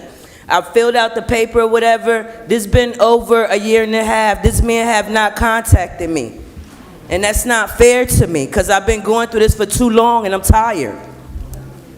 He don't help me at all. and I'm downstairs by myself, and these people always bothering me. I try not to do nothing because I don't want to get in trouble. If you look up downtown for my 911 calls, it's probably like 1,000 calls down there. The cops come to the scene and they look at me like I'm crazy. One cop told me like, "Oh, you ain't moved yet?" What you mean why I ain't moved yet? I've been living in that apartment for 11 years. Florio bought the house like 3 years ago and moved these people in and don't give a damn about nothing, and it's not fair to me. Just like he don't. He haven't helped me. The last time I reached out to this man, the last time I heard from this man, the Greer guy posted something on Facebook, and then I comment on, you remember, I comment on the bottom of it, trying to get your attention, and then you put the reason why you didn't help me because I went off on you. Just like everybody go off because they need help, and they be ignored. And that's not fair to the brown people. So that's why I'm still going through this. If I take matters into my own hands, that's when I get in trouble, and it's not fair to me. It's not fair to me. They got gas dirt bikes upstairs that they bring down every day, riding them. I complain to Florio, they scratching up the walls, it's tire marks all on the freaking porch, and I call Florio, complain. You know what they do? Come and paint it and cover it up. They don't send letters and send none to these people. And I gotta deal with this. It feel like I'm getting sick. My apartment smell like rodent feces. It feel like I'm getting sick. These people don't help me at all with the neighbors, with the rodents, everything. Every time they fix a leak in my ceiling, it seems like they're not fixing it. They come in and paint all the stuff that been running down from leaking upstairs. It's young adults live upstairs. She don't report the leaks. It's just a lot going on, and I'm tired. I asked for this man help, and he don't help me. Thank you. I'm tired. Jennifer, can you get her information, please? I'm tired. No, let him, please. Let somebody help me. Please. Because you know who I am, and I changed my life. I wouldn't never call the cops. I wouldn't call nobody. I handled that all by myself. But I changed my life. I've been stopped drinking years ago. You know, I changed my life, try to be a better person for this community. And then every time I try to run to somebody, nobody don't help me. Just like Seabrooks, my son, he was going through something. He even put it on Facebook. My son is Tay the rapper. Fetty Wap messed him over with his own record deal. My son been stressing ever since then. Before Seabrooks did that, I swear to God, I wrote down, I even caught a crisis myself. I wrote down caught a crisis. I talked to the lady on the phone. I said, you know what? I said, I don't even think I'm going to call because she said, because the cops had to come and probably like the hospital or whatever. I said, that's all right. Right now, my son left the house. I don't know where he at. And it's sad. I didn't even want to call the crisis because I'm thinking they're going to do something to my son. My son, not to bring it up to make like I'm a better person. Everybody from Paterson know my son. My son was an upcoming rapper. Fetty Wap and Knit the Grit, which is manager, signed him, pushed him to the side with no money. And then I told my son, like, what you doing? They ain't gonna do nothing with you. Let it go. They didn't do his they canceled. However they do it, cancel his contract or whatever. My son been stressing ever since then. I can't help him. I don't know what to do. I told him he didn't even need that contract. He should have sued the shit out of them, and he wouldn't have to worry about no money or nothing. But my son been stressing ever since then. I don't know what to do. Let alone the people upstairs. Let alone the mouse. Everything. I'm just tired. I don't know what to do. I feel like going to stress them over myself. I'm tired. I'm tired. There's more I want to say, but I'm going to just leave it there. Thank you. Thank you. Please leave your information with her, ma'am. Next speaker, Madam Clerk. Ronald Hicks. He left. Next speaker, Madam Clerk. Quinnen Albert.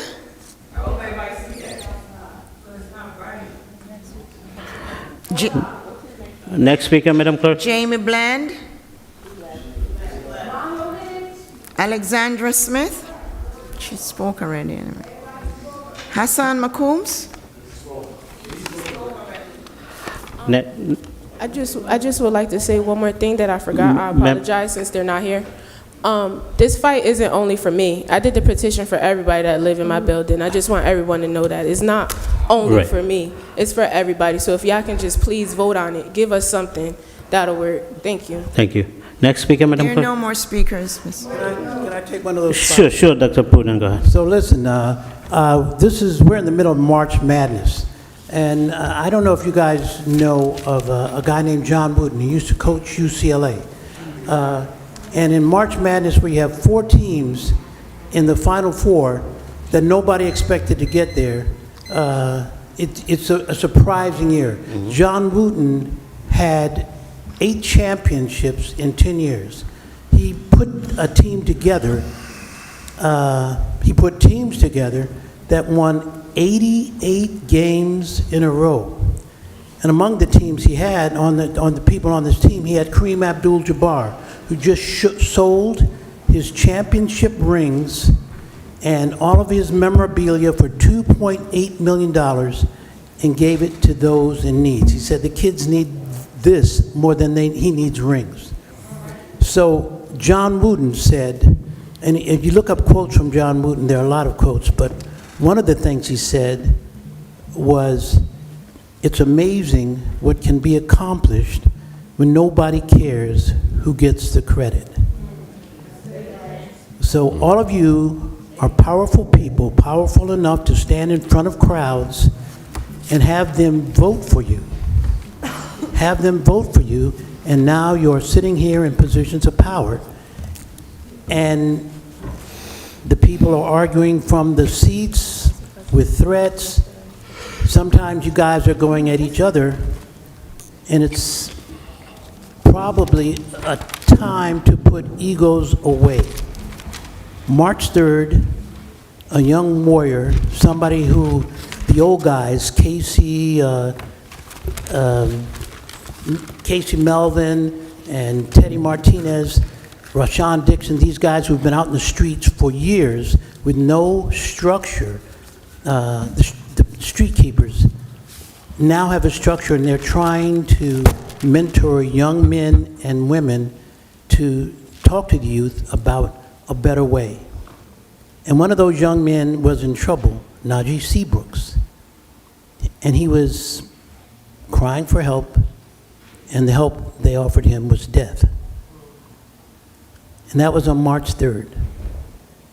And tomorrow, if something happens like that, with the same young man in the same bathroom with a knife screaming for help, I have no sense that the response is going to be any different. The Attorney General's group is going to leave this city of Paterson 4 months, 5 months, 8 months, and unless something is put in place, we are going to be in the same place. You guys have the power. I think it's time to put away petty differences and come up with an answer. You don't have to grandstand for the public. Do something. Do something so tomorrow is not the same as today. John Wooden was a basketball coach in the 60s and 70s, and another saying I learned in the 60s and 70s was, you're either part of the solution or you're part of the problem. We pray that you're part of the solution. It's up to you. Thank you. Thank you. Can I have a motion to close the public? Move to close. Second. Hey, Dr. Pewter, don't leave yet. Move to close by, I want to ask one question before y'all close, please. public question is No, finished. wait a minute. I want to ask a question, I said. What I want y'all to do is please, moving forward, can you start addressing our questions? Ruby, please don't shake your head. Start addressing our questions when we ask them, because half the time people are here half the night, we go home, we don't know whether, unless we watch a rerun, what was answered, what part of our questions we actually got addressed. So go back to the old way. When we asked the question, it was answered as we asked. I'd appreciate that. Thank you. Move to Move to close. close by Councilman Velez. Second. Second by Councilwoman Davila. Roll call to close the public portion. Roll Madam Clerk. call to close the public portion of the regular meeting. Councilman Abdelaziz. Yes. Councilwoman Cotton. Thank you, Madam Clerk. I just want to say to you, Kathy, we have 40-something speakers. Now, I remember we did answer each one, but tonight, you might not get the answer until 2 o'clock in the morning. Okay. But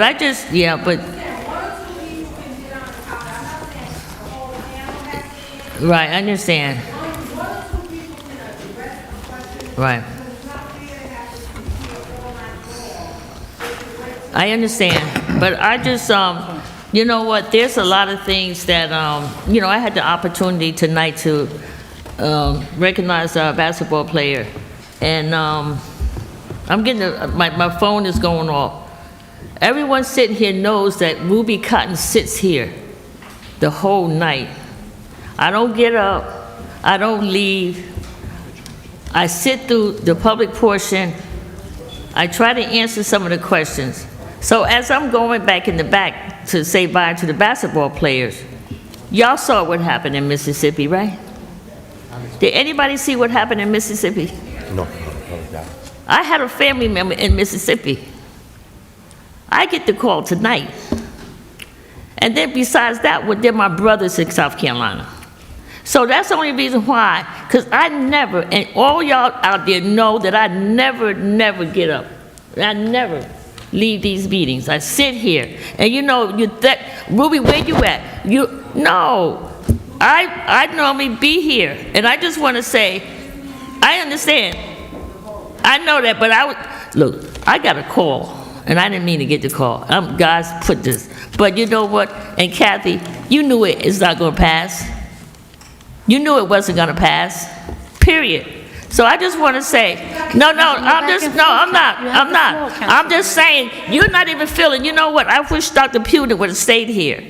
Because, I was on a call with Paterson Healing, and I've always been supportive of Paterson Healing, ever since day one, probably the first council person to come and support. So ever since COVID 2020, I don't even want to look at the news no more. Because every time you turn on television, Kathy, I would not do that to you. Right. No, I'm not. No, don't, Kathy, don't do that. I hear you. I know who you were talking about. I know. But I just want to say that when you watch stuff, and Dr. Putin, I wanted him to stay, but he left. And that young lady who's crying for help with her neighbors, even the young lady with the tickets, I get 4 or 5 calls a day with people fighting with their neighbors. I get 4 or 5 calls a day where nobody's getting along with nobody. And then I gotta call the police because they're not coming. That lady, it's a lot of people like that lady, and you in the back, that are going through stuff. People think nobody's going through stuff. I sit here, I'm fortunate to be retired. I'm here full time. I get calls. People come up here, they don't care what council person's sitting up in here. They want to talk to a council person. They don't care who it is. I can't say to them, you ain't from the 4th Ward. I cannot do that to people. I can't. So there's just so much stuff going on in people's lives, and you try to guide them to the right direction. You try to guide them. But to say that the Attorney General is here. Now, we haven't, no, you can't. I'm gonna give her I'm writing her a $25 check. For who? I'm just, no, come on, Kathy, stop it, please. I just want to say that we have the Attorney General in here. I know, I'm talking about, Kathy, that's enough. Kathy, I know. She got my number, I got her number, I know how to call her, I have her number. But I just want to say that we have the Attorney General in here. They came here, we've been saying it, we've been asking, we don't know what they're gonna do, we don't know what their plans are. Actually, we haven't even sat with them yet to say as council people. But you know what's gonna happen? And I want everybody to be aware. They just ain't investigating the police department. You got planning board, you got zoning board, you got economic development, you got community development, you got community improvement. You got a lot of departments, and I don't see it being just one department. You got city council. You know what's going to be the next step? And I hope it don't happen, that I hope that we can finally start working together, but they going to march us all out of here, because they ain't going to need no city council person. Understand that. They're going to do it. And you know, and it's not that we don't, I mean, things is wrong. And it took something bad for them to walk up in here. Even after being asked to come here, it took something to do that. And it's so sad that we had to lose a life. And to say that somebody don't care, that is so wrong, because you don't know what my day looks like. You don't know what I do. You don't know anything. You don't know the calls. I get her 2 or 3 o'clock in the morning. And I'm not saying no to nobody, because people calling me because they need help. They need to be guided. They need to be shown to the right direction. They need to do what they need to do. To sit here and not do nothing for people, you know what? I know God is covering me. I know I ain't gonna be the one with cling on. I can tell you that right now. Because I know I've been doing the right thing all my life, and I have to be doing the right thing all my life. And I just want to say that it's not easy. And to that board that came, you brought it to light. Let's see what's gonna happen, or what they're gonna do. And we know what the rules are. The board members pick the secretary, the planner, and the lawyer. Yeah.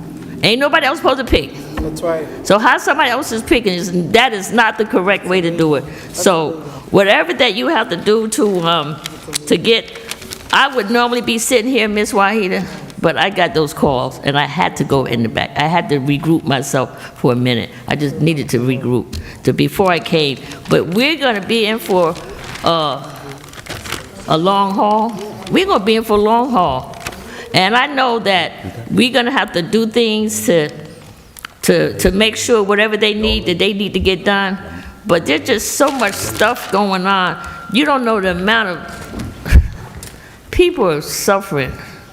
And just suffering for different things. I got a lady put her husband in a nursing home, because on top of her, there was 5 kids. The man was so nervous, he couldn't even stay in the house no more.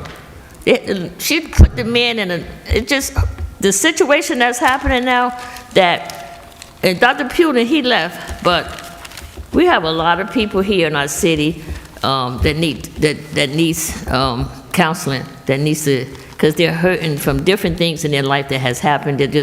But I'm just saying, I'm supportive of everybody, of everything. Najee, justice for Najee. I'm supportive. To say that Ruby, don't say no. You don't know what Ruby do, because you ain't close to Ruby like that. Only one of my kids is, I got 2 kids sitting at the house, and when I go home tonight at 2 o'clock, I got to make sure I ring the bell. No, I make sure I call them, let them know that I'm coming in my driveway. Because people be waiting for you. They done it to me already, in my driveway. So I'm just saying, it's not easy, but we're going to get through everything. I'm part of, Felix, they whose family, you've been coming here. You've been coming here. You got to continue to keep coming, because you got to find your brother. You got to continue to keep coming. There's so much out here.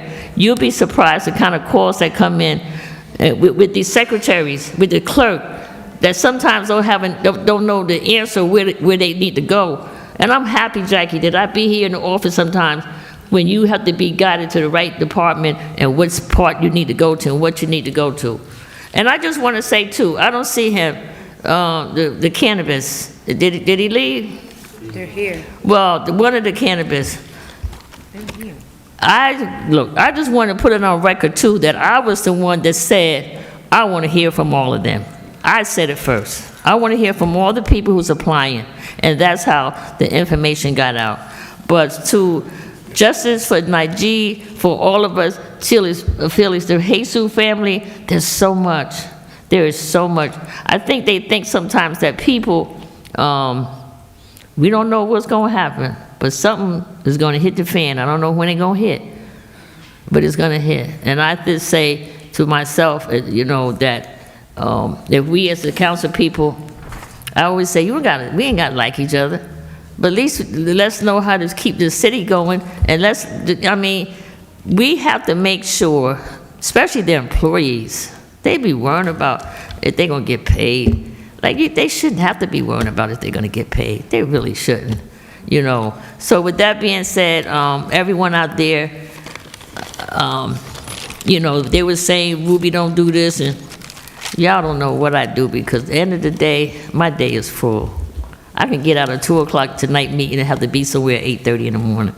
And I don't mind, because you know what, when I grew up back in the day, we ain't had nobody to call. We did it our own self. We took care of ourselves. We sold chicken dinners on 12th Avenue, on Godwin Avenue. We didn't know we was doing that to help my mom pay her rent. We did it. We ain't asked, we didn't call, we didn't do anything. So there's a lot of things I think that we need to do and continue to do. It's not easy. It is not easy. I done changed career 3 times in my life. I went from bookkeeping, looking pretty, to going to work wearing steel-toe shoes and a hard hat and a uniform. I didn't mind getting dirty, because getting dirty, I made some money. And that's how I look at these girls. Y'all want to look pretty with nails and all this, eyelashes and everything, you ain't making no money. And that's all I want to say. But to you out there, public, thank you for being patient and waiting. I am always going to be for the community. I'm going to always be for the community. Always. Thank so you. for someone to say, I'm going to always be. Thank you, Madam Clerk. Our Madam Clerk. With that being said, my vote is yes, Madam Clerk. Thank you, Councilwoman Cotton. Councilwoman Davila. So, a lot has been said today. And just like Councilwoman Cotton stated, you know, you don't know what's going on the daily life of anyone. You know certain things in terms of the city, if there's a killing, if there's a shooting, if there's something going on. But at the end of the day, each one of us on this side, we're human just like you are, and we have families and situations. To be addressed in a manner of disrespect about, oh, you not being here, you've been out all these many times, why don't you ask on the side, why is the person not there? I should not have to justify absolutely anything, but I am going to do this today. I've had 2 surgeries and I'm going on a 3rd one. All right, it's okay to support people with cancer, right? It's okay to support people with mental health, which I'm myself not, but I have family members. There's a lot going on. So when you don't see someone here, don't jump to conclusions that they're not here in support. That's number 1. A lot of lies were said here today. A lot of lies. But see, when you stand on truth, because everyone can have an opinion, but facts are facts. And so my colleague who just spoke, and some that spoke earlier, know the process for a job in the city of Paterson. See, there's a difference between a job that's posted on the city website that someone goes to and applies for, and there's a difference in terms, because I was as well served for 4 years on the planning board. And I know the process in a board and the process with the city. To make it, and it's so sad, I've been sitting here for 9 years, and I told my family, I don't ever want you to work for the city, because I don't want people talking. I don't want people talking. But you know what? It's okay for council members on this side to have family members working in the city as well. But they don't say anything. Various, not one. 9 years here, the first person to apply. You know what? I'm thankful that she applied. She didn't say anything to me. This whole lies that the chair, who's my appointment, interviewed is a lie. That is a lie. That is a lie, and I have the floor.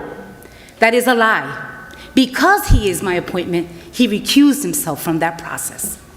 But that's not being told here, because they want to make this image of me that I'm doing something illegal and automatically want to say corruption. That's a lie. A lie. But you know what? God is good, because I believe in karma. I do. I do believe it, because I'm seeing a lot of it come to fruition right now with some things that are going on. But I don't wish bad or ill on anyone. Because my mom would always say, it's gonna come back to you. Don't hate on people, Maritza, it'll come back to you. So I heard a lot. This whole thing about having a meeting and that I'm doing something illegal. Well, let me just tell you something about the Public Safety Committee meeting that I called for. Nothing different that I haven't done every 2 weeks, because items on the agenda in terms of city council, we have not been stripped from our duties. And I can refer to Corporation Council, but we are right now on roll call. That's why you don't hear me speaking when people are speaking and they ask, because I'm following Robert's Rules of Order, that I can only speak when the council president, and he has stated when we're doing public portion, you keep quiet and you listen to the people that come before you. That's why I'm quiet. I can start doing the same as some of my colleagues. Everyone has a different passion and the way they want to go ahead and portray themselves. I chose to be quiet. And so to hear that I'm doing something illegal behind closed doors, I'm not going to a meeting because it's illegal, that is a lie. Second, just today I found out that the individual that now is going to be in charge of the police will be at that meeting. I didn't know anything. I said, the committee needs to know, not Maritza, the committee needs to know. Just 2 weeks ago, the director put in some item through email. No one responded. I did, we'll set up a meeting. There's a lot of directors that are sitting here that know that I'm not lying. There are people in this room who were here last week that stayed till the end and heard everything that was said and how the cannabis stuff transpired. And yes, it was Councilwoman Cotton that said, no, I want to hear everyone. And I got up after 7 hours of sitting to be able to use the bathroom, because that's the only time I get up. I try my best, but we are human. Please understand that. Don't take it as an offense that someone is looking down. Don't why? You shouldn't. And I get so passionate about this because I hear the lies coming from my colleagues, and I'm staying quiet. I could stand up and call them a liar to their face, because I could look over to the administration. I have the floor, Councilman. I have the floor. When you have the floor, I don't interrupt you. You want respect, give it. Call the liar. So with that said, the BA is the signing authority of the city of Paterson, when the hiring authority. The personnel department is the one that puts out the notices that are put through directors when they need someone. So please don't make this about a family member, because then you're going to have to talk about why X, Y, and Z works in X, Y, and Z place as well. What's good for the goose is good for the gander. Stop the lies, stop the lies, stop the lies. And I will be going to that board, because if you know anything about the Board of Adjustment, it is an autonomous board. Autonomous board. So you want these answers and all this stuff. And yes, some stuff was spoken about in terms of those stipends that people are not getting. See, the BA, the CFO, they know, and it's in writing and through emails, how I've requested over and over and over, where are their payments, what's going on. But I don't have to grandstand in front of you to tell you what I'm doing.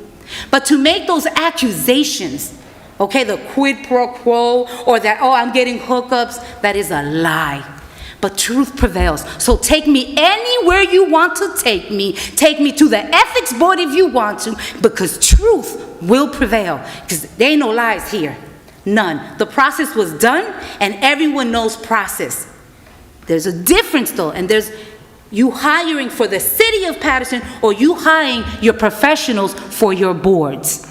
And I don't even want to discuss that. Because the last time I went to a Board of Adjustment, which was a few years ago, the process is when you do your reorg, the first thing that you have to do is you have to elect your chair and your vice chair. And that one meeting I went to, they had to vote, and the professional staff hired themselves. And the last order of business was to to elect your chair. That's not the process. That's not Robert's Rules of Order. So with that said, I know there was a big stinker, and I knew this was coming. Because the three individuals who came here who represent three on this side, see, I wish the entire board was here. Not just my appointment or someone else's. It's everyone. So then you see that even on that side, there's a lot of division and a lot of lies being created. And no, I'm not connected to any developer.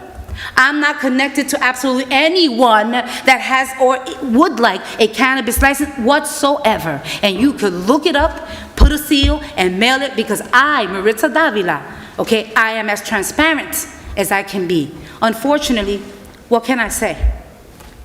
Listen, you don't have to like me, but facts are facts. You can have an opinion about me, but facts are facts. So with that said, I spoke about the Public Safety Committee meeting and why it was called.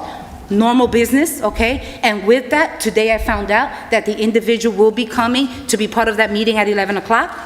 Talked about the hiring process, which is a process of advertising. Every director's here, ask any director here, what's the process for hiring? In addition,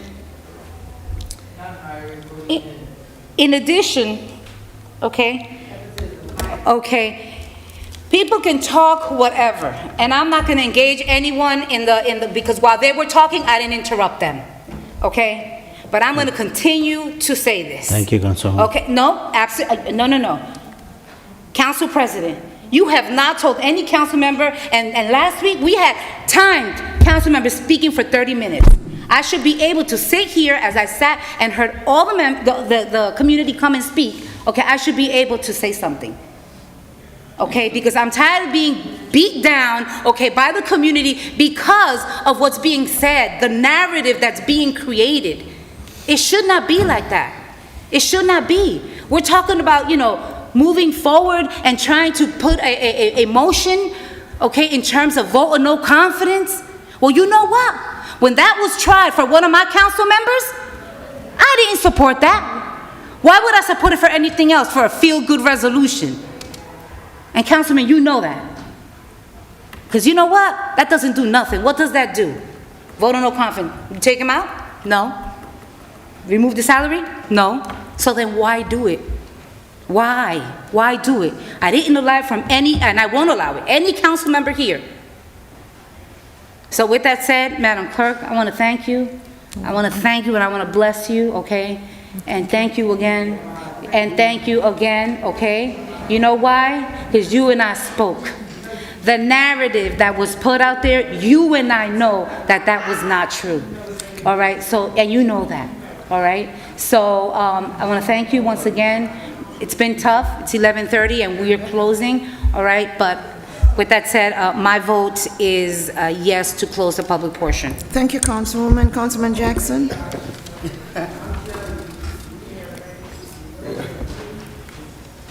Yo, it's a true talent, man. It's a true talent that I don't possess. I wish I could. Like, I often talk about it, like, maybe I should be more of a politician, but I can't. Blatant truth and honesty that comes from my mouth at times, it rips through people like. But see, what I like to do is, I'm not just gonna say the lies. I'm gonna tell you where you lied at, or who lied. I'm gonna call your name. And one thing I would say, Miss White, I can't speak to that well, only from a short period of time. But the other two representatives, I've known them a long time. And I could tell you one thing that I could stand on is whatever they bring to the table is factual, truth, and it should not be challenged, because if I'm doing so, I'm calling them a liar. So there's always a possibility of misunderstandings, maybe misunderstandings that need to be dredged, but to call people a liar like that, and that's coming to the podium, that's a lie. Sure. Really? Really? The AG coming here is not by chance. It didn't just happen. He didn't just come here just because Najee was murdered in the fashion in which he was murdered. 4 months I've been sitting here asking, begging, pleading, we need to do an investigation, calling people, showing proof. It wasn't me that came here and spewed negative commentary on a decorated officer who was here for 21 years with a master's degree, who dedicated her life, who her daughter came forward to pour her heart out to this council that let it go on deaf ears, that this council sat right here and listened to a captain and a lieutenant come to the podium and lie blatantly We proved the lie, but yet, that's a lie. Really? I could tell you one thing that's positive about all of this. The mayor won't be running around with 3 armed guards anymore, just like they didn't have 25 armed guards in this council chamber. Because I was there standing right next to you the day that his armed guards assaulted your brother in the Masonic Temple parking lot, while other people was all in cahoots with that. No ties to developers, really? Wow. Wow. Okay. I was in meetings where I was promised certain things and people renege on that all the time. But yet they stand on me being committed, a man of my word of integrity. There is no word of integrity around here. There's betrayal, backstabbing. Today I'm with them, tomorrow I'm not. Oh, the mayor, I'm going to do this, and I'm going to do that. The next thing you know, they all cracking beers together. You don't see me doing that. You don't see me ever doing that, ever. Because I'm not here for my own self-gratification or benefit to myself as other people are. But let's talk about this. There is a process, and the process has over a year, and professionals haven't been getting paid, and we're taking money from people. We're picking and choosing. Just today, I get a call from another Paterson person who their application has been delayed over a year to get in front of the board.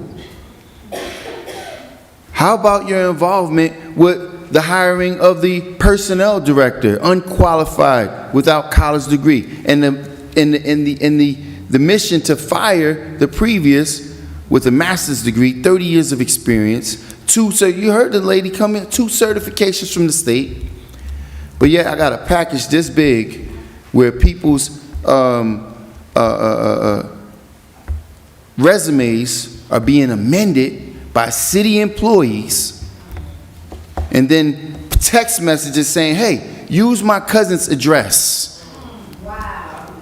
By the people that they sit here with and make things happen with. Oh, I got the evidence. I've been holding it off because I didn't want to blemish certain people, but now, you know what? And guess what else? Guess what else? The tyranny is this. Through their actions, their lack, as the chair of finance, when did we do an audit on the spending of Hinchcliffe Stadium? When? When did it happen? Was I not present? Is that lies as well? Where's the audit? Where's the spending report? Where's the job creation that was promised to us report? How many Paterson people got jobs? Where's the lies in that? Where's the facts in that? Get the hell out of here with that nonsense. All we sit here and do is mislead people all the time and play politics with people's lives while people in our community are being murdered by a rogue police department. And if we were to, and it's not about the officers, it's the leadership that's there.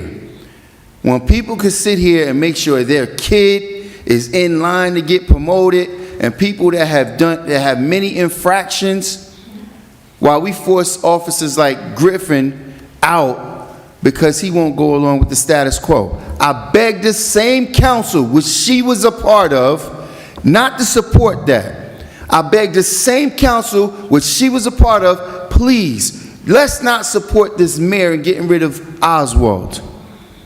But yet, when we're in turmoil and the freaking attorney general's coming over here to save his tail, because it was the attorney general guidelines that was written to make sure that we ensured equal treatment, fair and equal treatment within the police department. Did that ever happen? Where's the policies that was supposed to be written? Show me these policies. Because there was a mandate that policies would be provided to make sure that there was the police department was more reflective of the community. Where's the policies? Chair of Public Safety. Where? But yet, okay, let's talk about the letter that was just released by engineering with the 50+ properties that haven't paid fees that other people had to pay. just like Councilwoman Mims had to point out what was the fee paid, selective enforcement. When Dave Gilmore was mistreated, which one of these council members stood up on that? We had the ability to do so, but they didn't. Sat quietly and let them get rid of skilled, highly qualified people. When Milton Robinson was overstepped by, what was this guy's name again? The other unqualified person, frustration, getting up, because truth and facts, these are real facts, it's documented. You can go back. When I sat here and bled it out for Milton Robinson to be to get his job back, is that more unfacts? Where were they on that? While he sat there in as a zoning officer for 3 years after the DCA, who they meet with as the council, the then council president, who has the ability to meet directly with DCA, who wrote the letter that said, "Sir, you are unqualified for the position. You do not have the credentials, the education. You do not have the years of experience." Where were we on that? Which one of us stood up and said and demanded that he be fired? Which council member stood in solidarity to hold this administration accountable? No, you know what they did? They stood in solidarity to give them raises, pay increases for failing the community. $100 million that was budgeted at 90. You could knock the stadium down 3 times and build it back for $100 million. We spent $100 million. How many jobs was created? Right now, as we speak, there's 2 Paterson people working there. 2 out of $100 million. And the most that there were at one time, Ms. Muhammad, was 6. 6 Paterson people working there. Are those more unfacts? So where's the reports? Where's the audit that I've been asking for how long? As the chair of finance, these things just get ignored. Right? So listen, I'm not gonna sit here and allow for people, maybe just because they're from my community, because and let me point out, because even the junk, he's not even from here. Because fair treatment, fair equal treatment it should be entitled to everyone. But when you're gonna disrespect people who have a long, upstanding, highly respected relationship or reputation in the community, you need to check yourself. If you ain't got nothing righteous to say, don't say nothing at all. But to sit there and call people that come to the podium that's trying to let the community know what's going on, because the facts are the facts. There's family members that now have jobs. What else is there to say?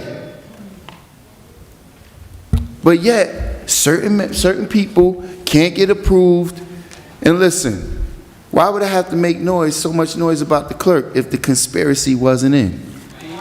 And if it wasn't for a gracious young lady who I'm gonna have to buy her lunch, because not about her yielding, but it's about having respect and integrity. And I called the deputy chief, one of the deputy chiefs, and I said, listen, don't fret, a favor was done to you. A favor was done to you, because as these people step forward to step over you, this karma in which we speak of, it will come to fruition. And sure enough, the previous chief was so diligently ready to step over the one prior to him. And look what happened. Shuffled out. But yet, who's paying the price in all of this inappropriate behavior? The taxpayers, the community.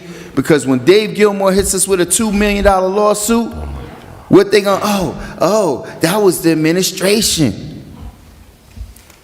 When Mr. George Meadows, who was mistreated, who became handicapped throughout his tenure, give the man his just due. He worked for the community for so long. Let him retire in graciousness. No, they want to now, after he already won his court hearing, they want to appeal it and push it on along further. You know what happened with that young lady that came to the podium today? She didn't have the means and the wherewithal to challenge them because we never win cases. Tell me, which case do we win? Because we sit here and watch people mistreat people, then they take us to court. As long as you have enough money or an attorney that's going to take your case, you're going to win. It's a guarantee. The list is very long of the payouts. And it's coming right here from this council and its irresponsibility of holding the administration accountable. So please, list my lies. Tell me where I've lied. Let me have an opportunity to repent in that. If I lied about anyone here, because it's clear I got shoved in the corner, but yet the mayor's talking about how I put my hands on someone. Clear.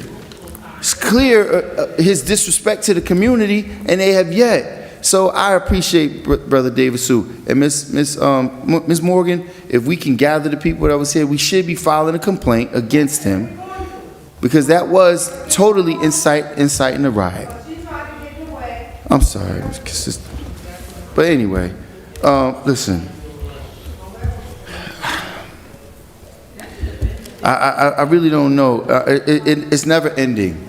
And Ms. Muhammad, if my song has ever changed, you won't hear me coming in here one day, because that same committee of the whole, the same council person came in here and said, no, I got the facts. Well, present the facts to the rest of us, so I can stand corrected, because I don't just stand on something that I don't think is clearly represented to the community.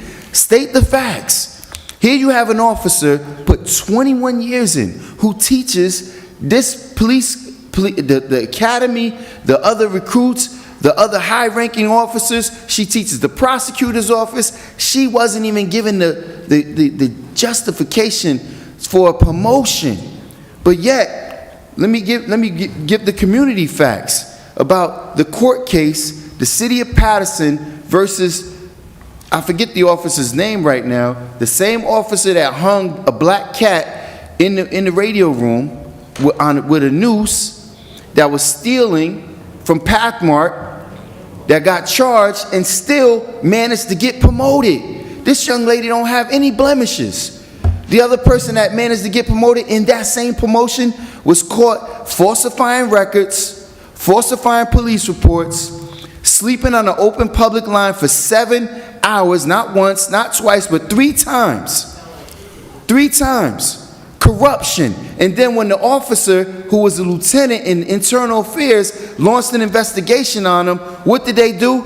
They suspended him for 3 years, forced him into retirement, and paid him $400,000 to gag him. That's what this council member, she was a part of that. I wasn't. She voted in favor of that. But yet, those are real facts. You can check the public record. And yet, the public paid out the lawsuit for $400,000 while this officer managed to get promoted over an officer who still lives in the city, raised her daughter here, and has never had one infraction in her 21-year career. So what are we talking about here? If you talk about why the Attorney General had to come and take over the PD, because we allowed people like Griffin to be pushed out. We allowed people like Miguel Aquendo to retire without being promoted. We allowed Paterson people to retire without being promoted. While we let people from outside the community who come in here and treat our people like dogs continue to move up the ladder at a record pace, come before the council and lie and never hold them accountable. That's real facts. One thing you can depend on me for, Ms. Muhammad, is the real truth. Stuff that may not get printed in the paper, may not get covered by a reporter that's owned by or manipulated by whomever. But I'm willing to challenge anyone. I'll debate with them anytime. I have the paperwork.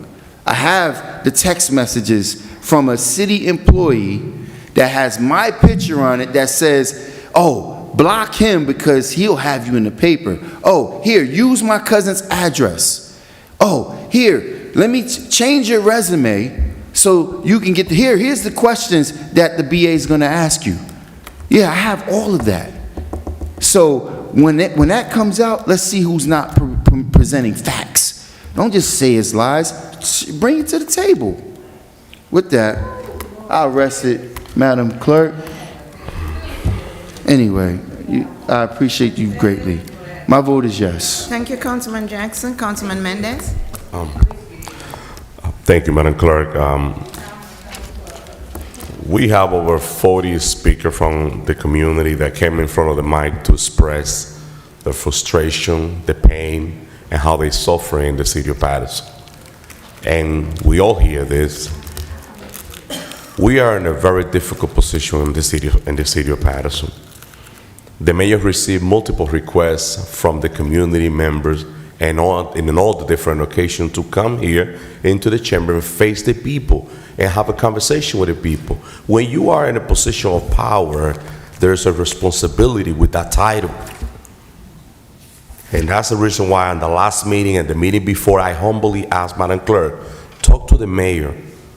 He needs to come to the chamber and talk to the people. He went out and campaigned on the last election, and he have done that in multiple times. I don't understand why he's so afraid of the people.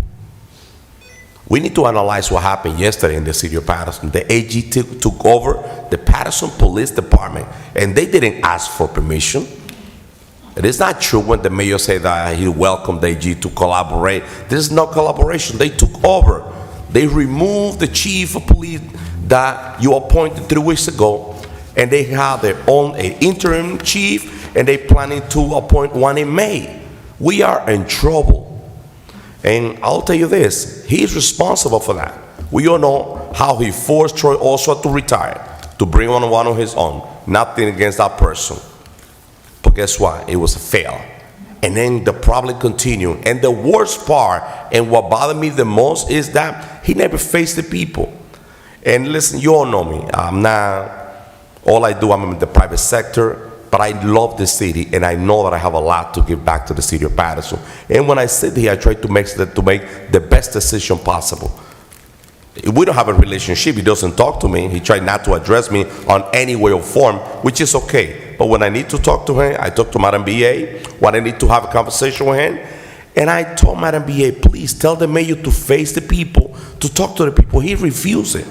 And he acted like he doesn't care. So guess what? I'm going to continue entertaining the vote of no confidence, because if we think about our former mayor, people make mistakes. Mayor Joey told her when there was a problem in the community, he sit there, he faced the people, he talked to the people, he entertained everybody. He was not afraid to have a conversation with nobody. And you could go back in the tape and you will see former Mayor Torres sitting on that chair in a multiple occasion. Look the situation that we're facing right now. Najee Zebra, what happened? Felix de Jesus. We all saw the video how he addressed the family of Felix de Jesus at the Masani Temple. When Senator Cory Booker stopped and have a conversation with the family. Why he's so afraid about the community. And we could continue. I'm talking about Jameek Larry, the statement that he made. The city has been paying millions of dollars in lawsuit because of his press conference, his comment. I quite honestly don't understand. And I'm going to talk as an elected official and as a taxpayer also, because that money is going to come from our pocket. And Day Gilman was a clear example. We know what's going to happen with that. It's on the pipeline. So I'm going to entertain that vote of no confidence. I'm going to have that discussion on that in the next workshop. I'm going to draft the resolution and we're going to talk about it, because we need to force him to take action and to hold his position. I know we cannot remove him. The people, the community could remove him through a recall. But never forget, the power is in the people. And you know what? When I see the community coming into this chamber with all the anger, guess what? They have all the right to be angry. And our youth, our children, our community, that's what you're going to see out there. So we're not moving in the right direction. So, and this is not politics. The person that said, oh, because it's politics, you're wrong, my friend. You're totally wrong. I'm talking about leadership. I'm talking about things that you see it. We have a person that doesn't face the community, and he's the mayor, the high authority in the city of Paterson. He sent any director, talk to so-and-so, no, you're the mayor. Enough is enough. The AG took the police department, they might take all the department. And it's a shame. It's a shame. When I saw the news, I feel embarrassed. I'm like, listen, what's going on? We cannot get it together. You know what leadership matter? Leadership matter that he as a mayor put the meeting together in a room, bring everybody, all the stakeholders, and say, let's fix this problem before the AG, before anybody else fix the house. Let's fix the house. But that's not happening. And we might see other departments being taken over by the AG, which is a shame. With that being said, before my vote, Madam Clerk, I know that the lady that facing the problem with the parking permit in downtown was still here.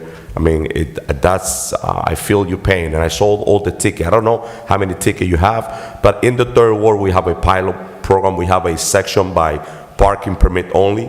So, Corporation Council, we could model the same legislation, and we could resolve that problem. That's not difficult to get those parking permits to the residents that live in downtown area. I'll tell you, I will fix that in 1, 2, 3 because I want to see more people living in the downtown area. I want to see those business owners fixing the second, third, and fourth floor of those buildings. But, you know, listen, it's sad when you have a person as a mayor that doesn't have the vision. So, but that's not impossible. We could definitely fix that, and I hope they model that legislation, and we could, you know, expedite the process as soon as possible. Let's pray for our city, family. Let's continue praying for our city. You know, we all have a level of responsibility. Let's take the title, let's put the title aside. Everybody, department head, everybody. And let's sit down and let's get it done the right way. My vote is yes, Madam Clerk. Thank you, Councilman. Councilwoman Mims? So to the viewing public, as we go to close public portion, I want to commend the public for coming out, staying through your hurt, your pain, disappointment, and through all the corruption that's going on. I commend you because you're starting to really see it because it's unfolding right before your very eyes. I want to say congratulations to Mr. Dave Gilmore and winning your case. 16 months without pay, coming tirelessly, fighting, advocating for things just to be right. Seabrooks, Lowry, Cooper, Shania Coley, and so many other names. Those we know to call and those we don't know to call. I stand with, have always, justice. For all the speakers, there's many things that have been stated on tonight.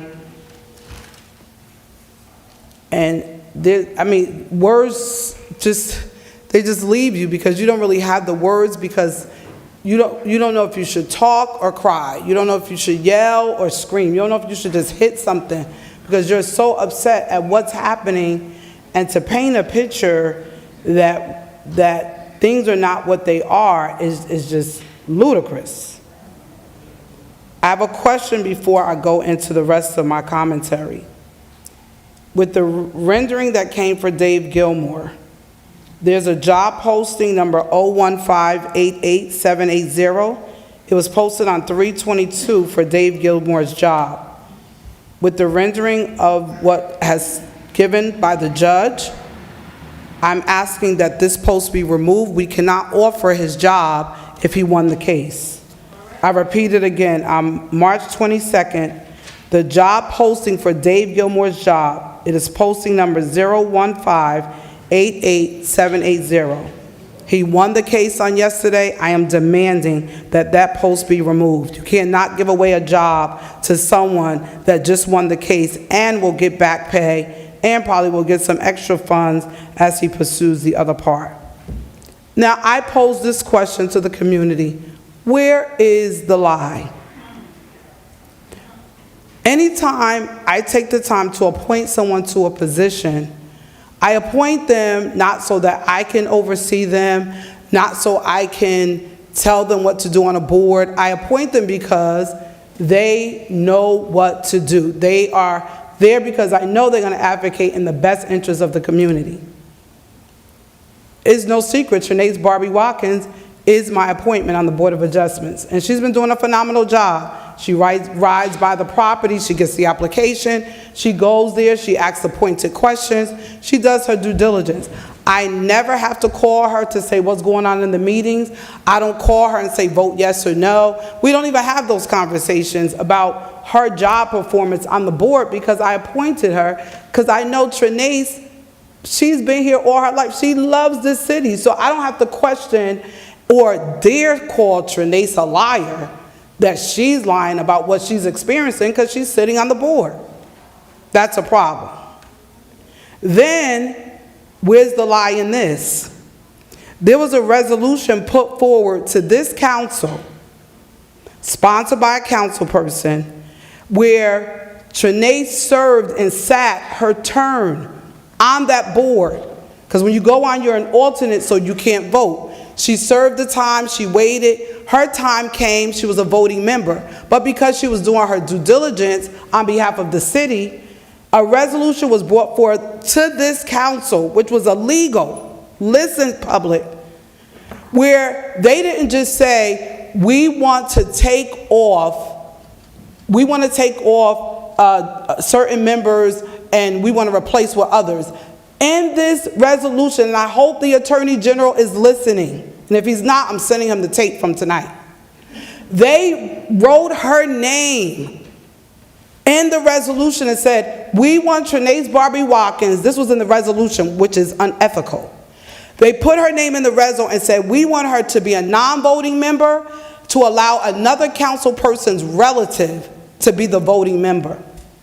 And when it was questioned on the floor to Corporation Counsel, was it a conflict? He said, no, you could vote. Where's the lie at? You could go back to the tape.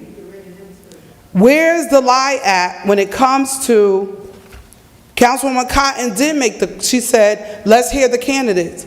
But it wasn't Councilwoman Cotton who asked the questions to the applicants. It was Councilwoman Mims. That part was left out. I was the person that questioned the candidate that paid $0 on his application. Right, Chanel? She has it on tape. I did that. It wasn't no other council person. It was me. And some council members called me and said, how did you know to ask that question? You should have asked it. Because we have to ask all the applicants. And then I have to say this. How dare you, Mike Powell? And he's not in here, but I want him to hear this tape. How dare you go in the hallway, Mike Powell, and threaten an applicant and say to the applicant, Mims is your family member, and if she votes, she should be recusing herself. I'm not related to him. Hello? Hello? The difference in the black community, we all call everybody auntie, uncle, family.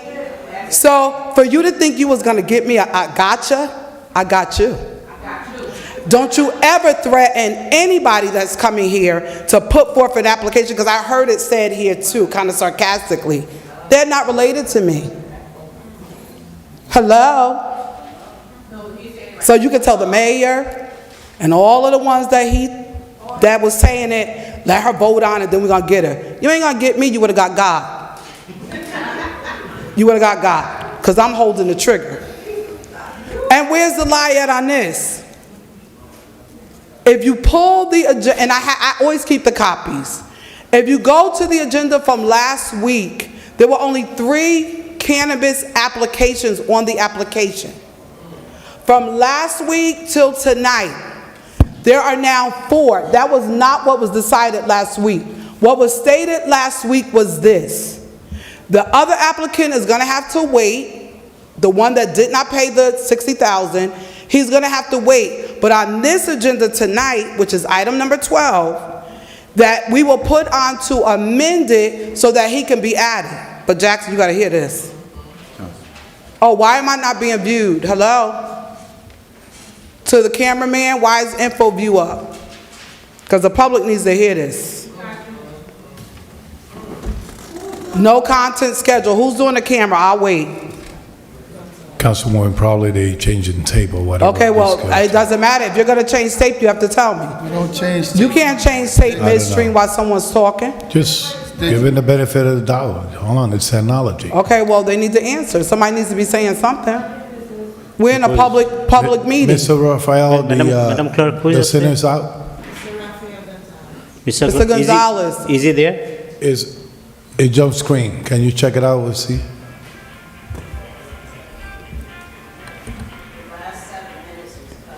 The last 7 minutes was cut, so I gotta start all over. Yeah, start all over, sir. So I'll start all over, because you know I keep notes. It's on, Councilwoman. It's on now. So I'm starting all over. Congratulations to Dave Gilmore. I am demanding to the BA Corporation Council that on March the 22nd, we posted Dave Gilmore's job. It is job posting 015-88780. We posted his job. Yesterday he won in court. I am demanding that that job posting come down off of social media, off of the application track that we have it on, because at the end of the day, he got his job back. Seabrooks, Lowry, Cooper, and so many other names, Shania Coley, justice for all of them. The other thing is, where's the lie at? When it comes to what happens on this side of the dais and what happens in the community, there's a disconnect. When I appoint people to boards, it's not because I want them to do my bidding, because I'm not a puppet master and I don't have people that are puppets. I select people that I know are going to advocate and fight on the best interests of the city of Paterson. And Trinace Barbie Watkins has been doing a great job. She was reappointed and unanimously voted by the members of this council. So I think it's egregious that she would be called a liar, because it wasn't directed to me, because she was speaking to what's going on that she's witnessing. I'm not over there. So she was called a liar, and I think she's owed an apology. The next thing is, this council, certain council members, they put forth a resolution which is illegal, and they had Trinace's name in the body of the resolution. And they wanted, after Trinace had waited her turn to become a voting member on that board, the resolution stated, we want to move her from being a voting member and give it to a council person's relative. And when it was questioned on the floor to Corporation Council, he said it wasn't a conflict and there could be a vote. Until the public came and we spoke out and the item was removed. Where's the lie at? Where's the other lie at? When it comes to last week's agenda, where we only had 3 cannabis licenses on the agenda, Councilwoman Cotton was right when she said, we want to hear the applicants. She was right, but the part she left out was, it was Councilwoman Mims that drove the pointed questions to the applicants and found out that one of the applications who was supposed to pay $60,000 paid $0.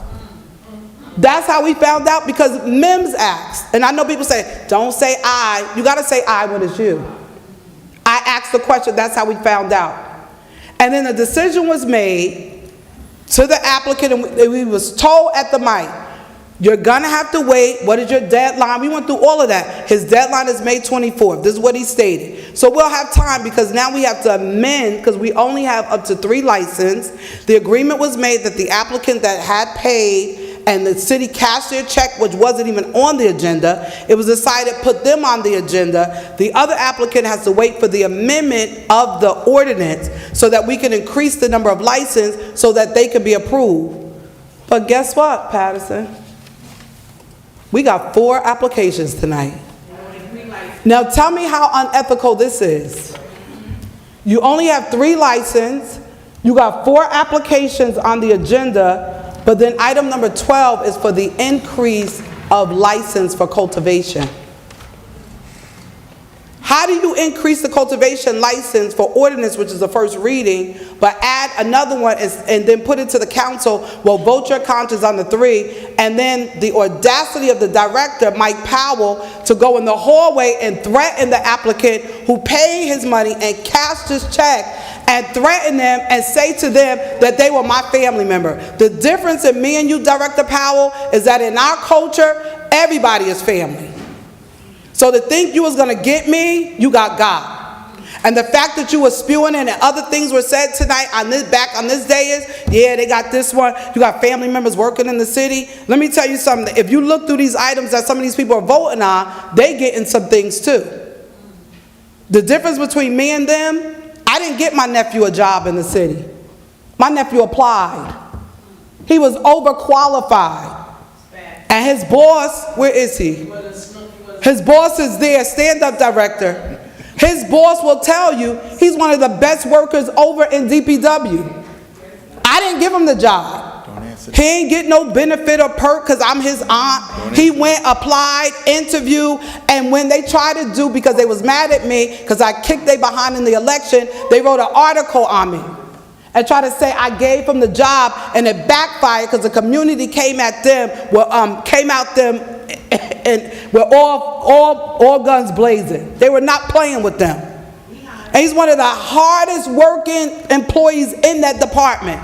That they've been, director told me, his boss has said it, and I don't check because I know that's what he's gonna do. And he got certifications and all kind of license where he can work somewhere else. But we don't talk about the people that we gave jobs that ain't even qualified. We don't talk about how we approve and then the people that they want to give the job to and how they wanted to take it away from Madam Clerk, but we like, oh no, I wasn't a part. Yes, you was. We don't talk about that type of stuff, but we want to say and make people think that, oh, you're the one. No, where's the lie at?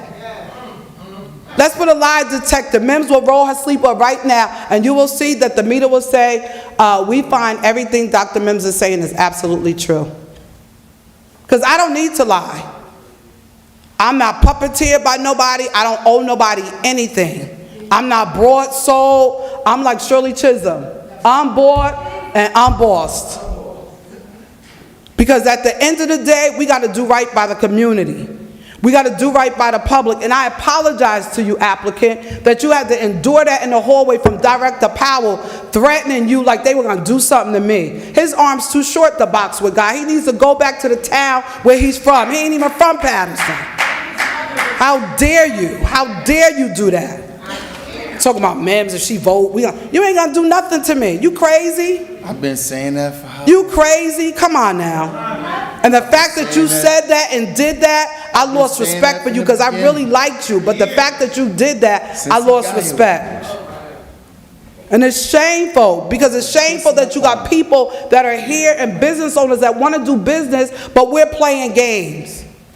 We're playing games, and now they're like, come on, council members, you got to pick which one you want. Come on and pick, because the deal's already been made. That's why they won't remove it. They won't remove items from the agenda. But Paterson, Attorney General, and I say this, the public safety meeting tomorrow, we have not been introduced to anybody from the Attorney General's office. And they're not coming to no public safety meeting with 4 people. When they make the decision, they coming to everybody. They're going to do just like they did when they swooped in here. They coming before everybody to say, this is what we're doing, these are the guidelines, and this is what's going to happen. Because how could they even come in a meeting of 4 when they already know corruption going on? That's why they're here.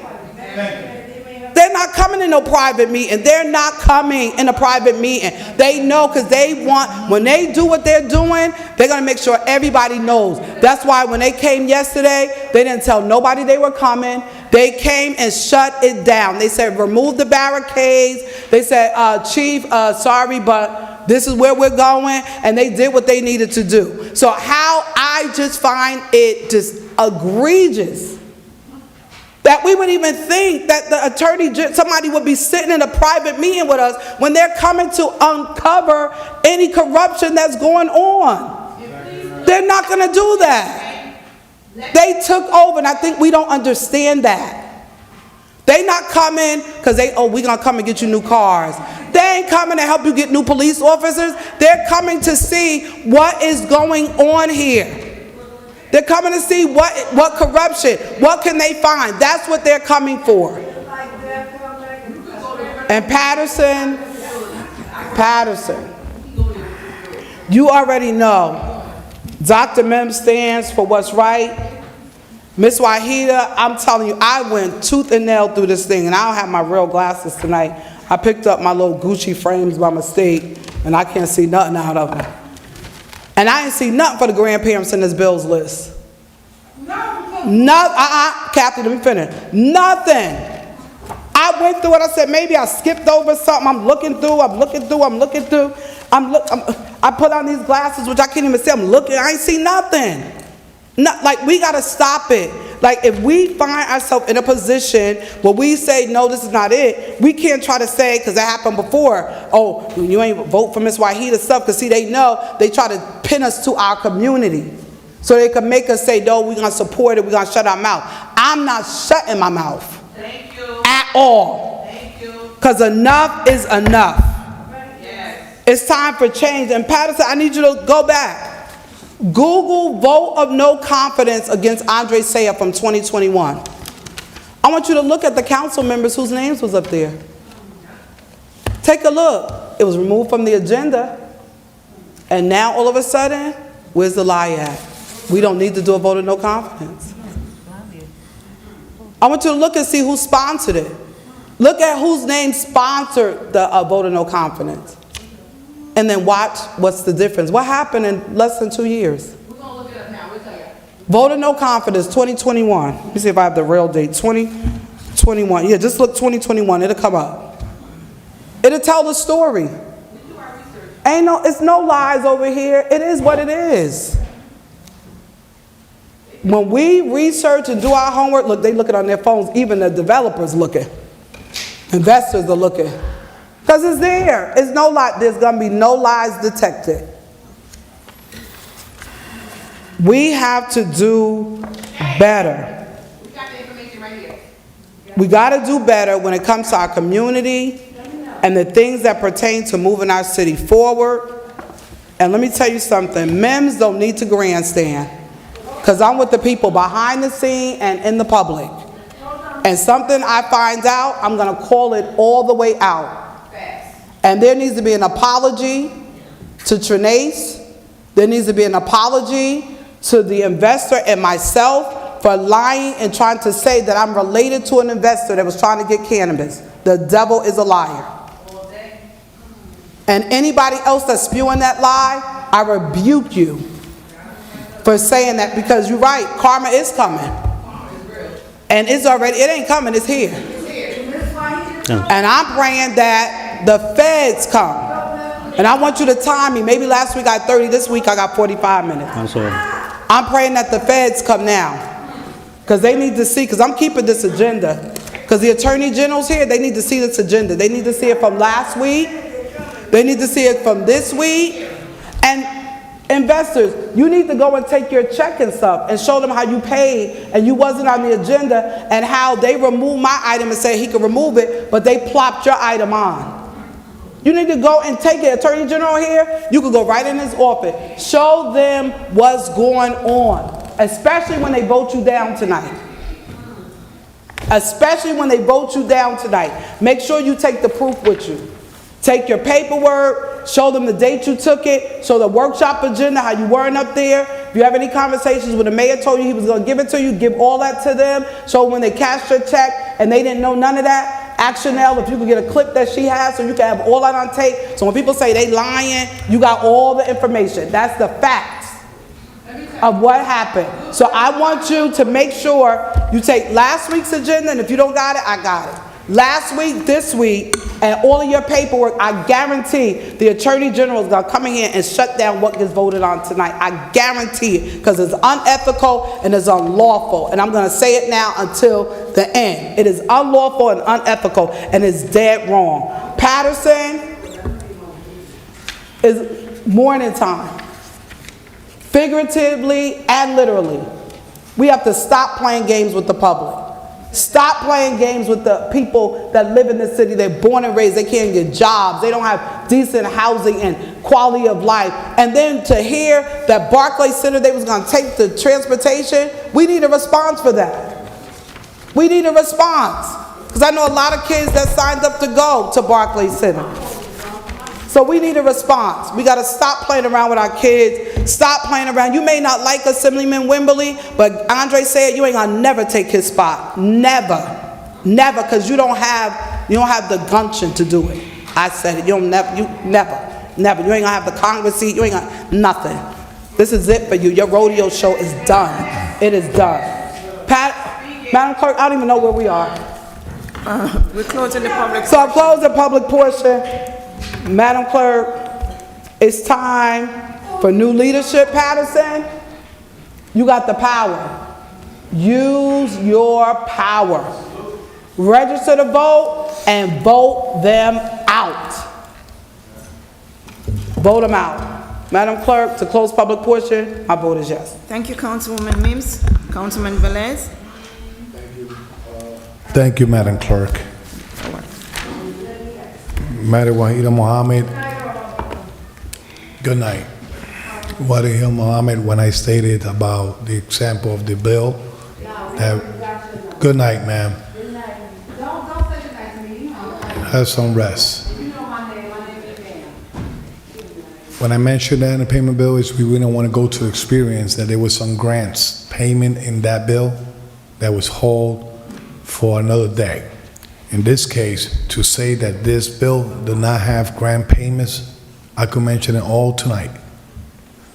First of all, we had Ryan White payments that you know that grants, I said grants. Oh, not grant payment, okay. Councilwoman, I didn't interrupt you. No, I'm just saying, because you said Ms. Wahida, but it was grants, okay. Ryan White's program that take care of the HIV patient. It was in this payment. We have mental health services that goes in this payment to St. Joseph and other entities. We have recreational material that goes for our youth. We have to pay payments that was some multicultural events. If you know that the month of January and February had a lot of multicultural events in the city. We have payments for DPW equipments. If we don't pay them, we cannot serve our streets. We cannot serve our DPW payment. So when we look at the payment of bills, they are already in contracts, they already went on contract. We only had to pay the service they already rented. It's our responsibility that it's done right and that we vote for those people get paid. If not, nobody want to do business with our city because we don't pay. So we need to move forward to pay those bills. You know, I sit here tonight and I listen everyone from 7 o'clock in the morning almost now to 11:20. And, you know, today was the night of no vote of confidence. I recall the councilman in the 5th Ward in that time just stated a word on the Paula portion in the radio, and they did a no confident vote because he used the word racist. And all those councilmen in that time was here voted for a vote of no confidence, only because he used the word that the person was a racist. Now, tonight we heard a lot, no vote confidence. So let me remind people, when you go like this, you have four finger pointing at you. That's why I'm too careful to go like this. I have to check myself first before I point fingers. People talk about corruption. If we were to talk about corruption, then we all have to check ourselves here because everything that goes out there, we need to approve it. So if we approve something, that means we are part of the corruption. All right? Yes. 95% of the agenda that we approve here goes to the public, to serve the public. Police, DPW, all the service. We're not proving here favoritism things to other people. We do the agenda that comes according to us. To say there's corruption this side, we need to do a fact check.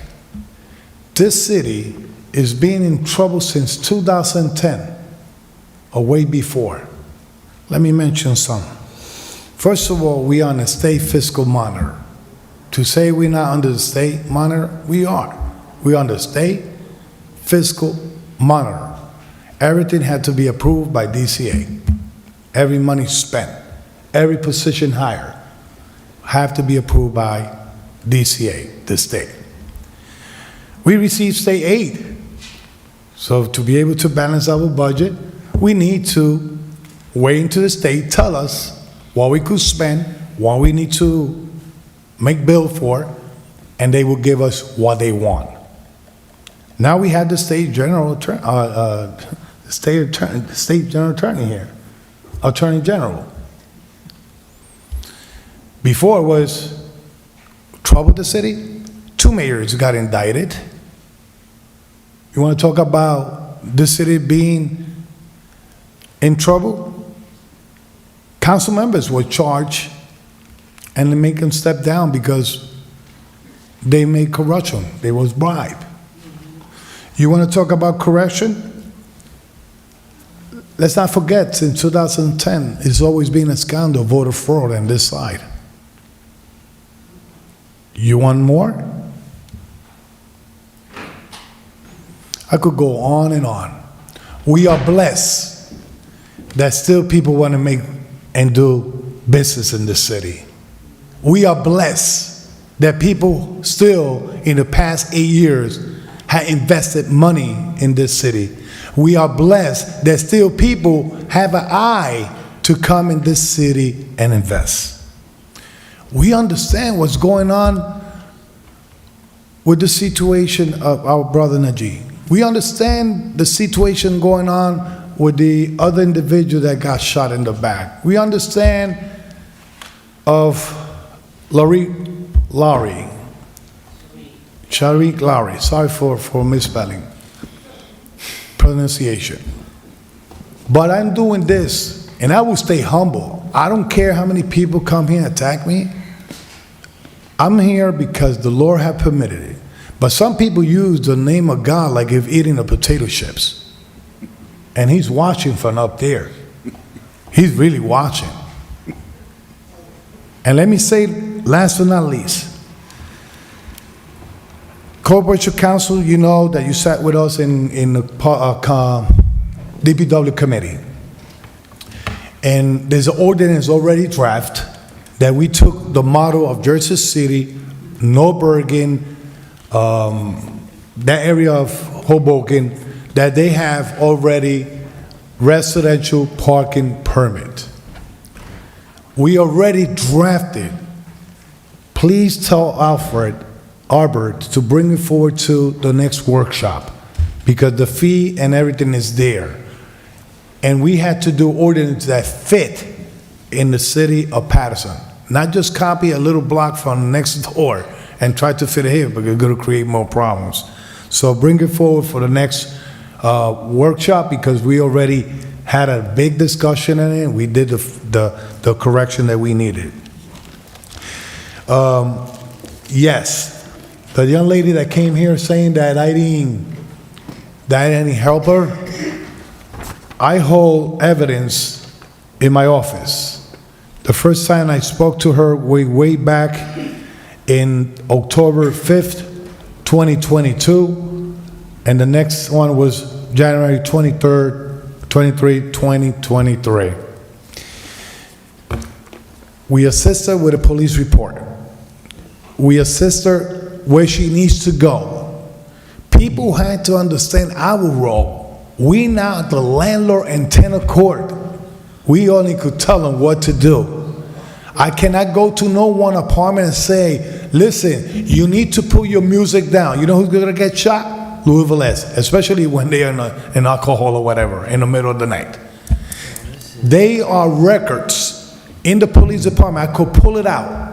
Okay, the days and times I call for police respond to that same address, and I got to bring it forward. To say I didn't help her, probably I cannot get her another apartment, but I did help her into the extent of my office. There's something I want to say, at last but not least. God bless the council. God bless the public. Let me say this. If the attorney has the eyes over us, God has eyes over us 24/7. But people had the and I wish they could come and explain to the whole city. People have the wrong perception why the Attorney General is here. Big time. Big time. And you have heard a lot. We have heard, listening to you tonight. I just want to say good night. Thank you for coming to this tremendous meeting. God bless you, Madam Clerk. We need to do business. My vote is yes. Councilman, we still have a lot of city business to do. I know. It's just for the public portion, just in case Did they go to Councilman sleep. Abdulaziz vote? Yes, he voted. Yes. All right, thank you. Wow. We heard a lot from our council side as well tonight. It seemed like we talked about a lot of personal issue. It seems like we are the hiring authority, which is not true. I don't remember we voting of hiring any police officer or promoting anybody. Not even only person that we vote to hire is our clerk. That's it. So where are the facts and where are the lies? It seemed like, oh, we are the one responsible for getting this person getting fired, person getting hired. No. I've been here for 7 years. I never voted on hiring anybody or even promotion. Another thing we need to understand, state supersede the city. Saying that, state, then come the city, and council, we're on the bottom. We got to understand, we have to understand what our power is as a council member. We talk about investigating this person, investigating that person. Do we have the authority to do that? Who are we going to hire to investigate anybody? State supersede us. That's why they came over and they came in, I don't want to say the word, but they came in and they said, hey, from today on, we'll see the daily operation day by day. Council, we cannot take over any department or anything. People making it seem like we are the one who's responsible. We could make that happen. Also, they just talk about civilian community review board. Let's talk about that. It's come from the state too. We don't have authority to do any of that. Newark did pass. Yes, Newark did. Where is the resolution now? It's sitting in the Supreme Court for 2 years. That's the fact. It's sitting in the Supreme Court for 2 years. You know who can make that happen? Our state legislator. Our state legislator could make that happen, not the city council. We don't have the power. We don't have the authority to do any of that. When public comes, we make it seem like it's the power of the council. We could make it happen. None of those. Check it, fact check. Go Google it, find out. That's the truth.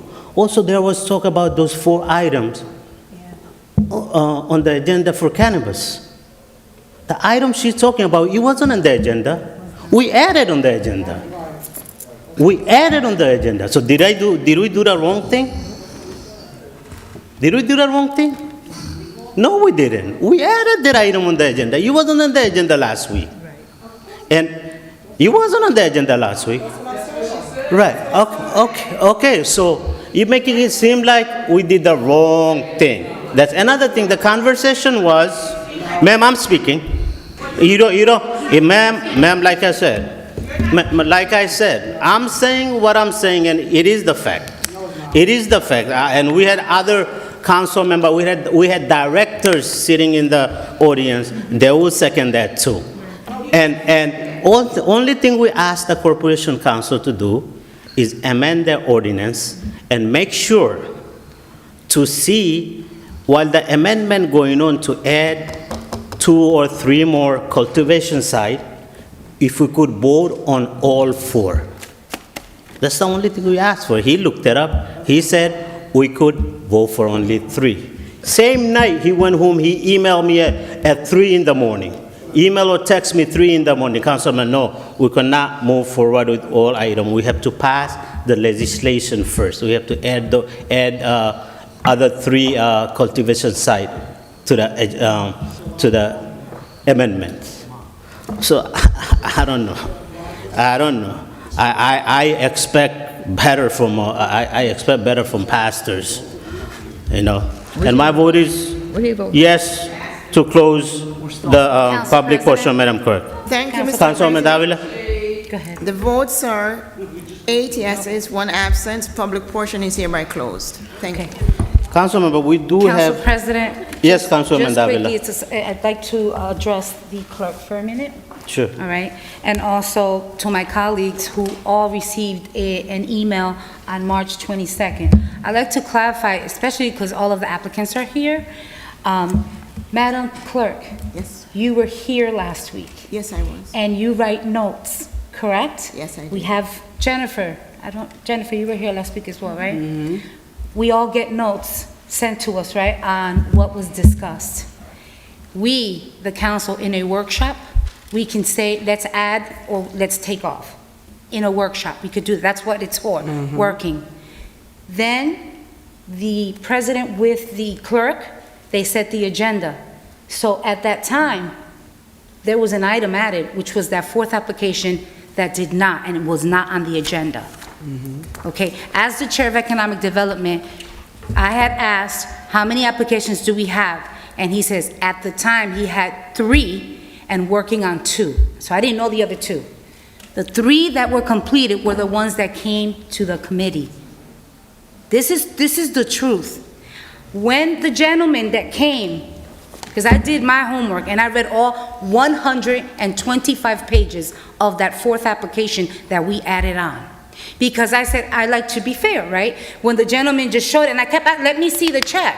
All I saw was void, but I did my due diligence to see that the person who came and spoke is not the entity. The entity is the person sitting next to him today. He's here, okay? The young man is part of that application, but the sole 100%, if you read it, 100% sole owner of that license is the applicant. The applicant signed an oath of office, not oath of office, an oath of his word of when he submitted the application. It's dated January 13th, 2023.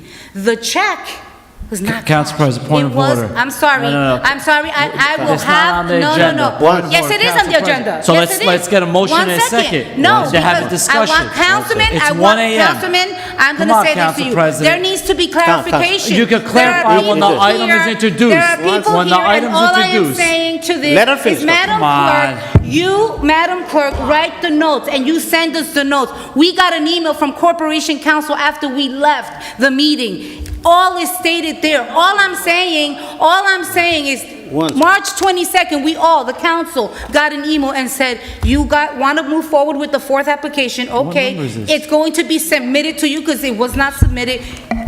What number is Madam Clerk, She just did you explained receive the this comment. today at 12 o'clock in the 52. afternoon? Yes, we did. Okay, this is the 4th application that we should have gotten, but we received. But I did my due diligence to do the homework. We didn't have the packets, but I made sure to go and look and, okay, let's see what we have. So there's nothing wrong. I take a believe that motion we and need to second that. move forward, and this is not about not saying no to anyone. And it was, believe it or not, Councilman Jackson, that when he was saying, well, we're not gonna let one person or another, that's why we moved forward to put them on. Nothing was done illegally, so please, let us not speak and We'll say let that we're the Attorney doing General illegal decide. things. Okay, Madam Clerk holds the notes of that meeting and knows that nothing was done illegally. Thank you very much. Thank you, Councilwoman. We have some directors here as well. Council President, 1 second. we take the applicant first. Sure. State the director first. The directors work for the city, let them go. Let's Director Barbara McLennan. Barbara, Billy. Okay, hold on 1 second. How many items you have? One, and you all here for one? What number is that? 48. 48. 48. Item 48, Madam Clerk, please read it into the record. I feel sorry for you, man. Item number 48 is a resolution authorizing the Department of Community Development to submit the 2023 one-year annual action plan to the U.S. Department of Housing and Urban Development, Community Development Resolution 23:213. So move. Second. Roll call. Moved by Councilman Velez. Velez, second by Councilwoman Mims. Any discussion? Roll call. Roll call. It should be on, it should have been on the consent I agenda know. then. I don't know Roll why- call, please. Don't know why it wasn't added on, but. Roll call on item number 48 for adoption. Councilman Abdelaziz. Yes. Councilwoman Cotton. 48. Right, it wasn't. It was requested last week not to put it on. All right, please, let's continue. Councilwoman Cotton. Your vote. Councilwoman Davila. Yes. Councilman Mendez. Yes, Madam Clerk. Councilwoman Mims. So let me say this. Anytime we're giving away a lot of money to whatever entities, it should be openly talked about. Should not be in consent where it's voted on together. It should be separated and on regular. Madam Clerk, with that stated, I have no issues with the item, but it should be on regular. We're giving away a lot of money to entities in this community. My vote is yes. Thank you, Councilwoman. Councilman Velez. That's why we have workshop to look over the list. This is not a new item. This is year by year we do this plan. The workshop, it was ready. And the list is clear enough that this funding going to nonprofits and is going to be invested in the community. Madam Director, thank you for your service and your department that does this. My vote is yes. Thank you, Councilman Velez. Councilwoman Cotton. Thank you, Madam Clerk. Any items that come from your department, community development, is never on consent. Right. Never, never, never. Never. Because you give out a lot of money for different nonprofits, it's never, so why would they even try to consider putting it on consent? That's unbelievable. But I know that we sat in the meeting, and there was a couple issues that I needed to talk to you, and you did answer some of the questions that I had. I got my email. But the community out there, her department has too much money to be on consent, period. Yes. Madam Clerk, my vote is yes. Thank you, Councilwoman Cotton. Mr. President. Thank you, Madam Clerk. Consent means everybody agrees. So we all do agree. You went through the committee, you went through the workshop, so it should be on consent. No matter how much is it, we all of us agree with the item. My vote is yes, Madam Clerk. Thank you, Mr. President. The votes are 7 yeses, 2 absences. Item number 48 is hereby adopted. Council President. One second, Councilman. Let's do item 53 and 54, Madam Clerk. I don't want her to leave. The reason that this is always... Councilman Council Velez, President, I have to we've say done this. the I have to say that. The reason this is always put on regular is just to put the director on the spot and always question her what she does with the money. Not because the money is not split to the right department. Thank you. Item 53, Madam Clerk. Item number 53 is a resolution authorizing transfer of calendar year 2022 appropriation reserves. It's Finance Resolution 23:218. So move. Second. Roll call. Moved by Councilman Velez, second by Councilman Abdulaziz and Councilwoman Davila. Roll call on item number 53 if there is no question. Roll call on item number 56.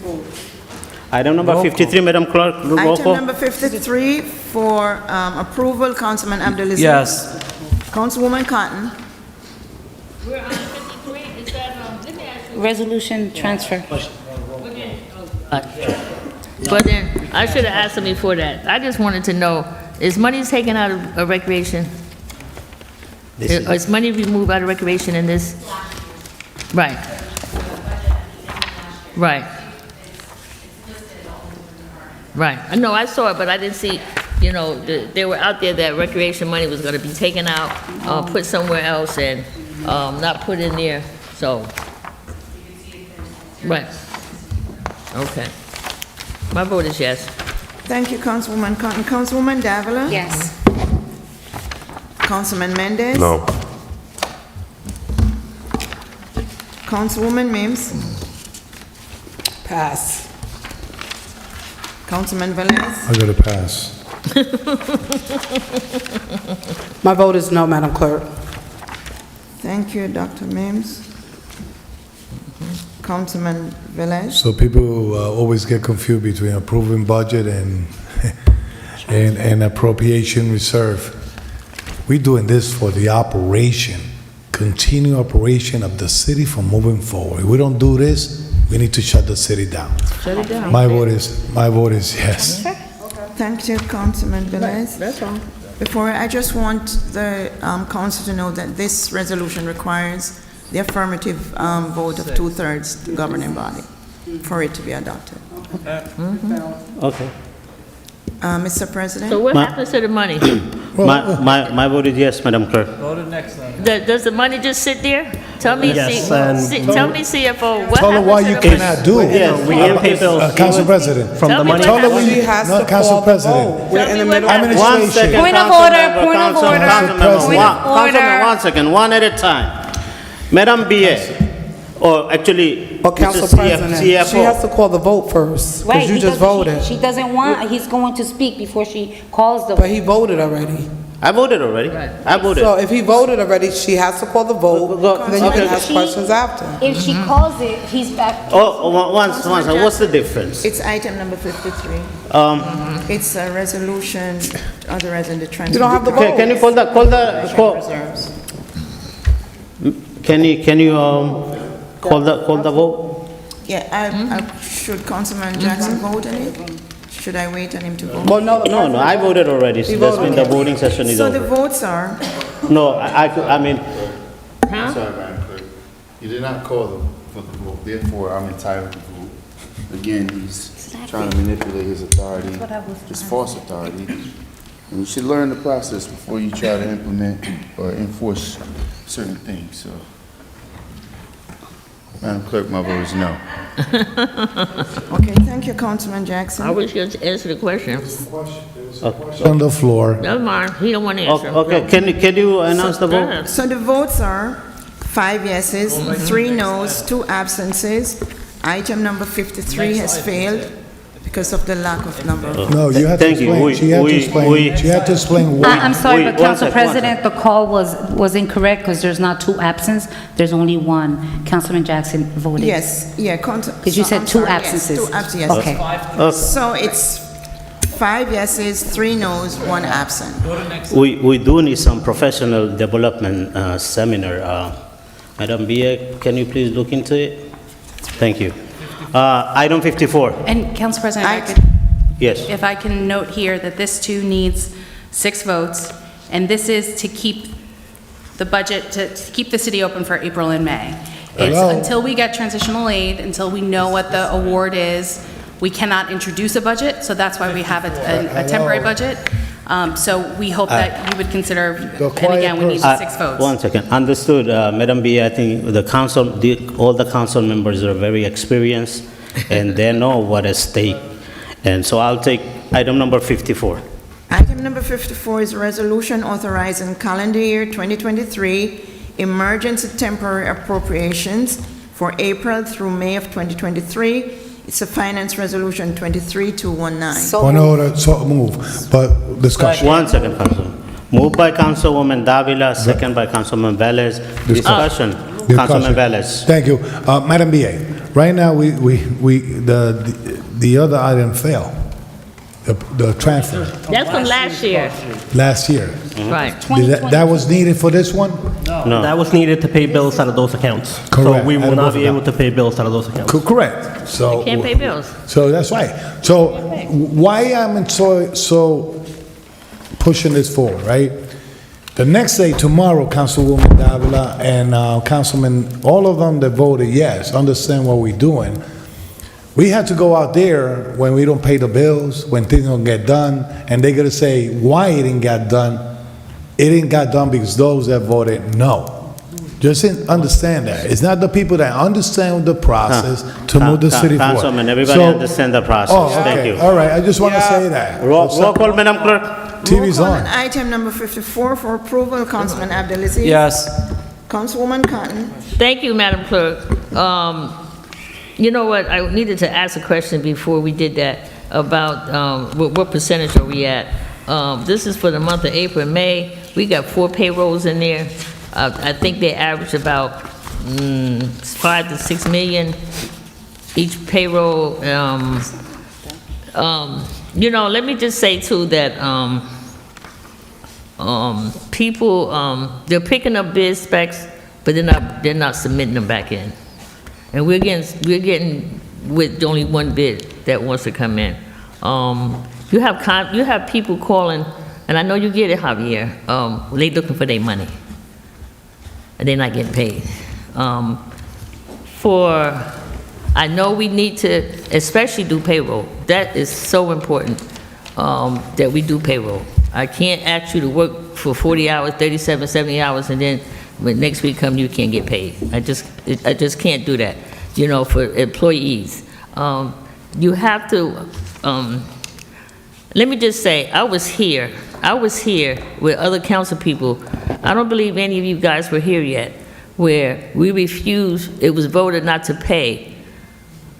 And what happened was, when we went to court, the judge was so mad with us that he gave them another $800,000. That's how mad he was.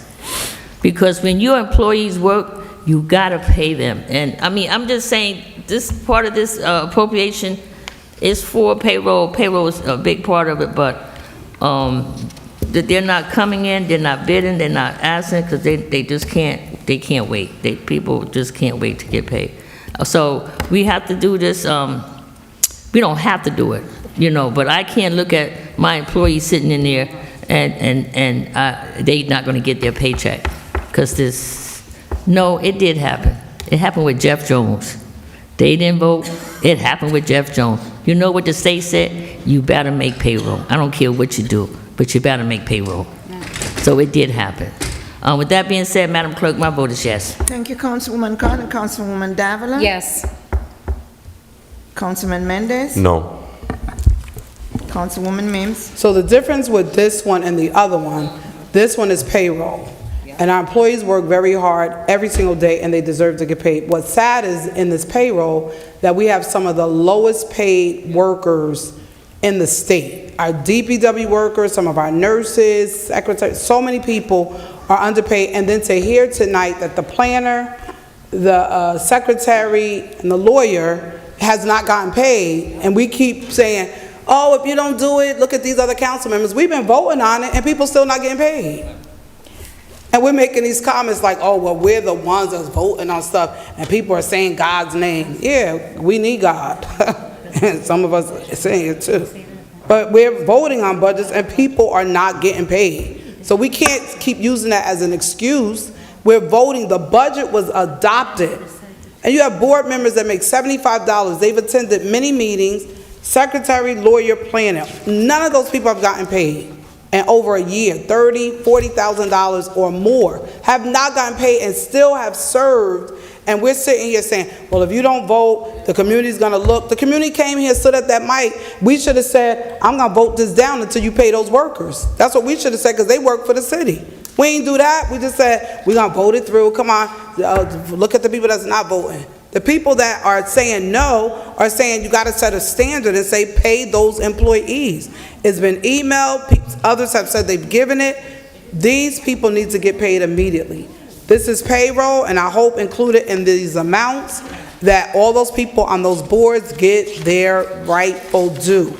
We can't keep saying, oh, we're voting, and those people, Madam Clerk, Madam BA do a professional development. What about doing Finance 101? How about that? What about doing proper decorum in the courtroom? How to run a meeting? Let's do that. Those are other things we can do. But this one is for payroll. Madam BA, please, and Mr. CFO, please, get those people paid. Get them paid. I'm voting on this item only because it's money for payroll, and all of those people that were at this mic tonight and those that did not come, they are employees. Madam Clerk, my vote is yes on the payroll. Thank you, Dr. Mims. Councilman Velez?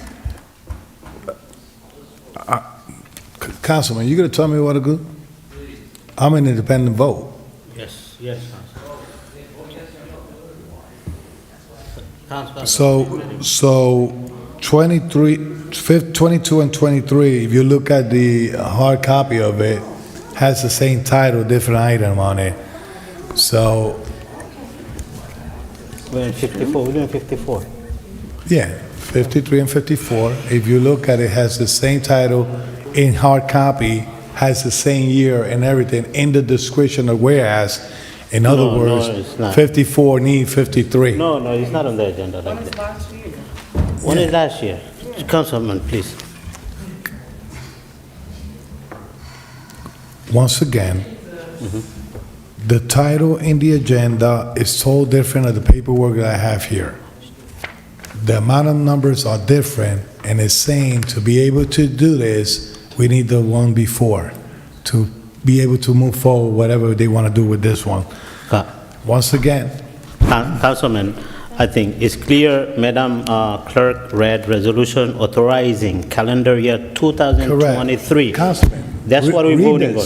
Read this. I don't need to see that. That's right. Right, That's correct, right. that's what we have. Councilwoman, look at it. Both of them say 22. Go ahead. That's what I'm saying. So then that means you need to amend the... Well, she read it.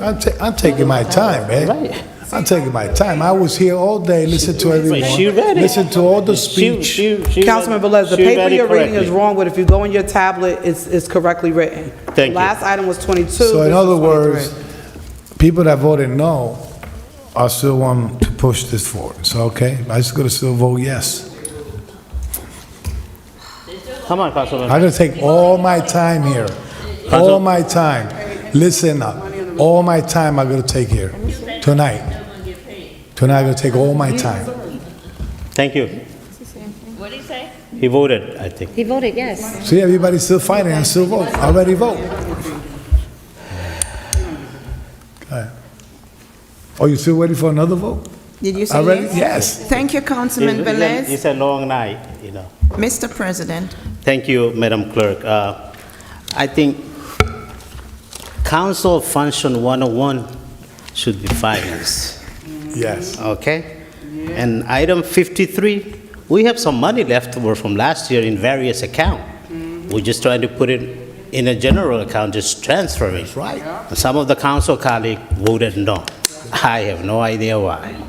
So you say, if I said we need to go to seminar, I'm absolutely right. And my vote is yes for this emergency appropriation, Thank you, Madam Mr. Clerk. President.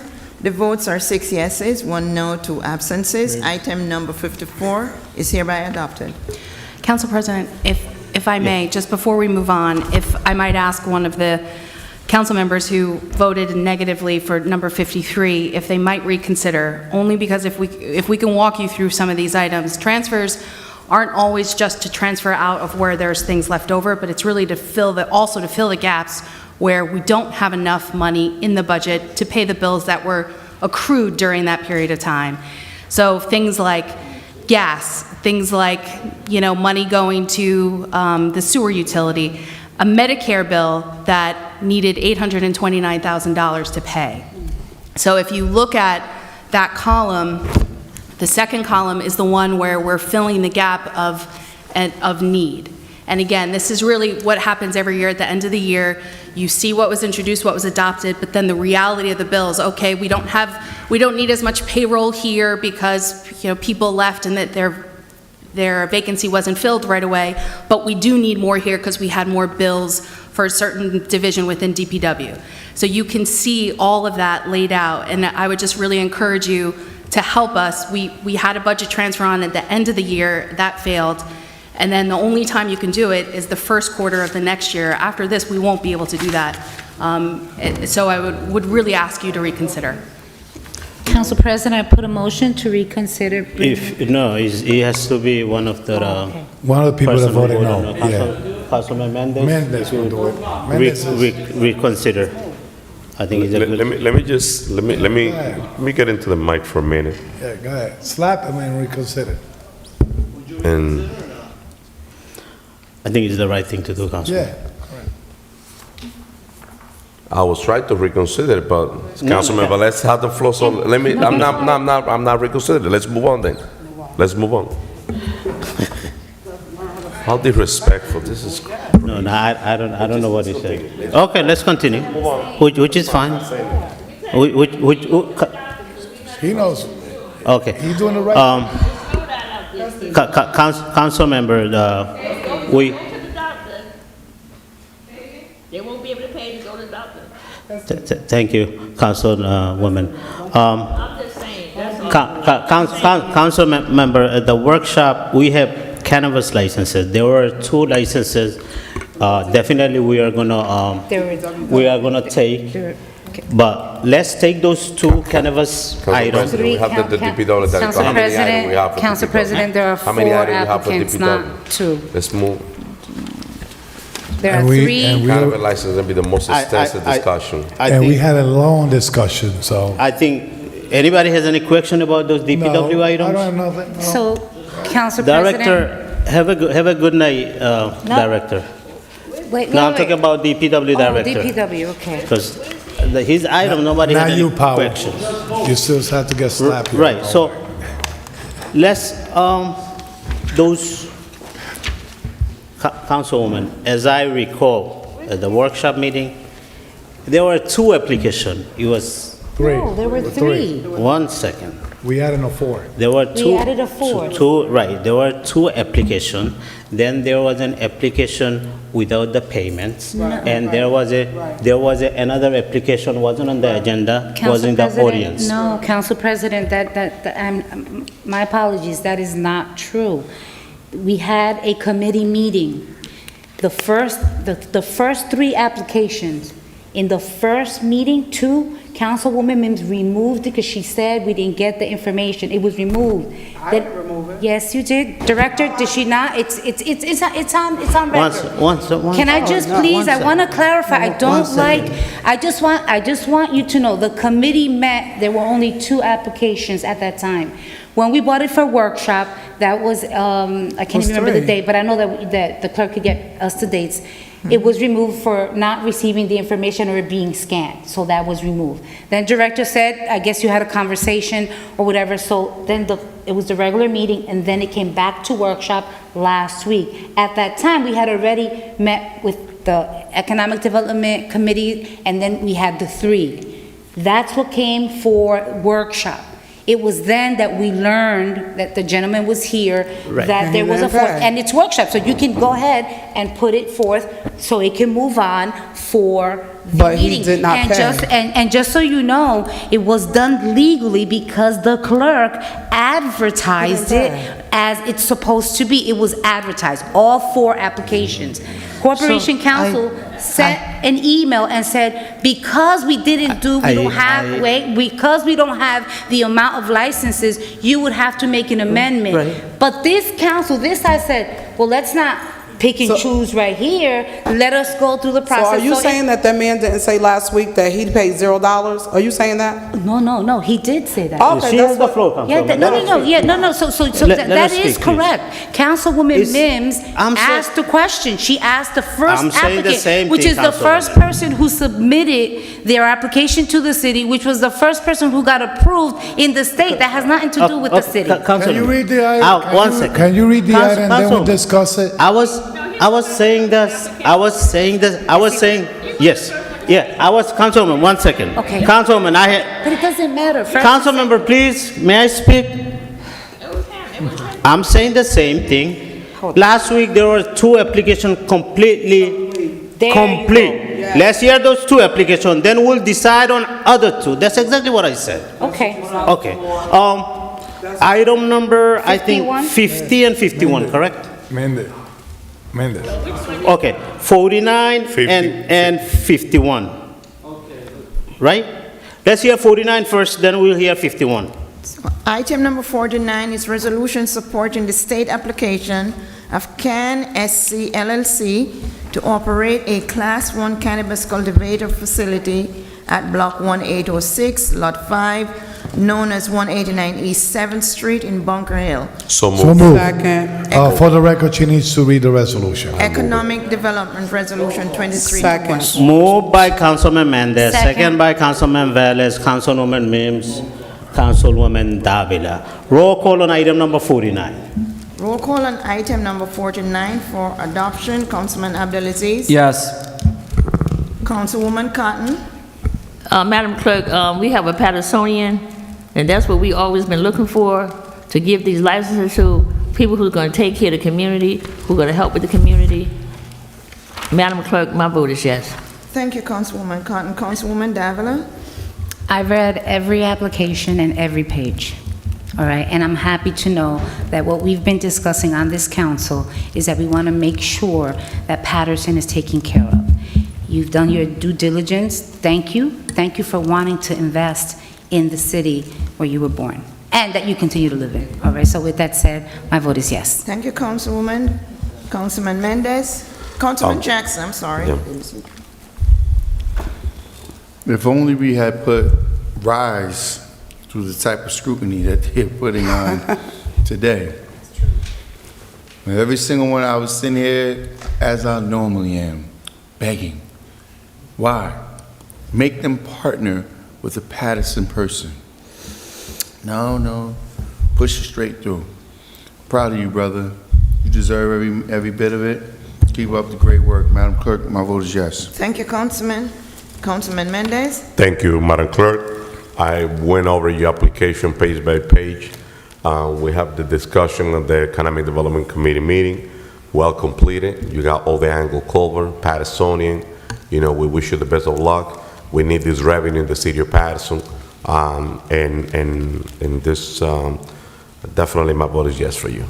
Thank you. Thank you, Councilman Mendez. Councilwoman Mims. So unlike some others, I didn't have the packet early. We got it last Tuesday. But I did do my due diligence on all the applications that we received to read it thoroughly. One thing I can say about you, you are born, raised, breed Paterson. I see you out in the community working and doing what you need to do. And that's what we should be doing, making sure people that are from our community get these opportunities, and to make sure that when it comes to providing employment opportunities, that you're making sure that it represents the community in which you're serving. Just make sure you follow all the proper protocols with safety and quality of life and pollution and all that, and you'll be fine. My vote is yes, Madam Clerk. Thank you, Dr. Mims. Councilman Velez. So I sit in this committee and I read all the application. From Paterson, people from Paterson, and people that are invested in Paterson or are partnered with somebody in Paterson. I cannot pick and choose. You guys been waiting for so long for this. After the state approve it, after the voters approve it, then the state move it forward. Now it comes to us. I think it's going to be good revenues. It will balance sometime down the end of budget of the city of Paterson.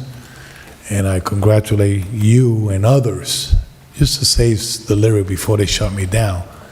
Thank you to all of you, because you guys did diligent work on this. And yes, Abdelaziz is going to continue supporting it. So my vote is yes. Thank you, Councilman Velez. Mr. President. My vote is yes, Madam Clerk. Thank you, Mr. President. The votes are 8 yeses, 1 absent.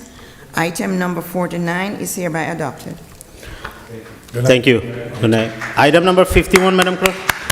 Item number 51 is a resolution supporting the state application of Greenleaf Pharma NJ LLC to operate a Class 1 cannabis cultivator facility at Block 2311, Lot 1, known as 48 East 23rd Street, Economic Development Resolution 23216. So moved. Second. Moved by Councilwoman Davila, second by Councilman Velez, Councilwoman Mims, and Councilman Mendez. Roll call on item number 51. Roll call on item number 51 for approval. Councilman Abdelaziz. Yes. Councilwoman Cotton. Yes. Councilwoman Davila? As I stated with the other applicant, thank you. Thank you for wanting to invest in our city. Thank you for the partnerships that you're going to be creating with the reentry program, using our businesses. I mean, thank you. Thank you, Dr. Jabin, for being here today. As everyone here knows that you do a lot in the community on a day-in, day-out basis. To all of you, to all the partners, like I said, I'm looking forward to continuing to have a working relationship. My vote is yes. Thank you, Councilwoman. Councilman Jackson? Yes. Councilman Mendez. Thank you, Madam Clerk. You do submit a complete package. We went over, I went over. You cover all the angle. My only request is just think about Paterson. We need job in our community. We want to make sure that your business impact our community on a positive way. We do need the revenue for the city, so I'm looking forward to see you prospering in your business. So with that being said, my vote is yes. Thank you, Councilman Mendez. Dr. Mims? So before I vote, since they try to say that another applicant is my family, let me just say that the last one I voted on, that's my brother, and then I'm gonna vote on this one, that's my sister. So just when they go to file the claims, just make it known that Mims voted on her brother, her sister, her distant cousin. She resurrected people from the dead and all types of stuff, like, you know. Thank you for all that you do in our community. You're someone that we trust when it comes to the health and the wellness of our community, so we know that you're going to do your due diligence to ensure that everything you do is by the book. I also want to say, out of all the packets that we received, nothing against everybody else, yours was the most clearly defined packaged item, and I recommend to Director Powell, he's mad at me tonight, but he'll probably take it. Well put but it to them. I recommend that this your packet be a model for anyone that's trying to do business in our community, so they know how to package and put it together, because when it is brought before the council, I remember in times past, someone wanted to do a pilot, and to me it was an insult of my intelligence with what they were presenting before this council. And I think when you present something, it has to be clear and concise, but we're really not looking all over the place to find out the information. So I commend you for all that you do. Thank you so much, and my vote is yes. Thank you, Dr. Mims. Councilman Velez? So one thing that they didn't mention that really struck me is the gentleman next to you, doctor. A person that was castrated for a significant amount of marijuana and did time. Now the law passed, second chance, they went back to other drugs, came back to doing his own business, and not only that, contribute to our city. Thank you for coming back, my friend. That impacted me more than that book, because that book represents you. My vote is yes. Thank you, Councilman Velez. Mr. President? Congratulations, my vote is yes. Thank you, Mr. President. The votes are 8 yeses, 1 absence. Item number 51 is hereby adopted. Thank you. Thank you. Councilwoman. My power next. Now we have those two items. Yes. Those two items. One of the item we discussed here, the application here last week, but he did not pay his fees. Was the fee paid? Director Powell, can you explain the both application? And you council members? Both. We decide which one we're going to take. Okay, go ahead. Yes, go ahead. Oh, I'm sorry. So, first of all, Councilwoman Mims, I don't get mad at you. I appreciate you.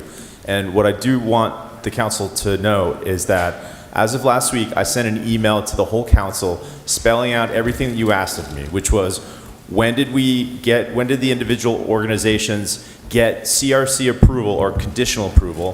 When did we get their application dates? When do their conditional application dates end? And I think what I tried to do is it also, I noted who paid and when. And so I would really, and I want to say thankfully to the Aurora Green folks too, because they came here earlier to say that they don't want to get in the middle of this process because they were fourth in line.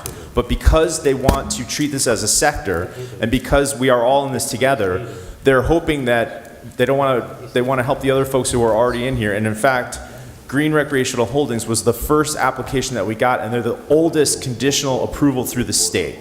And so the point is that because the council has entertained the modification of the ordinance to include additional, and I think Corporation Council offered a great way to word it too, in terms of like up to 6, so you guys still get to control how many are ultimately decided. But because it's on the agenda for tonight for first reading, that's good enough for them to show good faith that they can be next in terms of the approval process. And so I humbly request that that we do that. That I've been working with them all day to make sure that they can be part and parcel of this new ordinance, and that Let green, me ask the gentleman if he's okay with it. Go ahead, Councilman Mims, go ahead. So I just heard what you stated, but my point to you is a comment you made to those individuals that I'm their relative and I can't vote on it anyway. That comment, I deserve an apology because it's not a true statement. You can't, these individuals are, it is disrespectful, one, let him speak, because you haven't talked to any other, Councilwoman, one second, let me finish. You have not, and this is what I like, you talk about respect us on this side, and I try my very best with all of you to work with you until there's a breach. But for me to sit here and to hear that you made those comments, that I'm their relative and I should be abstaining and I shouldn't be voting, that's disrespectful, is not true, and you should apologize to them for saying it, and now you're before us telling us, don't even put them on when they paid, and yet you guys didn't even tell us they paid. They told us that they paid and you cashed their check. And now after you saying to them, that's your relative, Mims, if she votes, she's supposed to recuse herself, which is all not true, right? Because I just voted on my brother and my sister, and that wasn't said to them. And now we're here at this juncture, so they're owed an apology, and I am too. And the fact that you're even putting on the record, well, look, and whatever you propose, but I'm just saying, you had one entity, Councilman Khalid said it, and the other council members heard it. We have it taped. It was live. That was stated they did not pay. well, Councilwoman. Wait, I'm not done. Okay. They didn't pay. Even if they were in beforehand, at the time when we were here, everything before us was supposed to be a completed application. That made that application incomplete. Now, I know they paid after that because I was sitting in my car and they didn't see me, him and whoever was with him with their cute little puppy. They were from this building to that building going to try to make the payment before today. And that's how all this happened, whatever.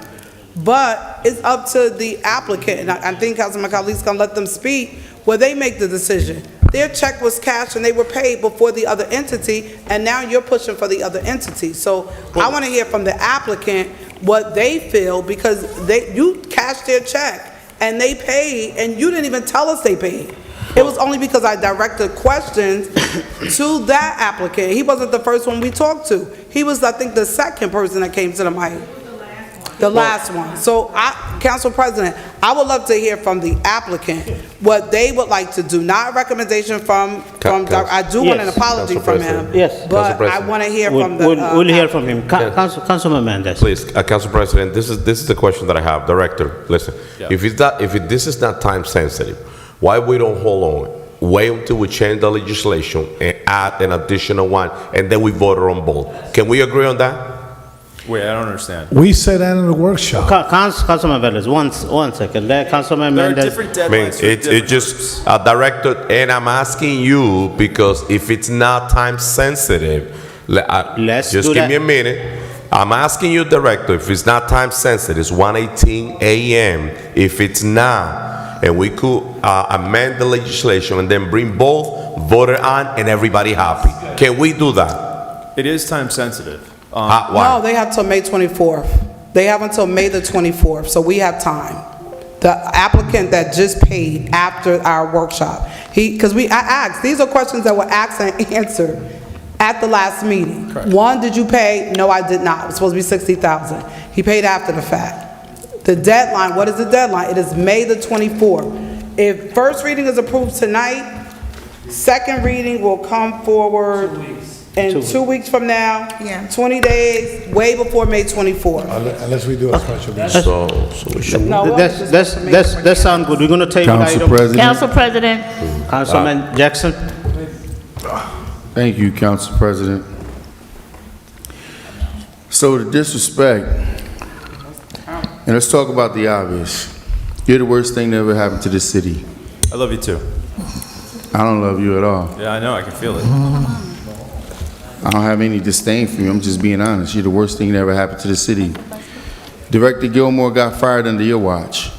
He's now suing. The city, the taxpayers are going to pay that money under your watch. All the things that's going on illegally in the building department, people's applications is lost for over a year under your watch. The zoning director, the first thing you did was hired as zoning director illegally. Now, Not true. why are you talking, sir? Why are you being disrespectful? Why is he disrespecting the process, Council President? Councilman, you Just speaking. put a leash Please on go him. ahead. Now, you come before us, you have applicants that have made sacrifices, and it's with all the intent to undermine the council's process. So someone like myself, I'm not gonna sit here and be uncompassionate about somebody that's made a sizable investment, people that have spending their life savings, but he has no regard for it, because he don't care. He don't live here, cuts deals. Then he has another member of our community that he blatantly disrespects and disregards him, and then tries to push him off to the side. Then Councilwoman Mims makes a derogatory statement about you, and then comes and says, "Oh, well, you know, come on, I like you. Come on, don't be upset with me." Doesn't mistake. This is grown people doing things that they should know better. But when they're not from a community like this, they don't understand that. They think that, you know, we could just do things like that freely, and it just go unnoticed. Be quite honest with you, Sister Barbie, I used to consider an acquaintance, so to speak. I sat on the board when he was an employee of. And the same stances I take now, I had to take then for the parents and the employees of that school. The same. I'm consistent. Is this right here? This is a piece. Councilman Jackson, it's 1:21. I don't care how late it is. I could go 5 in the morning. This is city business that needs to be taken care of. You repeat the same thing over and over every meeting. My man, listen, shut up. Stop being disrespectful. How am I I got being the floor. Come on, why, I got the floor. Stop interrupting me. All you're gonna do is Stop talk. interrupting me. All you're gonna do is talk. And bullies try to bully somebody. You think I don't I'm need to scared try to of you? bully no one. That's only why. Sir, why you telling don't me have shut to be. up? Make me You shut don't up have to then. be scared Make of me. me shut up then. You know. Make me shut up then. Why don't you make come? Me shut Why up don't you then. sign All a I- waiver? Make me. Why Make, don't you point of sign a order. waiver? Come Make, to make, me. make me Well, shut we up can then. Point of order. All you're gonna do is talk. Like you're sitting in your chair. Keep sitting on your chair. Go Point ahead. of order. Now, in the meantime, shut back up. All right. Shut up. That's all you're gonna do is talk. Shut up. That's all. That's all. You see, That's you all you're see, gonna do. you see the bait. People see it out But there. if I get upset, I'm not a baby. Why are you still talking, I'm not sir? a baby. Why are I you could. still I talking? could. I Why are you could still talk. That's why talking? I'm talking. I could. That's why I'm talking. I could. Exactly. I could. You know I who's thought I had the delaying floor. Nah, Here's I'm not delaying the meeting. Parliamental procedure being violated by the person who's supposed to be upholding it. By the person that's supposed to be upholding it. If you want to see me, sir, like men, we can, I mean, you see me like a man.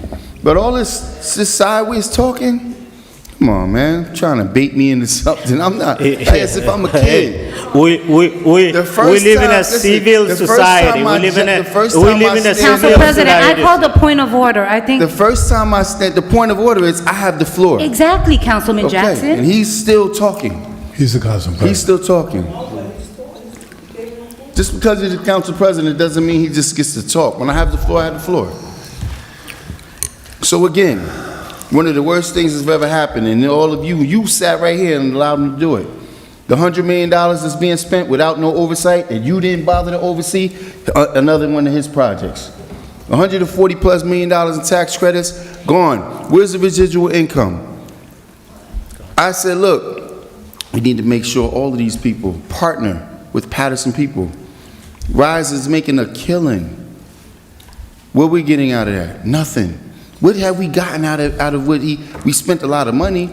A lot of people got paid.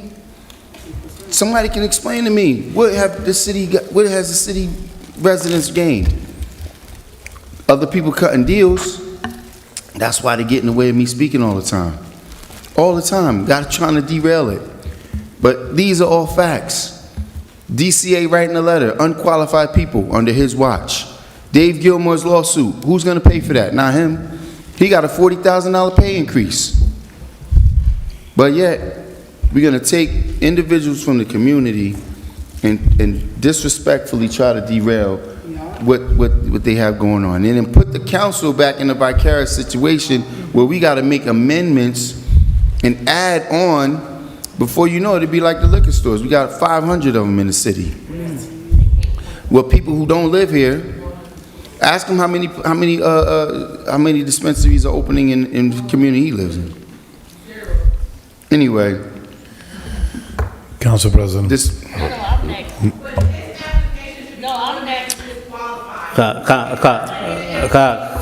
Councilman Jackson, continue. Ma'am, he's speaking. He has the floor, ma'am. Okay. Well, listen, I said enough. Councilwoman Cotton? Thank you. I just want to say, when we was here last week, now my understanding, that they were going to be number 3, and he was going to be number 4. That's what, now, I did get the email from Corporation Counsel, but when I left here at 2 in the morning, whatever time I left, he was number 3, and he was number 4, and he was gonna wait until we changed the ordinance to be, that's what I left. Now, all of a sudden, no, I'm just saying, that's what was said when I left here. I got the information from Corporation Counsel. Now, tell me, I'm the only council person that saw that? No, I said it. But that's also because Council President. Right. the things that were discussed were also incorrect. And there were things that were brought forward that weren't truthful. Like what? Or they weren't factual about what, like I said, the memo that I wrote to everybody on Friday, it spelled out very clearly. No, you spelled it out, but that what was said. You spelled it out, what you would like to see done, but when I left last Tuesday night at 1:30 in the morning, they were number 3 and they were number 4. But that's because... Now, Councilwoman, let him state what's not true. I need to hear this. Okay. He says something wasn't true. I mean, so what was portrayed, and I'm happy to apologize to anybody and everybody equally with regards to... Yes, ma'am. However, what I'm saying is that the facts of the night were not necessarily construed properly. The oldest, meaning the first one to get CRC approval, is Green Recreational Holdings. Okay, they were approved conditionally back in March of last year, before we had an ordinance, before we had an application process, before we had all of this. And so what I also show is when the applications were submitted to the city. Feel free, call the AG, he's great, he's down the street, it's gonna be incredible. So the next applications that came in are all dated in terms of when they were reviewed, and again, that was not conveyed on Tuesday night. So Councilwoman Mims, you were the one that requested that I put this together. I think you asked Madam BA to do it, but I did it because it's in my purview right now, which is another potential screw up on my part with regards to the application fee. One of the things that I'm still working with the applicants on is what are some of the discounts that they're going to be able to take credit for with regards to the structure of their corporation. That confused the application fee with the actual license fee. No. It was a simple mistake. They rectified it as fast as humanly possible, and that's where we currently are. So, those are Council the facts. President. Council President, I asked for the floor Then first. Councilwoman Davila has the floor. Go ahead. Hey, what do I'm here? I said I exist. So, I asked for the floor. I'd like to just say this, okay, because again, there were quite a few of us in the room. And as the chair of the committee, I was the one that said, well, then I was gonna reconsider, and we didn't have any information on the one that we received today. Because this we got today, the clerk said, we received it at 12 o'clock. Now, I asked, okay? I asked, and I looked at everything, and I know that I asked a gentleman that was here at the time, and he showed me a check that was voided. It was just written voided, but the city, when I asked the finance CFO, I'm speaking? So when I asked the CFO, he said that it was not cash, so that void means, no. That's what no, excuse me, Mr. CFO, you indicated to me that that application was not, that fee was not cash. It was cash. Okay, but with that said, that's the least of what I want to say. Councilman Jackson said, wait a minute, what are you doing? Because I said, well, we don't have his fee, right? Then let's just bring the other. But we didn't have the information on the other, all right? So it was at that time, and the reason why all 4 came on. Now, knowing knowing, because I said about being fair, right? I looked at all the timelines. I looked at the CRC approvals. Then it has to have a letter from us so they can get, because this doesn't mean that they may not get the license. We don't know. That's not, we right now are just approving to give them the support that we're saying yes, but that, we don't know if they're gonna get the license or not. Hopefully they will, since they put all that money in and paid the state of New Jersey.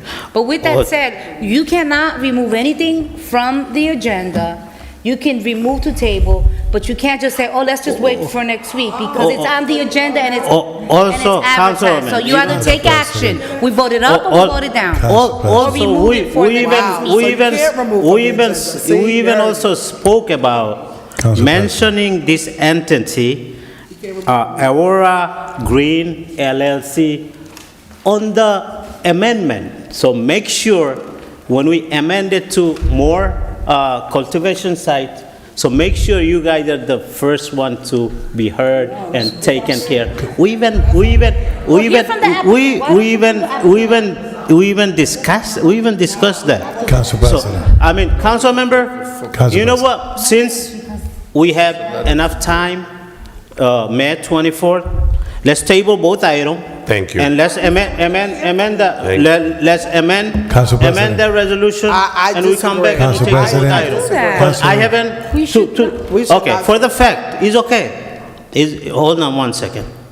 I didn't even see this application. It came in today.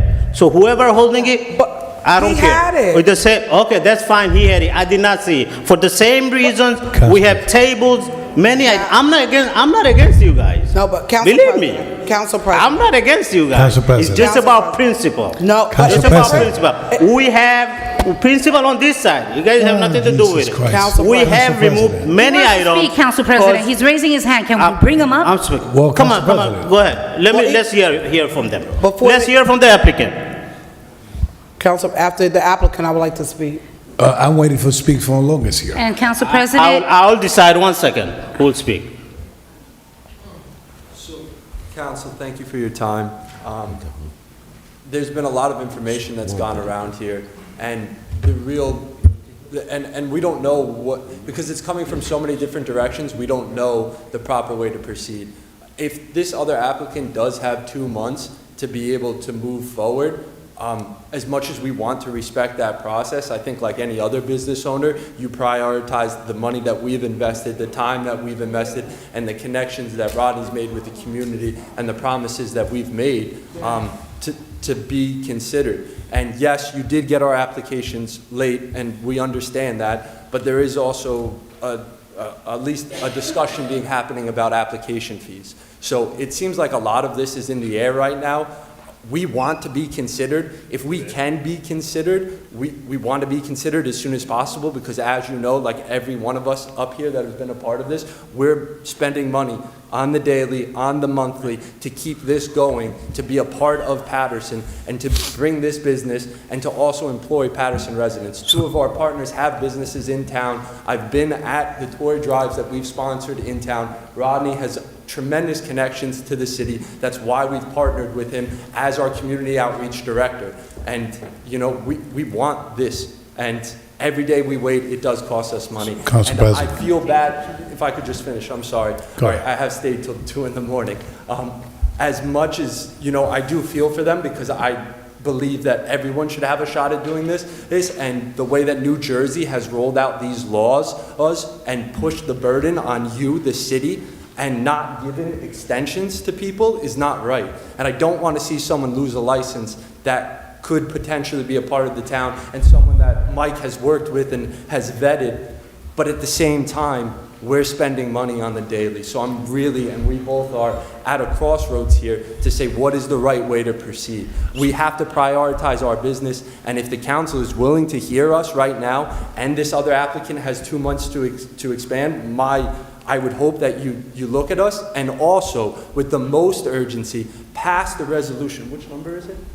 12. The order, no. The amendment. Yes, the amendment It's 12, as soon as possible. Correct. so that We're if voting it's on it us- tonight. We're voting on it tonight. Yes, but on the second reading, you need a second reading. Next On meeting. that second reading, if it's us that wins tonight or him, that you allow him to be on that reading for the resolution immediately so he can make that deadline. And if it's us, to be on that as soon as possible.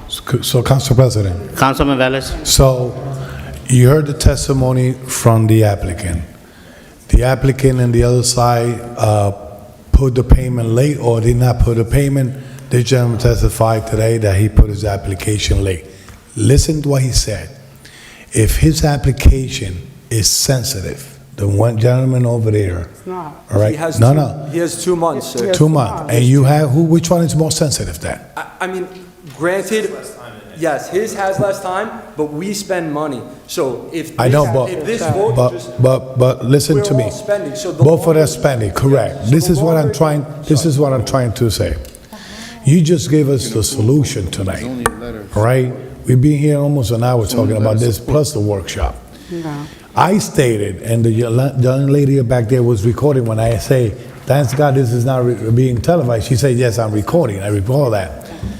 I stated that to move forward, to go with this applicant or you, but make sure that the resolution, the ordinance that we amending, either name goes in there, for be the first one to be approved afterwards. Correct. I said that. The problem is that when I say things, I say we say it, okay? We all here in the same boat. Now, Council President, because everybody has spent money. This gentleman, everybody's paying money as we speak. No, I just want to make one. Everybody, rent money, Correct. facility, and not only that, you guys had to get the place ready. So that's another money expenditure and permits and other things. I would recommend, Council President, to not see them back and forth, that I made a motion to move both applicants tonight. We cannot, Councilman, that's the problem. We cannot do it. We have to, we It's can. only a letter of support. A letter of support, this is a letter of support. That's the only reason we're discussing this. Corporation Council said no. Yeah, That I we spoke to could- we corporate could do counsel, hold on. only Which corporation three. counsel? I spoke That's the to only him reason and we're in he's, discussion. Otherwise, we would have voted on Councilman both of Velez, you guys tonight. He both tonight. indicated that because One second, our Councilman. ordinance Council President, states... let me say what No, council. just say the correct Let me term. say- let me It's say- the ordinance states that we only Correct. have 3 manufacturing and 3 cultivation, so you cannot give a 4. So when they go to the state, they can be denied because we are not in compliance with our ordinance. Corporation counsel stated, Listen, we're here and I to spoke support, to him we're here back to there. support, but there has to be one person. Corporation counsel, come over here and the conversation I had sidebar with you. I had a Why do we have to conversation. repeat what he already indicated I by had a statute? 1 second. I had a conversation sidebar with with corporate counsel. 1 second, Councilman Velez. They all spending money, they time sensitive. Wait, can we move both for them, for they don't come back again? Meanwhile, they go back and forth, that ordinance is already established. Well, ma'am, we know the Well, process. let's hear from Corporation Counsel. Council President, thank you for that, for the opportunity, and Councilman Velez, thank you for the inquiry. As was represented, I sent an email at about 3:30 in the morning after our last meeting. Correct. Outlining that the resolution of support that's required by the CRC requires the council and the city to certify that the resolution of support will not exceed the number of licenses available. So with that being said, while there are 4 applications essentially before council, that's to give council options as to who they want to pick and why. I understand an applicant has some time sensitivity, but council can only pick 3, and given that they've picked 2, it's down to 1. Now, there is also on for first reading as well, an increase in licenses. So I defer to council's wisdom as to who they select. But So the question here is- I respectfully submit. Councilman Mims. I respectfully submit that council should pick 1, as opposed to kicking both down the road until the ordinance is increased. So we're gonna go by sensitivity, Council President, I still have the floor. I still have the floor. Go ahead, If we are We'll be going here to. till 5 in the morning. Listen to the gentleman. He's lobbying for his license, but at the same time, he says, if his one is more sensitive than yours, You willing to wait? No, sir, I'm not willing. I said, Ed, that he has 2 months until his proposal, and I'm lobbying on behalf of both of us, that whoever... Do you have 2 months? Do you have 2 months? Hold on. Do you have 2 months I too? have more than 2 months. More than 2 months. That's what I'm saying. But council... So don't you think, hold on, sir. Sorry. Don't you think on the goodwill? Listen to this. You just say that you have more than 2 months. He only have 2, okay? Correct. and Yours that's why- probably, even that we approve his tonight, probably yours gonna be moving faster because probably sir, you have the Councilman, more ability than nothing. Councilman, listen, as much as I understand that you're saying, hey, you should, are you sure? As a business owner, I have responsibilities to my investors and to my partners, and if I sat here right now and push this off when I have a chance to secure our license today, Understood. I would be doing Let's take a vote. disservice to Wait, them. Council Let's take a President. vote. Councilwoman Mims. So which move one? So Okay, in all fairness, let me state this. You have 2 applicants. One applicant may have put his stuff in first, but when he came last week, because he did not pay, his application was incomplete. It was only because the mother mentioned that the mayor promised you, and it was supposed to be on the agenda, and you paid that we found out. But their full packet application, Powell had it. So it's not the fault of the applicant that we didn't have it. They didn't give it to us. So you can't fault, let me finish, because I want, you're putting your foot in your mouth, I want you to wait. Councilwoman, and make that So point. I want to, Make the point also that Powell didn't Well, have it let us neither. speak. yes. It was the chief of staff that you handed the application to, right?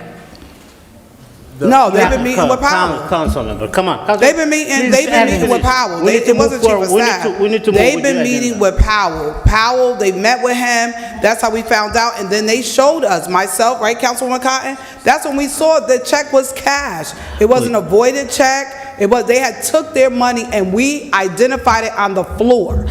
Right? All of y'all was here, look, y'all approved, y'all can say yes now. We identified on the floor that this applicant, who wasn't even on the agenda, they never presented it before this council. Their application was in, it was complete, but it was never presented, and they had cashed their check. That's when we said we need to do the right thing by this entity and put them on. With the other entity, we're standing there, and while he's saying no, Powell's in his ear like, yeah, you paid. He said, no, I did not pay. I did not pay. But from that day till now, they made sure he paid. But on the night when it comes to, and this is your checklist, Powell, this is what you've given us, because I asked for the checklist. That's right. The payment has to be received before the application is reviewed. The payment was not received that night, and it just so happened, look, people say, you mention God all the time, just so happened God intervened, y'all were in the audience. So if you weren't in the audience, we would not have known that there was another application, because I asked the question to Madam BA, Madam BA, could you give us a list of any other application, blah, blah, blah. Then, Ma'am, let us one second.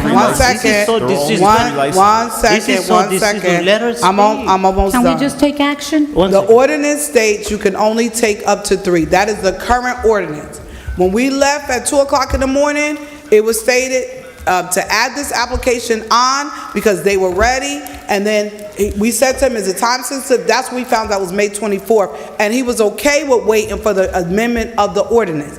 So what happened from then to the 3 o'clock in the morning email till now, I don't know. But we got to do the right thing. That applicant was ready. We got to do the right thing. I don't want to wait to vote. We need to vote now and don't move on to the Thank you, Councilwoman Mims. I don't think in between anything happened. Since I walked in here, I see your application laying down on the on my desk. I did not even see your application, which is fine. Council member, you guys want to move with item number 52? Up or down? Fine with me. Up or down is okay. Which one is 52? Item number 52, Aurora Green. Madam Clerk, please read it into the record. Item number 52 is a resolution supporting state application of Aurora Green LLC to operate a Class 1 cannabis cultivator facility at Block 7301, Lot 3, known as 52-66 Iowa Avenue, Economic Development Resolution 23217. So move. Second, that's the 6th ward, right? No. Moved by Councilwoman Davila, second by Councilman Velez. Roll call on item number 52, Madam Clerk. Now, we got 52? Yes. Okay. Roll call on item number 52 for approval. Councilwoman Cotton. Thank you, Madam Clerk. You know, I can go back a few years, maybe many years. We had companies in this city that had softball teams for our kids, that had basketball teams for our kids. I remember companies like Kraft Food, Kiwanis Club. My kids played for them. We didn't have to beg for nothing. They took care of those children on these different teams. And all my council members can probably say, I know what you guys have done. It's not about coming here and ain't doing nothing for nobody and just, I know what you guys have done. And I've gone to a couple of Chamber of Commerce meetings asking companies to please support some of our children, start some team, you know, send them on trips. You know, you're doing here business in the city, you're making money, but you're not putting the money back into it. You got to put the money back into the city that you gonna make money from. And we don't have those companies no more. We need to try to find them and bring you back in. Because they were here 20 years ago, where they took care of our children. They had teams, Kiwanis, Kraft Food, you name it. We're looking for people that's gonna take care of our community, to help our community, even with jobs. 100% of your employees should be Patersonians. 100% of them should be Patersonian. I just want to say I've seen what you have done in this community. Now, if I have not seen that, that's something different, but I've seen it, what you have done. And with that being said, Madam Clerk, we need companies that's going to employ our Patersonian people, employ our people here in the city, help our children. You know, I mean, you know, you saw me with the basketball team here. You know, I would love to send them to a conditioning camp. You know what that costs? $2,000, $3,000 to send 14 boys for conditioning. Those are the things that we need to help. Our schools don't have, and they should, because they get enough money to do different stuff, to do things. To me, you put your mouth where your money is. You're going to help our city, and you're going to do right with our city, and it's been done in the past, and I'm saying it's 20 years ago, but I've seen what companies have done. I've gone to businesses, like, can't you support, can't you send, can you help, can you do something? You're making money. You know, one thing I find sometimes when you go to other countries, businesses know how to share their money with their employees. In the United States of America, they want to keep it all. They don't want to share nothing with nobody. They want to keep all the money.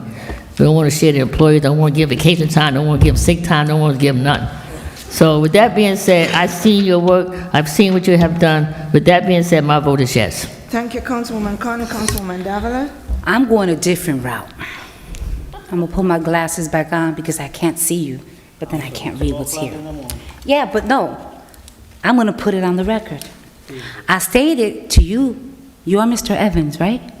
No, ma'am. Oh, so you're not Mr. Evans. Okay, so No, ma'am. relate this message to Mr. Evans. Mr. Schulman, Evan Schulman, I think you're... Evan Schulman, the sole owner. Ma'am, that's... Wait.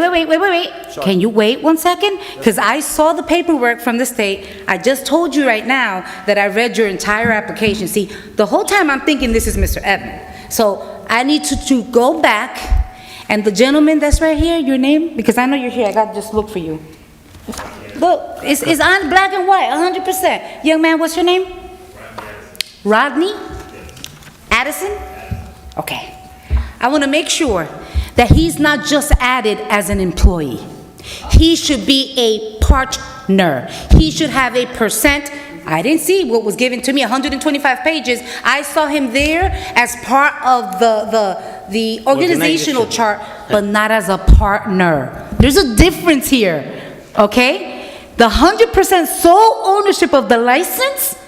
So when we're talking, we have the young man here. I'm happy that you're part of this. And look, I'm supporting this today. But I'm sending a message, and a strong one, to Mr. Evan, who has a company here, to make sure that you are not just the director of outreach, but that you, okay, but then I want to see it in writing. Okay. No, okay, which she's page? She voted. We're voting. Go ahead. No, we're voting, but I'm just saying, I read the whole application, and there's a portion here that says, Mr. Evan is 100% sole owner. Okay, thank you. That's all I'm saying. Wait, I got the floor, Council President. Yes, you do. So, I want to see that. And if you're saying yes, I'm going to get up from here, limping, and I'm going to go around, and I want you to show me that, all right? But I'm going to take right now, because I did say it last week, I like to be fair. And when Councilwoman Mims asked the gentleman, although he submitted it first, he paid last week. Okay? And with that said, you know, this is in no way that he's being removed. I would like, Council President, when I take my vote now, that the next item we take so we can show good faith is the first reading should be the next item. Okay? Yes. So with that said, I agree with Council, well, the entire Council. Make sure that you continue to invest, not just coming here and saying to us, we're going to employ, and then we turn around and we do, you know, can we get a tour? And we find out, because this happened, we went and did a tour of the first entity with cultivation, and when we were asking, I think it was 2 people only that were living in the city of Paterson. Everyone else was from outside in New York. So with that said, my vote is yes. Thank you, Councilwoman. Councilman Jackson? Thank you, Madam Clerk. That's because we don't do the due diligence prior to. We give them all the cookies and then ask them for their family background after. Like, just let them have it, and it all falls back down on this incompetent Director of Economic Development, because now he has the council in a vicarious situation where people who've made a sizable investment, how does he not know that? How does he not know that going in? How does he not, you know, have some level of accountability? But I already gave you all the long list of the dirty laundry list that he's a part of, that the city's gonna pay the price for. I said years ago, he should be fired. He's incompetent. He's not capable of holding this position. And now you have people in the community that's being held to the, you know, to a whole nother standard, and somebody else who may potentially lose, you know, a long vested investment. But, you know, now the council's backed up against the wall. This is we do this all the time. We allow them to put us in these situations from a very incompetent administration, and then put the community in a bad position. While Rise, someone who has no local partnerships, who has not sponsored one program, as Councilwoman Cotton has talked about, who has a boatload of money already, who had a jump start on everybody else. What teams have they sponsored? We got kids that had to tag in the middle of the street to take a kid to Florida, to take a group of kids to Florida, while these companies come here and make major money. And listen, Brother Addison, I'm not sure how you don't know who he is. His reputation in the community speaks loud and clear. But I will agree with her in this. This is a first reading. If you're not on as a partner, they're not going to get my support. They're not. This is it. No, but it has to come back before. This is for the this is for the letter of support. If he's not a partner, let it resonate wherever it's going. If he's not a partner, legitimate partner, then, well, Madam Clerk, my vote is yes. Thank you, Councilman Jackson. Councilman Mendez? Thank you, Madam Clerk. Ronnie, you know this community, and I definitely hope that you guys do the right thing for our city. Our youth, we need a lot of support. We need a lot of additional program that our community need. I mean, our kids, you know, our children, they need to travel. We need partners that help us put in resources in the community. It's very sad that we got this information just today. I want, honestly, I will go over the entire package. This is a serious business. We've been talking about this for the longest, and we need this revenue. We know the city needs this revenue, but we got to do things the right way. I will give you a vote of trust, a vote of confidence.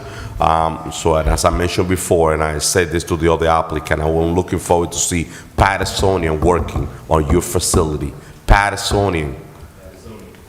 So that's my commitment, you know, give back to Paterson. We give you the opportunity to do business in our city. Let's start doing things the right way, okay? So I'm putting my vote of trust on you and on your project. My vote is yes, Madam Clerk. Thank you. Thank you, Councilman Mendez. Councilwoman Mims? So let me just put on the record, on page 8, it clearly lists all the owners, and I will read them with what I can see without my glasses tonight. It says Evan Shulman, owner. Rodney Addison, owner. Danielle Panolia, owner. This is in this book. It's here. Frank Townsend, owner. Brittany Capone. It's clearly, because when you're doing these applications through the state, you can only put one name on the line, but then you have to list in the, in section 14 of the application, all the owners and how it's split and divided. So I just wanted to bring that up, because I have looked at some other applications in other towns, so it is listed in your packet, the ownership, so that's clear, that's defined. You've been in Paterson, you know the city, you're doing great work. The city is talking about utilizing your Chow Down app and so many other things that you're doing in this community. And I know, and we don't even have to say to you, make sure you get Paterson people. You're gonna do that because you're Paterson. You don't have to tell Paterson people to get Paterson people, because they already know what to get, because they know what we haven't got. So, since they already called me your family, all right, family number 3, third application. And I'm really serious about, you know, that apology, because I really think it's disrespectful. And I'm gonna say it, keep saying it. It was disrespectful to say it to you, and it was disrespectful towards me to even make the offensiveness to look like I was doing something unethical by voting on one of my family members or something like that. It's crazy. Like, I could go deeper than that, but I'm gonna let that go.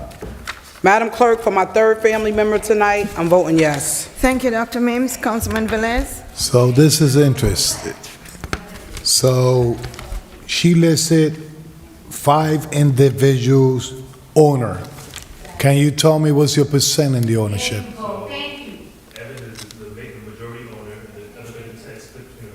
How much is the percent of your ownership? Point of order, we're in the Council middle. President, Point of order, I have the we're in the middle of floor. roll call. You I have the cannot floor. question, I only a have the floor. discussion. I Only have a the floor. discussion, you cannot. I have the floor.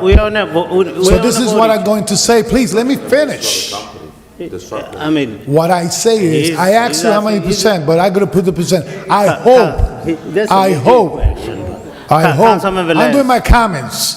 I hope, like Councilwoman Davila says, and Councilman Jackson, when you come back, show me documents that at least you are 20% owner. You know why? Because I hate to see when people know that you got talents to move any company forward, and then when they establish, we don't need you. You understand what I'm saying? And your church says black is hard to do. That means I don't want them to use where you come from, your color, to make profit, and then when they big, oh, I don't need you. So listen, there was a lady here that said that she was, if they gave her that contract with Fediwa, she would sue Fediwa, whatever it was. We don't want to see you in the same position. So at least you and this is how I'm going to say this. I would like to see people that really get the benefit, the credit that we give in the payment. If the majority, out of 5, at least 3.5 live in Paterson. But only one person live in Paterson. One person live in Paterson out of 5. And they're gonna get the credit, and you had the title of operational community relation. Councilman. Okay, so what I'm saying, I'm trying to guarantee you investment, my brother, you know, your kids, your family. Because now they saw the company, you unemployment after us. No, I'm not doing that. I'm saying that he's more intelligent than anybody that you probably think. Ma'am, listen. It's approved already.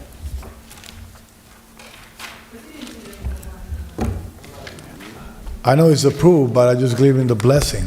That's more important. Thank you.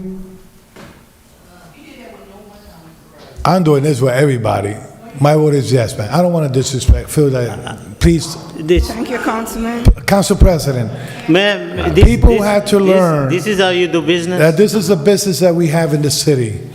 And we have set a precedent. Everybody could shadow from over there. Thank you. and You voted everything. already. Thank you, Councilman. Thank you. I appreciate it. My vote is yes. Good luck in your business. Mr. President. Thank you, Madam Clerk. There is a saying, who you know.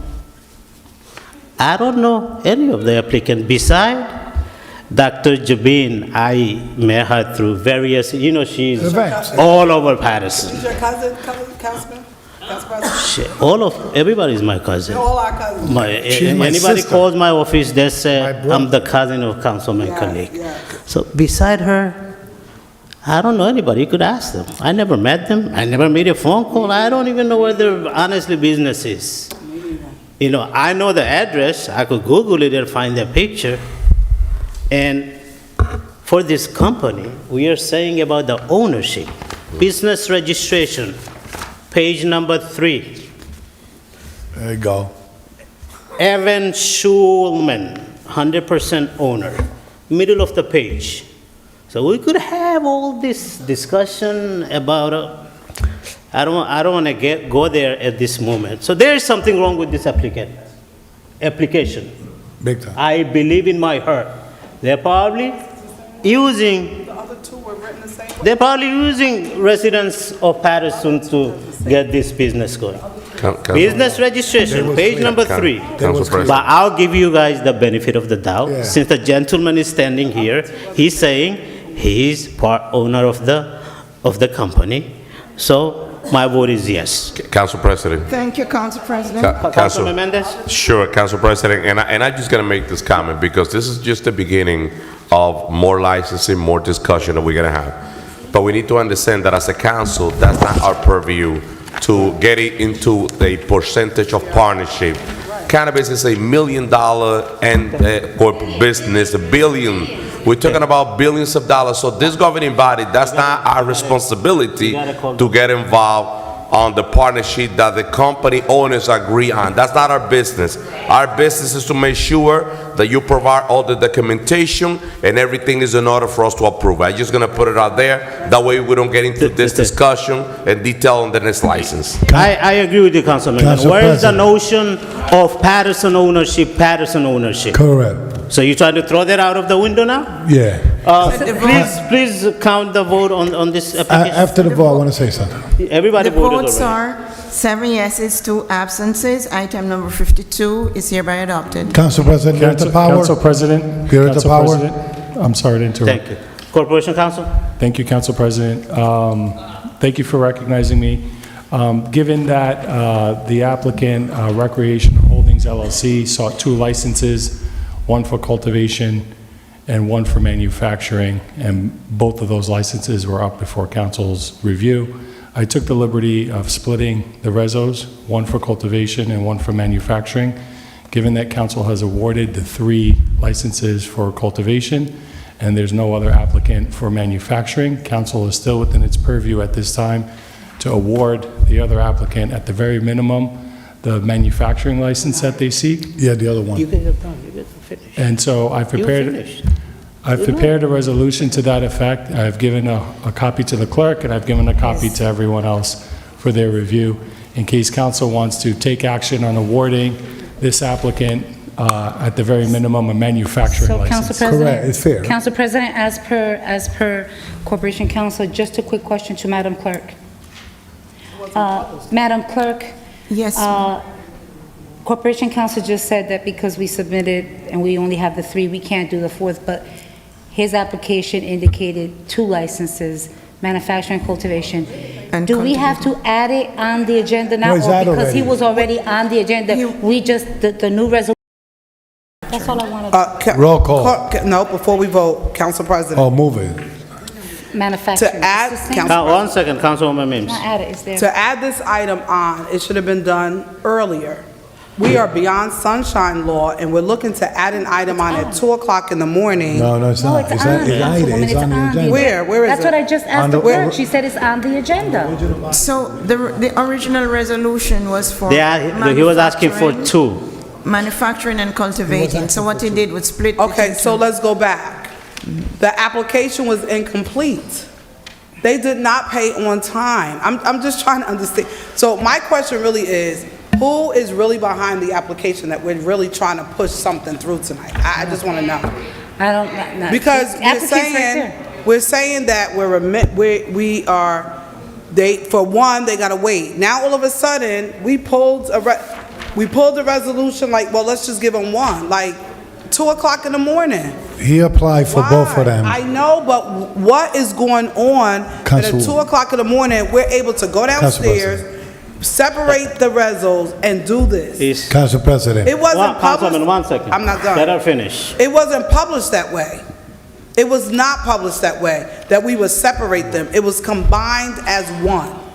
Now, at 2 o'clock in the morning, we're saying, let's separate, let's do them this way. So, Council So President. I'm just saying, Let her finish, Councilman. it was not published separately. It was published as a combined item.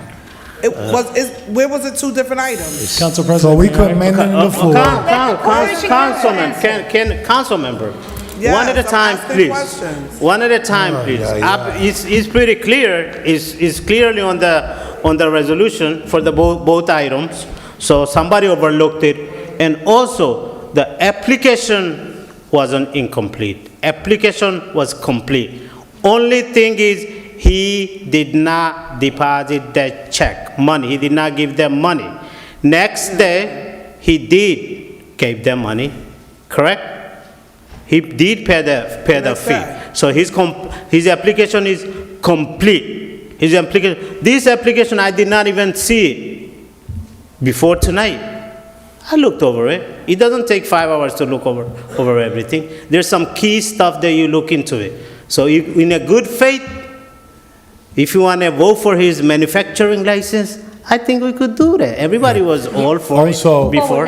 Council President, let's move forward. Corporation Counsel, you wanted to say something? Just briefly, thank you, Council President. So what matters is that the public is apprised of the titles and the business that the City Council will be considering.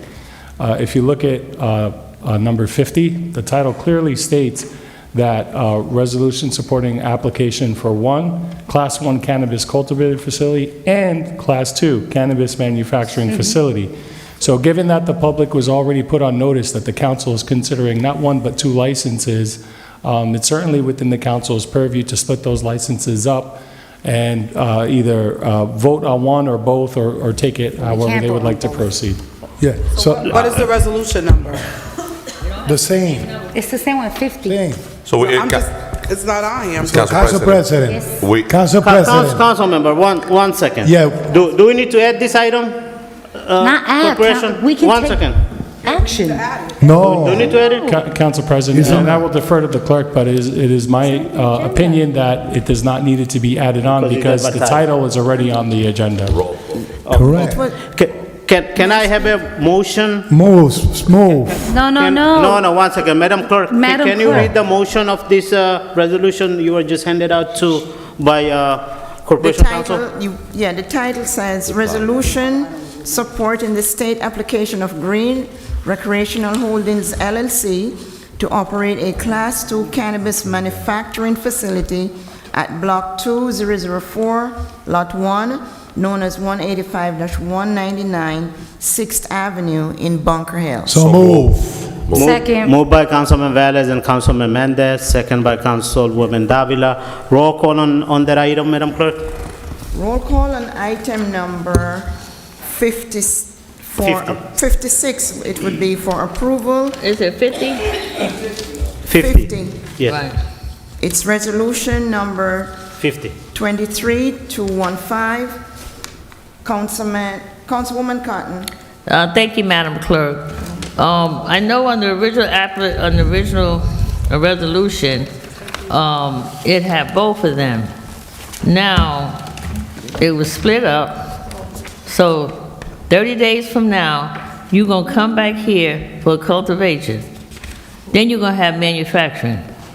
You coming back here 30 days later for your cultivation license. Because if we're gonna give you the manufacturer's license, you're gonna want cultivation too, so it's probably in the same. You can't, to me, I just can't do this because you got to Mace, whatever. We're gonna do manufacturing today, and then 30 days later, we're gonna do cultivation. Because once we vote to increase our numbers, then that gives you the entitlement to come back for the cultivation. Because now we're gonna increase it to 5. So I can't do this, I just can't. So my vote is no. Okay, thank you, Councilwoman. Councilwoman Davila. So, I'm trying to understand, right, what you just stated. He coming back again in 30 days for that other license. So, Councilwoman, I have the floor. Don't call my name out. I didn't call your name. I said I Just did say not what you understand. I gonna have say. the right to say that. Go ahead. So what I'm saying here is, last week, so sometimes we use things to our advantage, and we have these double standards with certain things, right? We have an ordinance that has X amount of licenses for manufacturing, cultivation, and so forth, and dispensary, right, retail. So we agreed last week, we agreed to put the first reading because we knew that the situation that we had in front of us is the gentleman stated that he did not pay. But we knew, if you read the application from I don't know how long ago was the first economic development meeting, was probably like 2 months ago. It's always been 2 applications. Well, we never knew that. That means you didn't read the application. I read it, but Are we voting? Wait a minute, I have the Council floor, members. I have the floor. Every time you speak, Councilwoman, I have the floor. When you speak, I do not speak over you. All I'm saying is this, we had an application, listen, you have the right to vote how you vote. I'm just trying, I'm not talking about, Councilwoman, you're being disrespectful. Because I have the floor right now. I'm just trying to make a clarification on something and putting it on record, all right? I'm putting it on record. I'm just trying to understand. Okay, because I was that one person that didn't have documents last week that said, you know what, with the gentleman with his mother here, I said, hold up, I went to go to the bathroom, and I said, show me, because I try to be fair. So I'm saying this is the gentleman that put in an application. If you look at the CRC, the date, he's the first applicant that was approved, the first, and the first to submit the application. Unfortunately, wrong. I'm sorry, you didn't submit your payment, and that's why I decided that I would support the other applicant, because they did do everything with a payment, and I saw that voided, well, at least voided in terms of a copy, all right? And so I'm in support, right? I'm not supporting right now a cultivation because we don't have, our ordinance states 3.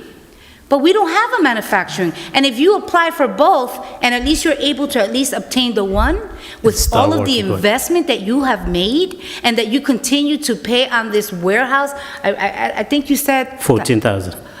I don't know, a few $1,000s per month? 14. Okay? So I am willing right now to support the manufacturing license. So my vote is yes. Thank you, Councilwoman Davila. Councilman Jackson. Thank you, Madam Clerk. See, I see things from a completely different perspective, because it's just re-emphasizing what I've been talking about for the longest time. Obviously, the gentleman had the wherewithal to make a payment. If his application was vetted properly and he was asked or required to make a payment, I'm sure he would have done so sooner.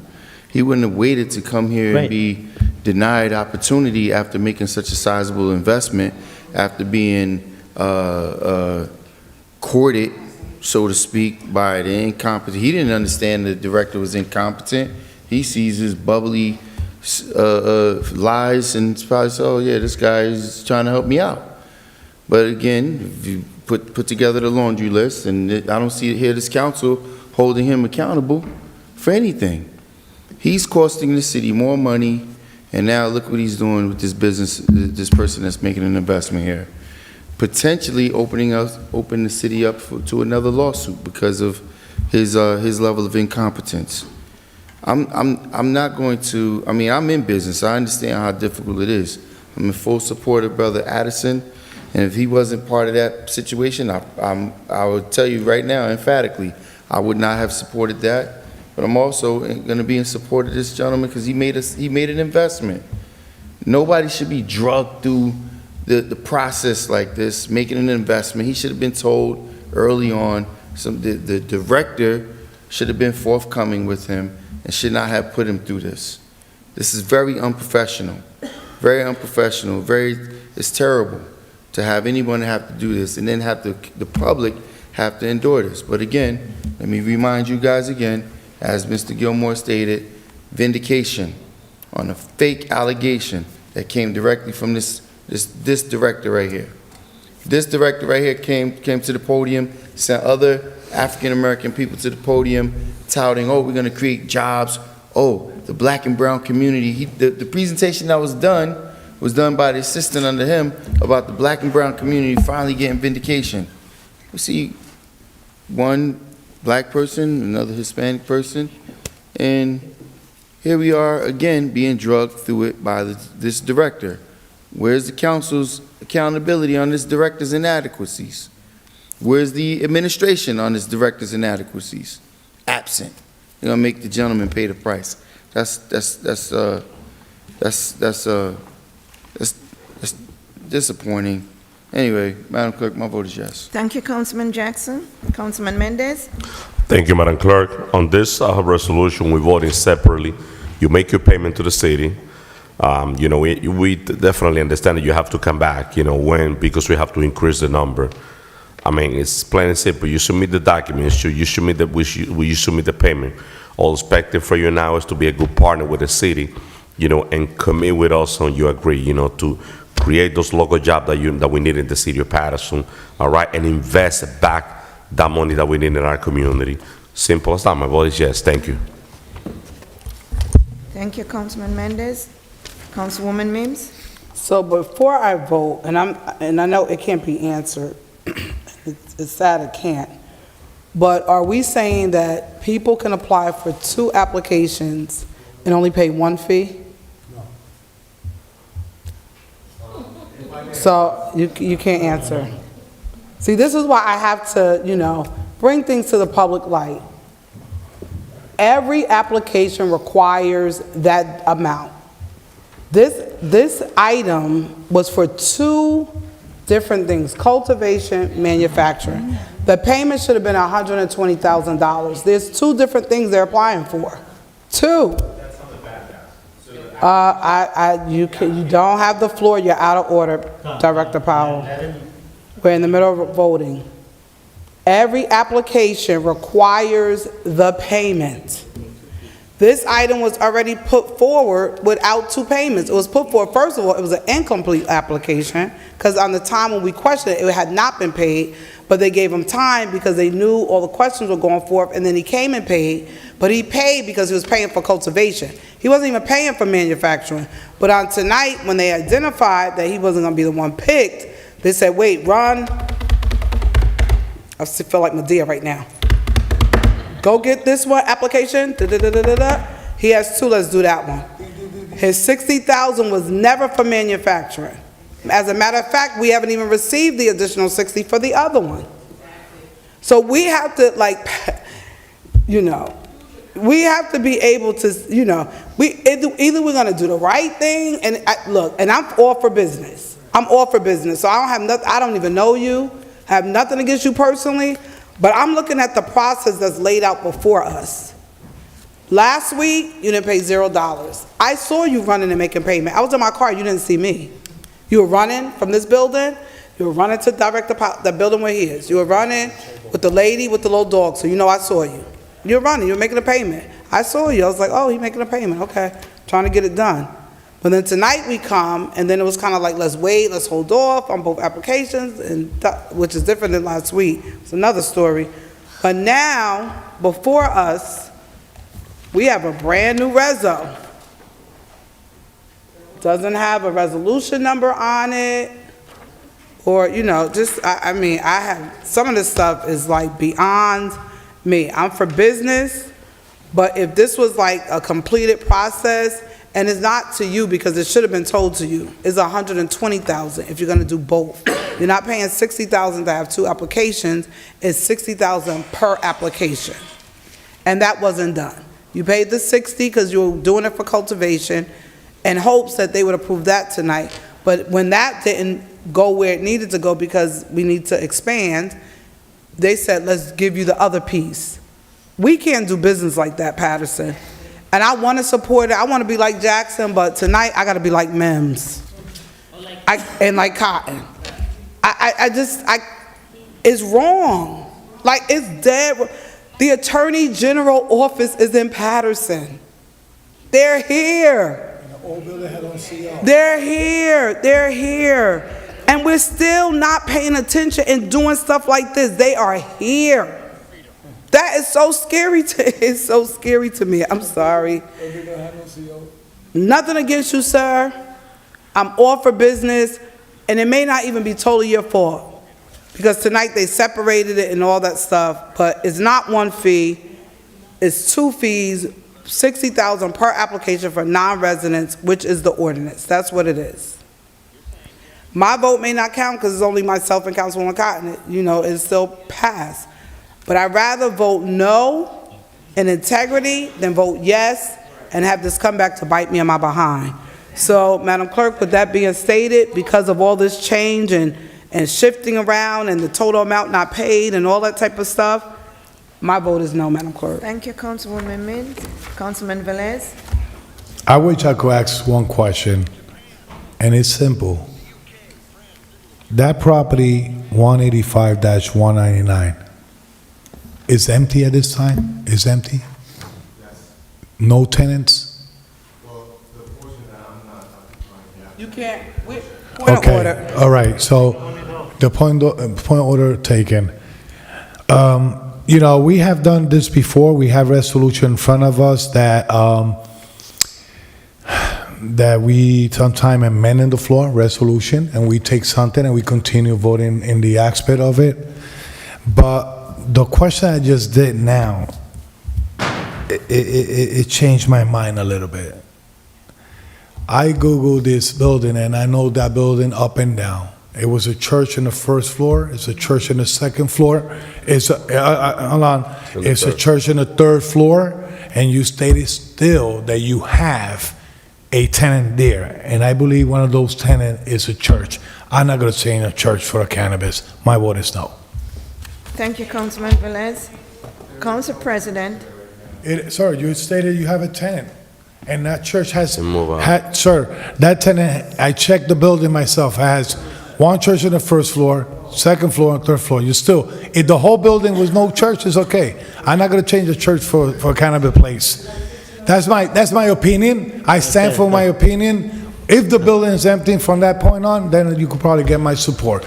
But when it's a church there, thank you. I'm gonna go my way with the church. Madam Clerk. My vote is no. Mr. President?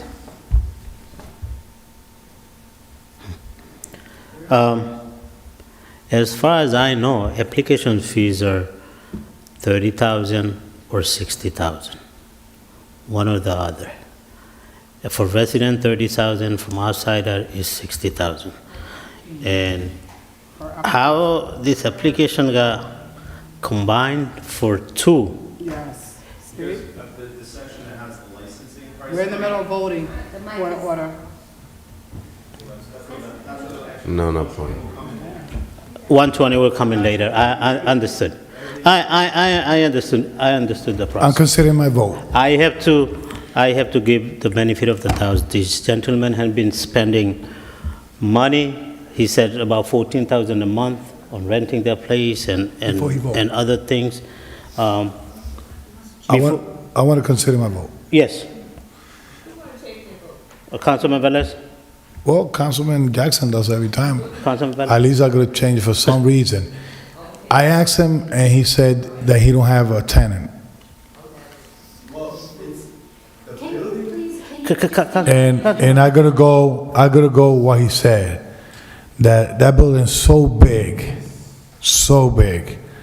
and the place that he's gonna put this, probably all the requirement that met from the state and the construction official are met in this building.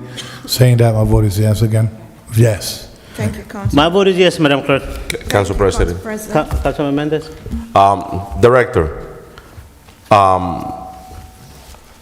And I know you in the middle of roll call, Council President, we're gonna have this Give me the conversation. courtesy. I just wanna make sure that, because you're in my ward, you're in the third ward. I know the building, I know the location, I know everything about your application and the place. My concern was the payment. My concern was the payment. I just wanna make sure because that the check that he has covered both application, not one, that we're not shifting one payment to another one. No, we I don't just, vote in- I'm just, it's I'm just not a that. statement. So, It's a so what I want is just send me the documentation. Councilman. I just want to make sure that cover. I know that it passed. I know the location, and I'm agree. My concern is only the payment. Send me that information.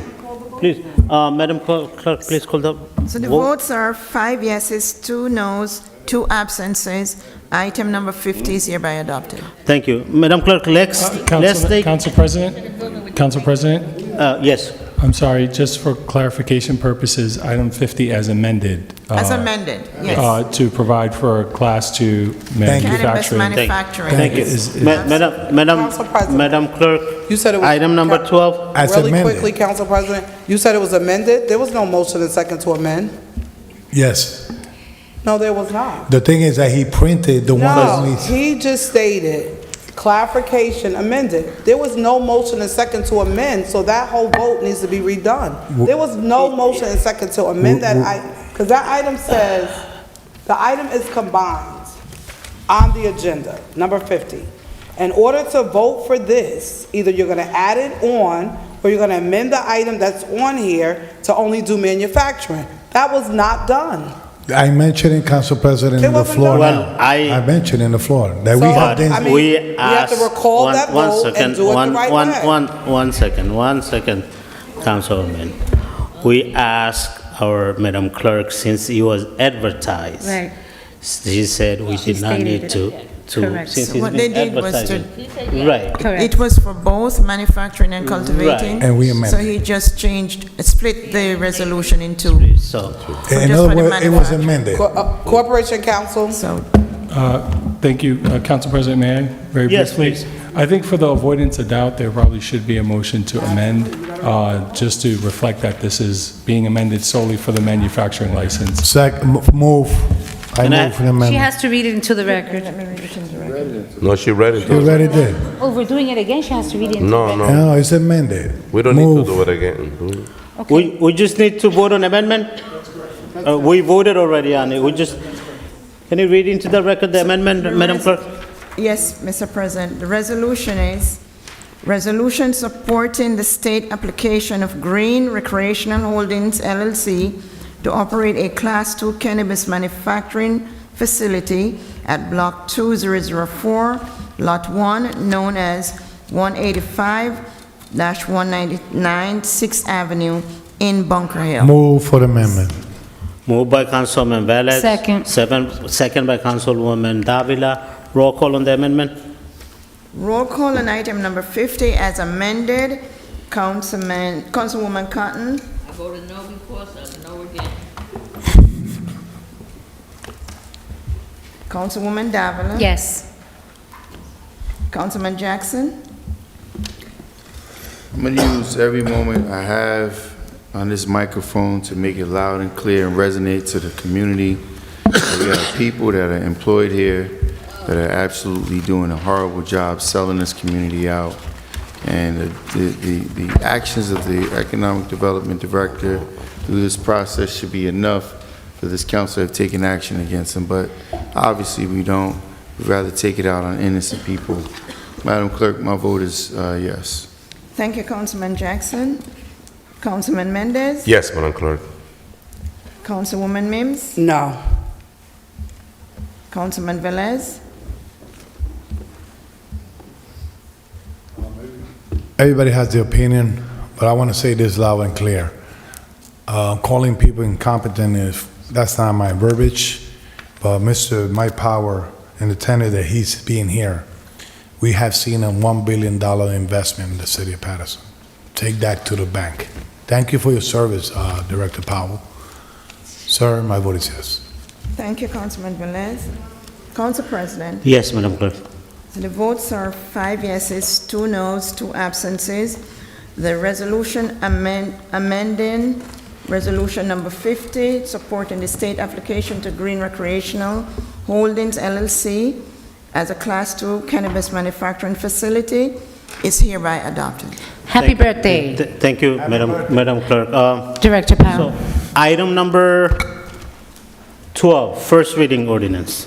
Yes. Item number 12 is first reading ordinance. No public hearing is required. It's ordinance amending Paterson Code, Chapter 172, entitled Cannabis Licensing and Operating with regard to the number of Class 1 cultivator licenses and providing for a refund of application fees paid if an applicant does not obtain a license from the city of Paterson. So move. Second. Moved by Councilman Velez, second by Councilwoman Davila and Councilman Velez. Moved by Roll- Councilman Mendez. It was me, the mover. Moved by you, yeah, that's what I said. Roll call on first reading, item number 12. Roll call on item number 12 for approval. Before we vote, discussion. Discussion, Councilwoman. So I remember last Tuesday, I made the request that it would be on the agenda and it's not here for the applications. We are currently charging $30,000 for residents and $60,000 for non-residents. I made the request last week that it would be on for first reading on tonight, where if an applicant pays and they are not approved, that we refund the money. That item is not here, so Corporation Council. Yeah, it's here. It's included in this one? Okay, so I just want to make sure, okay, I feel better that, that is here. I wanted to make sure, because if someone pays and they don't get approved, they should get their money. Council President, Council President, with discussion. You said discussion. I called discussion. I know, and I want to speak. You want to do go roll. Okay, thank you, Corporation. So, Council President. Anytime. I will make another motion into the floor to add to that one, that 50% of the owner be Paterson resident, because they're using one person to get the license and discount. Councilman, But I could leave that for another day. See, we want to. You cannot do that, Councilman. Roll call on item number. I haven't finished. Roll call on item- How many licenses? I haven't finished the question. How many licenses? 6. 5. Up to 5. Up to 5. No, But- 6. But he say that we're going to do 6. Up to 6. Up to 6. That's the request. All right, so. Up to so- 6. So why Right, we don't? right. So why up don't- to 6 is up to us to approve it or not. Leave it up to 6, Councilman. Council President. Yes. The reason is, we met in the middle for 3. And we was gonna say that we're gonna come back from manufacture and cultivation to increase it. Why we don't do both of them up to 6 today, and we don't have to come back and forth? And man, we're in the first reading, so let's add the other one. This is for cultivation. So let's do the manufacture up to 6 at the same time. We don't have to come back But why again. should we do that when we don't have applications? I mean, we can go later on. I think what we discussed. But we don't know how many applications we have standby that is in process. One at a time, please. Roll call on item number 12, Madam Roll call Clerk. on item Make number it 12 easy for for you. approval. Councilwoman Cotton. Hallelujah. Pass. Councilwoman Davila. So It is I'm gonna have to just put it on record again. Last week in the workshop, this was discussed. And this council agreed that we would move forward to do the amendment for first reading for this time around. We just spoke to all the applicants and we said in good faith, after we vote for the other applications, that we will move forward with the next item. So I don't feel that we're showing good faith, because that's what we spoke about last week. And right here, right now, this gentleman, this applicant is still sitting here because he actually was advocating for another applicant that was here. And we said in good faith, we would take the item. So to now, She haven't voted. Probably she get That's it, convinced. like, I have the floor, Councilwoman. There we No, go just go again. vote, that's all. Do I tell you when you take Just hours go. to speak? Come No, on, you take hours. Councilwoman, come on, I barely speak, come on. Councilmember, Come on, please. Councilwoman, okay, Councilmember, yes. please. And you can pass, and I can make my statement. But come And I can say Councilwoman, come- that we just spoke here right now, and we Councilwoman said Ka- in good Councilwoman faith Davila that has we the were gonna floor. move forward, and that's all Councilwoman I'm Davila has the saying. floor. I should be able, just like every other council member, be able to put my words into record.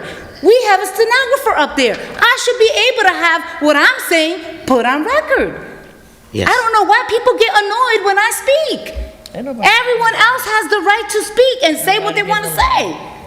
Nobody's getting along. So with that said, because I keep my word, and we said it here last week and we're saying it here today, and in good faith, I'm moving forward with the amendment on first reading. My vote is yes. Thank you, Councilwoman. Councilman Mendez?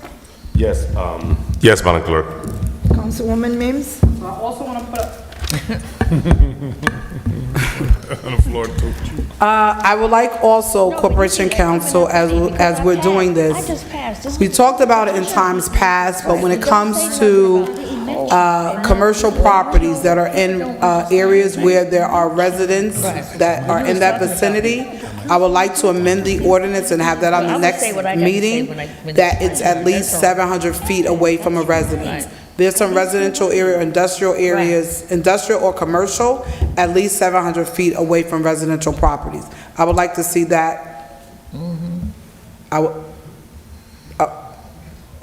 okay, I would like to see that there's in those I-1, I-2 areas, sometimes there's only one property there or whatever. So I think 700 feet is doable. It's not 1,000.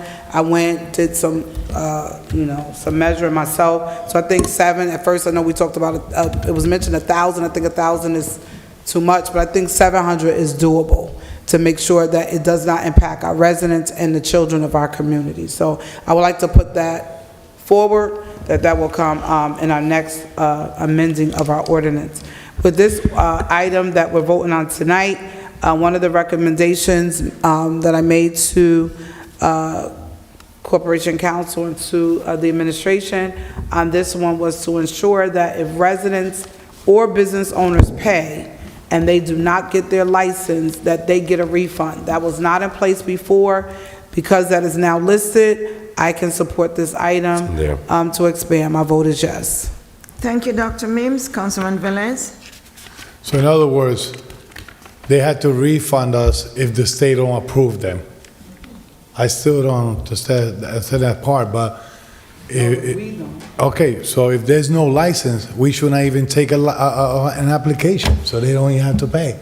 If there's no license, they don't have to pay. We don't need to honor that. They don't even have to be here. So it's a responsibility of that department to tell them there's no more license, so they don't invest money, et cetera. Then we don't have to return. So this governing body voted down all 6 licenses, right? And I sponsored that resolution because I thought that in that time there was a lot of loopholes in the commission. So they came back after the mayor veto, and we decided to have 3 licenses of each. Now we're increasing it because the demand of this market, manufacturing and cultivation is high. Thank you, Councilman. I haven't finished. I interrupt you, not Mayor. No, Councilman. So, All I'm saying is... One thing is I got to say, and I want to put it today on the floor, Madam BA. Madam BA, we here tonight, I hope my secretary... No, she's not coming in the tomorrow. 2 individuals, no, that's not fair. Don't come in late, don't come that's early not fair. because they come in late from here. It's not fair. The 2 employees up there get overtime because let me tell you something. Yeah. If you put overtime and people coming in the regular schedule and they go overtime and they get paid, those employees need to get paid overtime. All those employees out here. Okay? So my vote is yes. Thank you, Councilman. Mr. President? No, Cotton. I'm sorry, Councilwoman Cotton. Thank you, Madam Clerk. You know, I was just going by Councilman Velez, and I know what you was out there trying to do, and I commend you for what you were doing. Not too many people are like you. Correct. Kind-hearted, looking out for somebody else. You don't find them. And I was thinking that with Councilman Velez was talking about, once they know now we're gonna start taking in cannabis, I think we need to increase some of the numbers, maybe one. But, you know, it really was invented throughout this whole city council because we were just thinking about cultivation. We wasn't thinking about retail, we wasn't thinking about wholesale, we wasn't thinking about any of that other stuff. And I think that when people know that we're opening up or we're trying to do, because like they get ready to put a retail across from Lenive's restaurant, and I'm not sure if they're held in the Prospect Park or Belmont Avenue. Huge. It's huge. So I'm thinking, like Councilman Velez said, maybe increase the numbers, but, you know, you watch, it's gonna come back, and we're gonna be doing ordinance after ordinance, instead of trying to fix it now, instead of starting to talk about it now, and see what number we can go to, that we can think. So with that being said, Madam Clerk, I would suggest that we do that, but for now, we just have this one item in front of us, and Madam Clerk, my vote is yes. Thank you, Councilwoman Cotton. Thank you. Mr. President. Council President. For honor. Thank you, Madam Clerk. We discussed it on the workshop too. In the morning, it's past my bedtime already, and I see Councilwoman Mims yawning because it's past her bedtime too. She gotta go to work in the morning too. So council member, let's continue with the agenda. Council President. We have discussed most of the item already. Let's vote on them. My vote is yes. Thank you, Mr. President. Council The votes President. are 6 yeses, 3 absences. Item number 12 is approved for second reading. Councilman Mendez? Yes, thank you, Council President. Council President, there's two items that I'm going to reconsider. And the first one, it's about the consent agenda, Madam Clerk. Yes. On the consent agenda, when I reconsider my vote, because there's a multiple license there that need to be approved, and I don't want to vote against those licensing, those taxi cab licensing that are there. I want to make sure, I want to change my vote on the consent agenda, just to reconsider, so if you could change my vote on that. And number two, it's on the, on item 53, item 53, the transfer of the appropriation. For the reserve? Yes, I'm very aware about what is this about, what is the process. This is a normal process. Everybody knows that I'm totally against this budget with this increase, but this is not related with that. I mean, this is something that we do every year. At the end of the fiscal year, we have to transfer those funds to another line item to be able to use them. And I want to reconsider my vote on that item, on item 53, Madam Clerk, okay? So we don't need to do that roll call again, correct? Corporation Council? Yes, or we do? Council President, thank you for that question. Respectfully, what we would need is Council Mendez, since he was one of the no votes. But one of the council member who voted yes, he's not present now. But it doesn't matter, so Okay. Councilman Mendez you need someone who voted against it to move it. Anyone else can second it, and then anyone else can vote the way they wanted to, irrespective of how they voted initially. Okay, so Madam Clerk, item number 53 is moved by Councilman Mendez. I got a second for reconsideration? Second by Councilwoman Davila. No, you need 6 votes. Right, so that's what Council President just asked you, Corporation Council, and you actually, so Councilman this needs 6 Abdulaziz is not here. affirmative, and so, I misunderstood your question. I thought there was procedure for reconsideration, but you do need 6 affirmative votes. Yes. Councilman Abdulaziz is not here. so if he's the only reconsideration, it won't pass, so Otherwise, if Councilwoman Mims reconsider as well. I guess we'll see. Councilwoman But Mims, somebody has would to you? second, so, Okay. okay. The roll call on item number 53? Roll call on item number 53 for adoption on reconsideration. Councilwoman Cotton. Madam Clerk, my vote was yes before, it's yes again. Thank you, Madam Clerk. Councilwoman Davila. Same for me. Thank you. My vote is yes. Councilman Mendez. Thank you, Madam Clerk. Let the record reflect that I reconsider my vote of the consent agenda Yes. as a yes and the 53 as a yes. Thank you. Councilwoman Mims? And so because the city business has to move forward, there's some money that needs to shift over. Although I don't agree with a lot of stuff that goes on here, one of the things I never want to do is have our city suffer. So with that being said, I'm going to reconsider. My vote will be yes, Madam Clerk. Thank you, Dr. Mims. Yeah. Councilman Velez? Thank you to the councilmen that are reconsidering and putting the community first, and it's true. Even if I don't agree on a lot of stuff, this process will be passed a long time ago if everybody understood what we were doing. My vote is yes. Thank you, Councilman. Mr. Council President.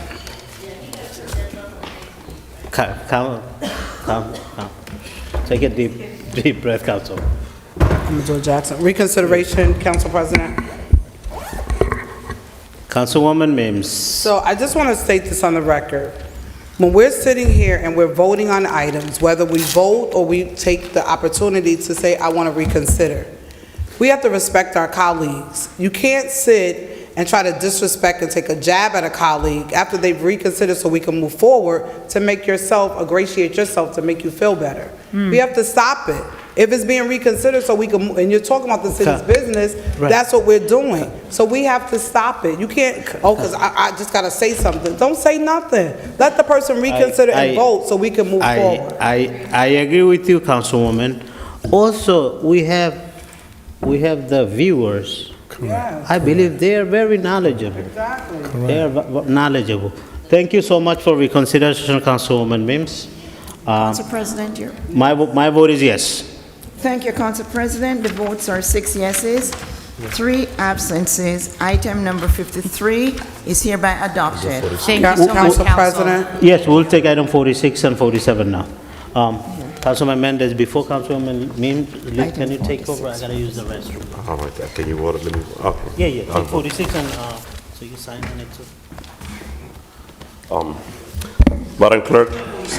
Madam Clerk, we're moving into item number 46. Item number 46 is a resolution supporting the policy with regard to hiring by the City of Paterson that all qualified residents applying for a given position shall be interviewed. Sponsored by Councilman Alex Mendez, it's a City Council Resolution 23:211. Move it. Discussion. Sorry, discussion. I move it for Council discussion. President. I move it for discussion. So there's three council members, at least 2 asked for the floor. Councilwoman Davila, Councilman Velez, and Councilwoman. No, I Mims. did. It was Mims. I'm second. I'm sorry, who seconded? second. I was first. You second the motion? No, I did not. Who Council- second? Velas I seconded. second it for discussion.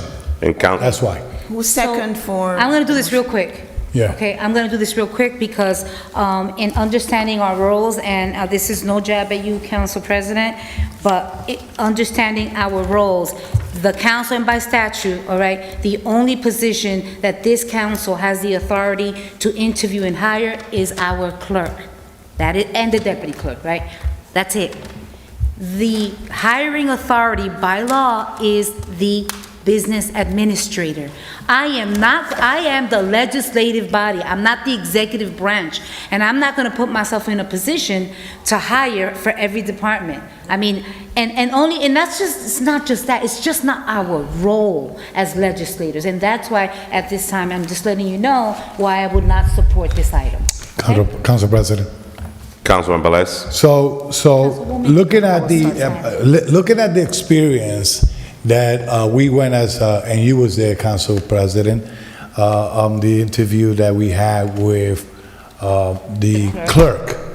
It was 40 applicants, and they divided those applications based on the experience and talent or whatever. Can you please say who's they? Personnel. Personnel did, and they submit the package to us. Having the authority hiring position and the personnel, you know how many applications come for one position in DPW? Hundreds. We're never gonna hire nobody, only with the process of interview.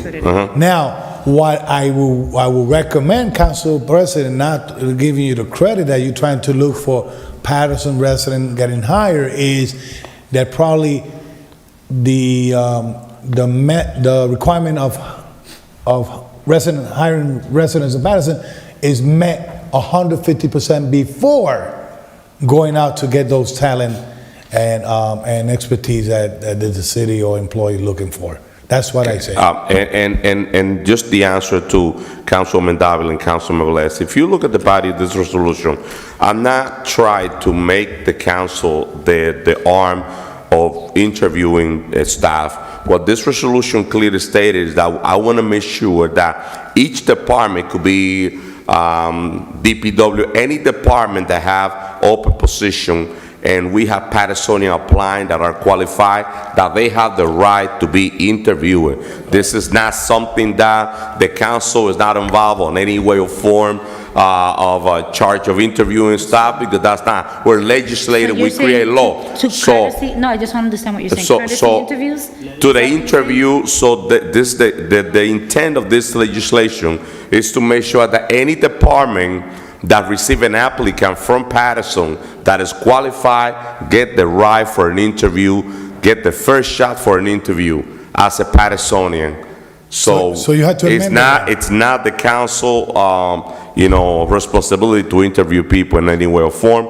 We just want to make sure we did the legislation that any department that get an applicant from Paterson that is qualified get the right for an interview, in order for us to protect our residents and give them fair and equal opportunity to work in the city.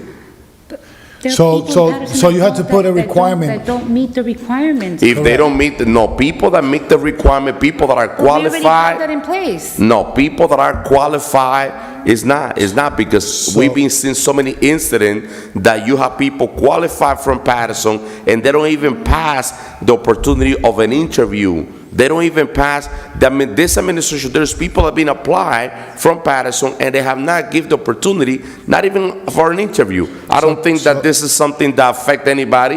I believe that, before I give the council president the seat, I think that this is something is only a plus for the community, and we are here to protect and serve our community. So, Council President, I got to ask you a question. So you should amend this, because we have 8 divisions in the city of Paterson, and every position promoted out there or advertised had different qualification. How are we going to know that qualification is met for that application? It's so different. Council President. Yeah. So let's make believe. Council President, I think, Councilman Velez, it doesn't need to be amended, because we're not creating this legislation for any specific department. This is something city-wide, that if you have an open position in DPW in the engineer department, and you have a Paterson resident that have the qualification, the requirement, what this legislation simply says that that person have the right to be the first person to be interviewed. That's all we're saying on that. It's not something we're not adding. So that's the reason why we cannot make this legislation specifically to any department. This is city-wise for Paterson residents that are qualified for those positions that they apply. They should get an interview. I absolutely agree with you. Corporation Council, then we'll take the votes. Just very briefly, thank you, Council President. And I want to be, I just want to be clear that this resolution is simply council expressing their endorsement for the idea. Council cannot mandate any hiring practices by the administration. They cannot force the administration to interview, but to the extent that council has a preference that Patersonians who apply be given an interview, this is all that resolution does. It expresses council's wishes, it expresses their preference, it doesn't impose any mandates, and nor can it impose any mandates upon the administration regarding hiring or interviewing. And in closing, Council President, that's what I mean by this. We have the residency required in play that the administration is not being abided by. Now what this is, this add to the administration that, listen, you have to interview a qualified Patersonian that apply for a position. You have to give that person an interview. You have to give the first opportunity to a Paterson resident to be able to work in our city. That's what we're looking for. Thank you. Council President. Let's do that. Council President, Council say that this is a witch or that we cannot change the hiring process of the city. But if you look at the fourth whereas, it says the municipal council now finds that the policy of granting an interview to all qualified Patterson residents applying for a given position will be suitable means increasing the numbers of Patterson residents higher, in decreasing need to look special talents. Now, number 4 is saying that you still have to interview all of them. Thank you. We're about to go on the record, board council members. It's almost 3 o'clock in the morning. Let's do the roll call. Roll call on item number 46 for adoption. Councilwoman Cotton. Thank you, even though I didn't get a chance to express, but I just don't, who's going to keep track of it? That means somebody's calling council people because they're not getting hired, and they want to make sure. But if I apply for a job and I don't live in the city, well, what happens with that? And I could be qualified.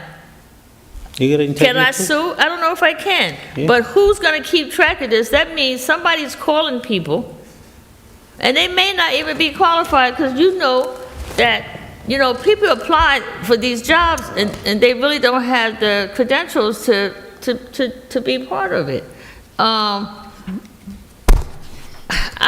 Look, people are applying for jobs, they're not even getting an answer back. You should be saying, get an answer back to say we did not hire you. Put that on the paperwork, residents. So, I think this is not really what we need to have right now to do that. That child would never get no work done over there in personnel, interviewing everybody. Never get nothing done. People need to go there to see civil service problems, pension problems. There are all kind of issues that goes on in the personnel department. Thank you. But that being said, my vote is no. Thank you, Councilwoman. Councilwoman Davila. I stated it before in discussion, we are the legislative branch, and although I agree that we already have an ordinance that indicates that Paterson residents first, but you have to be a qualified Paterson resident. So with that said, my vote is no. Thank you, Councilwoman. Councilman Mendez. Thank you, Madam Clerk. And what the resolution clearly stated, and it specified for qualified Pattersonians that apply for position, they should have the right for the first interview. I don't see anything wrong on this legislation. Quite honestly, I don't understand. But everybody has, the independent way of looking things and voting. It's your right to vote yes or not. I'm still behind this. I believe it's great, something good. It's something positive. All we want to say on this legislation, we're not saying that we're hiring people. We're not saying that we're going to hire unqualified people, as Councilwoman Cotton tried to allude to. What we just simply saying is that, what we're simply saying is that if we have a qualified Paterson resident that apply for a position, that person deserves the right for an interview. It could be on any department, but all we're asking is to give Paterson resident the opportunity for an interview. That's what we're looking for, to protect our resident and make sure that when there's an open position, we're going to look in Paterson. If we don't have any qualified person in Paterson that meet the requirement, then we go out. That's all we're looking for. My vote is yes on this resolution. Thank you. Thank you, Councilman Mendez. Councilwoman Mims. So what I would like, and I think, and I hear what you're saying, Councilman Mendez, but what I would like to see more than even this, one, if anyone applies for a job, number one, whether they get interviewed or not, that there's some level of contact to the individuals to say, you're interviewed or you're not. I also would like to see in place, if people interview and they don't get the job, that they receive something to say, unfortunately you were not qualified, you were not selected, or whatever that letter looks like. All of those things are not happening. Is it true that a lot of residents of Paterson are not getting some of these opportunities? Absolutely. But there's some other things, I think, procedurally and policy, and I'm not sure, Corporation Council, I would like to put those amendments in place and bring them before this council from our statute and our ordinance, that when it comes to the personnel policy, that when someone applies for a job, no matter what that job is, one, that they receive contact, whether it's through letter, phone call. That's number one. Number two, if they get interviews, say there's 10 interview and there's 20 not, all 20 people receive something from the city saying that, whatever, you're not interviewed. And then if 3 people interview and 1 person gets and the other 2 don't, something needs to be in place. So Corporation Council, if you can put forth that amendment and bring it before this council, I can definitely support that, because I think that's something, and it's more prudent than what's in place. I also agree that even though I think it's good that we make sure that it's Paterson residents, what system do we have in place systematically that tracks it? We're a very dinosaur system. We don't have anything that does it mechanically. Everything is stroked through paper and pencil and all that stuff. And I'm not sure if things will be translated properly or lost in translation. So until we get out of this place of antiquation in the city with our monitoring and systems and not being able to system interface with other departments, I think we should wait. But I do want to see that on that amendment for the policy on what needs to process, because that's a complaint I receive all the time, that people apply and they hear nothing from the job or whatever the other occurrences are.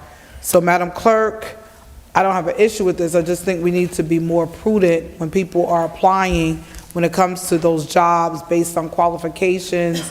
Residency is already in our ordinance, so it's not like we don't have it. We just need to make sure that we adhere to our ordinance that's in place. With that stated, Madam Clerk, my vote is no. Oh, thank you, Dr. Mims. Councilman Velez? So when we look at an application and we work in personnel, you look, listen, if you want to leave, Council President. Councilman, we had this. Council President, but there's a point, there's something that I see here. I sit here, I listen to everybody's statement and comment, and when I come to speak, you say, Councilman, it's because you don't want to hear me. Councilman. The same right people, please. Look at the time. So, civil service requirement is in a lot of those positions, and certifications, and sometimes licensing. It looks bad when we hire people that don't even have civil service requirement, they don't have licensing, and then we hire them to fulfill a position. I will, and it's a good point that Councilman said, that she will be more comfortable advising people you don't want selected to the process or whatever, but at the same time, that we make the priority. I cannot tell the administration what to do, not to do with an applicant, but we want the same thing that DCA always tell us. If they are more ready for the work, it's better to hire. So the people that we bring on board, we don't have to spend time and other things, only to the work that they are performed. Saying that, Councilman Mendez, sorry, my vote is no. Thank you, Councilman. Mr. President? Thank you, Madam Clerk. Only thing, I know that we don't have the authority to hire individuals for any positions. Administration does. But at the same time, as a council, we could ask them to do the right thing. This resolution is basically asking them to do the right thing. Interview, keyword, qualified Paterson people.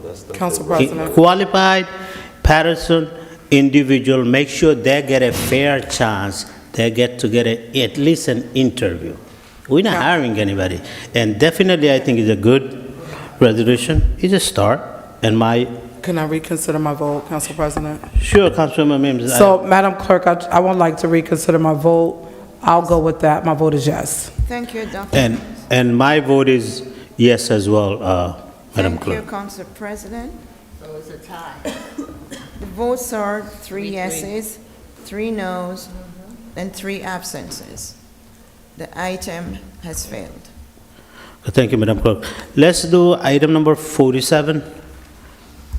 Item number 47 is a resolution designating East Park Drive between Park Avenue and Overlook Avenue to also be known as Eli Burgess Way. It's sponsored by Councilwoman Maritza Davila, a City Council Resolution 23-212. So moved. Second, discussion. Moved by Councilwoman Davila, second by Councilwoman Mims, and and discussion, Councilwoman Mims? So, Councilwoman Davila, can we add to be co-sponsored by the entire council body? Absolutely, Councilwoman, Council President? Yes. Corporation Council? Corporation Council? I know that it just says sponsored by me. There needs to be no, just the Co-sponsored by rest of the the council. remaining of the council. Thank you. Roll call on item number 47. Roll call on item number 47 as amended. Councilwoman Cotton. Thank you, Madam Clerk. I just want to say, I have known Eli Burgos, I'm not even going to say how many years. Back in the day, I'm saying in the 70s and the 80s, it was the Puerto Rican and the African-American community that worked together closely. And because of Eli Burgos, my husband Ed Cotton was able to be the first African-American mayor to be president of the Paterson JCs, which what it did was we ran bingo every Saturday at the Boys and Girls Club to raise money for the Boys and Girls Club. And I'm talking about this is back in the late 70s and the early 80s. So with that being said, with Eli Burgos, there was just so many of us volunteering every weekend, making sure the Boys and Girls Club have money to operate for the children. So Eli, we go way back. We're good friends. And with that being said, Madam Clerk, and we're going to have an Eli Burgos Way, Park Avenue between Overlook and Park Drive. But Eli Burgos, I appreciate you knowing all the years that we have known each other, how we all have helped each other. You was the BA for Mayor Joey Torres, so we go way back. I'm happy to be able to vote on this for you. Madam Clerk, my vote is yes. Thank you, Councilwoman. Councilwoman Davila. So we always talk about individuals that have given years of, Councilman, No, because- Councilman Mendez? It's just My mic is on, so what you're saying is being heard out there. I got you. Okay, so if you can please step All to right, the side then? understand that. Thank you. So I just wanted to say that we talk about individuals in the city of Paterson. Here is an individual that has given years. He was our business administrator. He's a veteran, I mean, and he's you're still saying- here at Paterson. And I'm just so happy that I'm able to support this and move this resolution for, and sponsoring it along with my colleagues. So, with that said, we'll have a nice celebration coming soon. My vote is yes. Thank you, Councilwoman Davila. Councilman Mendez. Councilwoman Mims. Eli Burgos, thank you for all that you do. My vote is yes. Thank you, Dr. Mims. Councilman Velez. Well, until I get to the microphone, everybody knows what I'm going to say.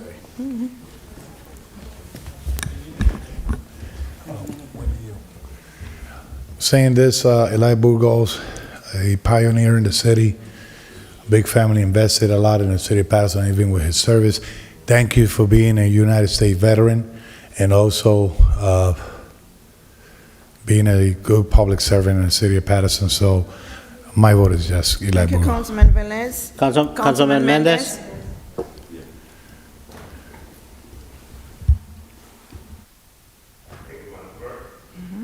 Thank you, Madam Clerk. On this item, I'm very pleased to support this item. Eli, our former VA, Pattersonian, Third Ward resident, right on Eastside Park.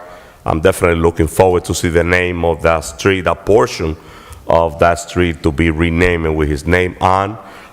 So definitely my vote is yes, Madam Clerk. Thank you, Councilman Mendez. Mr. President. My vote is yes, Madam Clerk. Thank you, Mr. President. The votes are 6 yeses, 3 absences. Item number 47 is hereby adopted. Council President, I want to reconsider my vote in the item of my colleague, Council Mendez, number 46, please, that was put on the floor. You're gonna kill workers in this city. Are we gonna, do we have to do the roll call again or no? Reconsider number 46. Do we have to do the roll call? Motion to reconsider by Councilman Velez. Second. Second by Councilman Mendez. Roll call. Roll call on item number 46 for reconsideration. Councilwoman Cotton. You know, I said, our employees now are so overworked, we are so short-handed, and we just want to throw more stuff on them to do that they're not able to do. We gotta put more work on our employees that they're not able to accomplish. Go over there to that personnel and see what they go through, pension, civil service. This is now putting more. No, what he just told me, no. Somebody's doing some work. Somebody is gonna have to do some work to make sure that when that comes in, how are we gonna know? We got so much. We need to get contractors to bid on our stuff that we need. We can't even get cars because car places are telling us how many cars they're gonna send us. We can't get people to bid. They don't wanna come in. They don't wanna do business with us no more. We don't pay on time. There's so much stuff going on that we need to make sure that the community out there, we gotta make sure they're so overworked. Our employees are so overworked. We are so short-handed, and we want to throw something else on them. My vote is no. Thank you, Councilwoman Cotton and Councilwoman Davila. I'm going to continue to say this. We are the legislative body, okay? They are the executive branch. We already have an ordinance that states, okay, that Patersonians that apply, okay, Patersonians first. I can't support something that is a feel-good resolution for someone, okay? That's the only reason why. Why are we getting into the business of the executive branch? Why are we telling them, okay, you now have to go ahead and every applicant has to be interviewed because they're Paterson? No. We already have an ordinance in place that states that. Paterson residents first. Okay. Somebody calling somebody. I just can't support feel-good resolutions. I can't. My vote is no. That's fine. Thank you, Councilwoman Davila. Just vote, please. Councilman Mendez. Thank you, Madam Clerk. So once again, that statement is not true, it's not correct. Paterson, what we have the residency required on the floor, and the administration is not looking at that whatsoever, number one. Number two, we're not adding more work to any department. When a department has an open position, the department have to review all the applicants. They have to review the qualified applicants that apply. This resolution, what we want is to make sure that those departments choose Paterson first. Patersonians that are required and that the Patersonians that have the qualification, we ask them to make sure that they get the right for an interview. And if you really care about Paterson, there's nothing wrong with this legislation. And because we are the legislative branch, we are the one responsible to put this type of legislation on the floor. It's not the administration, it's us. And just because of that, definitely my vote is yes. This is something good for the city, and we're not forcing any department. We just simply want to take care of Patersonian first and make sure you choose the qualified people that are from Paterson. My vote is yes, Madam Clerk. Once again. Councilmember, we made our statement already. Let's just move. To the viewing public, I just voted. So let me say this, right? When you go into the residency clause, there's 3 stipulations for people that are being hired for our city. Number 1, we know they need to be qualified, et cetera, et cetera. But what has been happening, and now I understand clearly why this is being put forward, is that they've been overlooking some Paterson residents because they're saying they have a special talent. And Councilman Velez just pointed out, and the 4th, whereas, that stated that sometimes we are overlooking qualified Paterson residents because their perception of who's more talented versus who's not, because you don't want them, that should not be the standard. That's true. So this item, I don't see it as a feel-good. I think it's something that needs to be in place because I've seen it and we can Google it. It's been stated in many articles. No, we gave it to them because they have a different talent. We cannot keep doing that. We have to put the residents first that are qualified for these positions. We have to make sure that we're giving them these opportunities. I'm glad whoever called to reconsider it to change your vote, because we need to do it. We complain about it all the time up here, that Paterson are not getting the opportunities. To the viewing public, it is 3:15 in the morning, and I am leaving after my vote. God bless you, I love you, but I've been up since 3 o'clock this morning, and I have some things I have to do in the morning for my children and for my mom, who is recovering. And so, Paterson, I'm leaving, so no one will have to say, well, she left, well, I'm a quorum. I'm telling them right now, I'm voting. Good night, Madam Clerk. Good night, School 21 Jennifer. Corporation Council, BA CFO, Irma Linda, and Raphael, and to my council colleagues, have a great morning, because that's what it is. It's time to go home. My vote, Madam Clerk, is yes. Thank you, Dr. Mims. So the reason I reconsider is the 4 whereas that trigger this. The municipal council now finds that the policy of granting an interview to all qualified Paterson residents applying for all gift positions will be suitable means of increasing that number of the Paterson resident higher and decreasing the need to look for special talent and expertise. Some people, I've seen it before in the city. You have 10 applicants, 9 have the same qualification, and the position is given to other people, not even given the chance to get interview. So this will be the opportunity for them to get interview, and then the administration will decide which they going to hire with talent or without no talent, or with qualification or no qualification, but at least put the interview on it. No, ma'am, is that when I look at the resolution, we spoke about the whereas, it gives the opportunity to interview. If there are 5 people with 5 qualification and they all have qualification, they should all get interview. And then the administration still have the who they're going to hire for that position, no matter who come and bless or not. Thank you, saying that, I reconsider my vote. My vote is yes. Thank you, Councilman Velez. Mr. President. My vote is yes, Madam Clerk. Thank you, Mr. President. The votes are 4 yeses, 2 noes, 3 absences. Item number 46 is hereby adopted. Thank you, Madam Clerk. I spoke to Corporation Council. Item number 35 to item number 45 were taken out of consent agenda, and I think if all of us council members agree, we could put it back on and we could vote on it. Would you please do that? Yes. Yes, may I have the consent agenda? 35 and what? 35 to 45. Oh, go ahead, yes. Put it back in the consent agenda. Okay, so Council President, you said the reconsideration to put the items that were removed to be put back on? On Corporation Council? Yes, thank you, Council President. Don't rush yourself. It's not a reconsideration, it's a motion to add those items to the consent agenda and then to vote those items. Motion to add on the consent agenda? Move to item 35 to 45 to add on the consent agenda by Councilman Mendez, second by Councilman Velez. Roll call.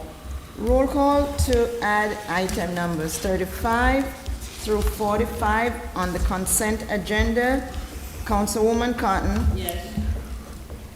Councilwoman Davila. Yes.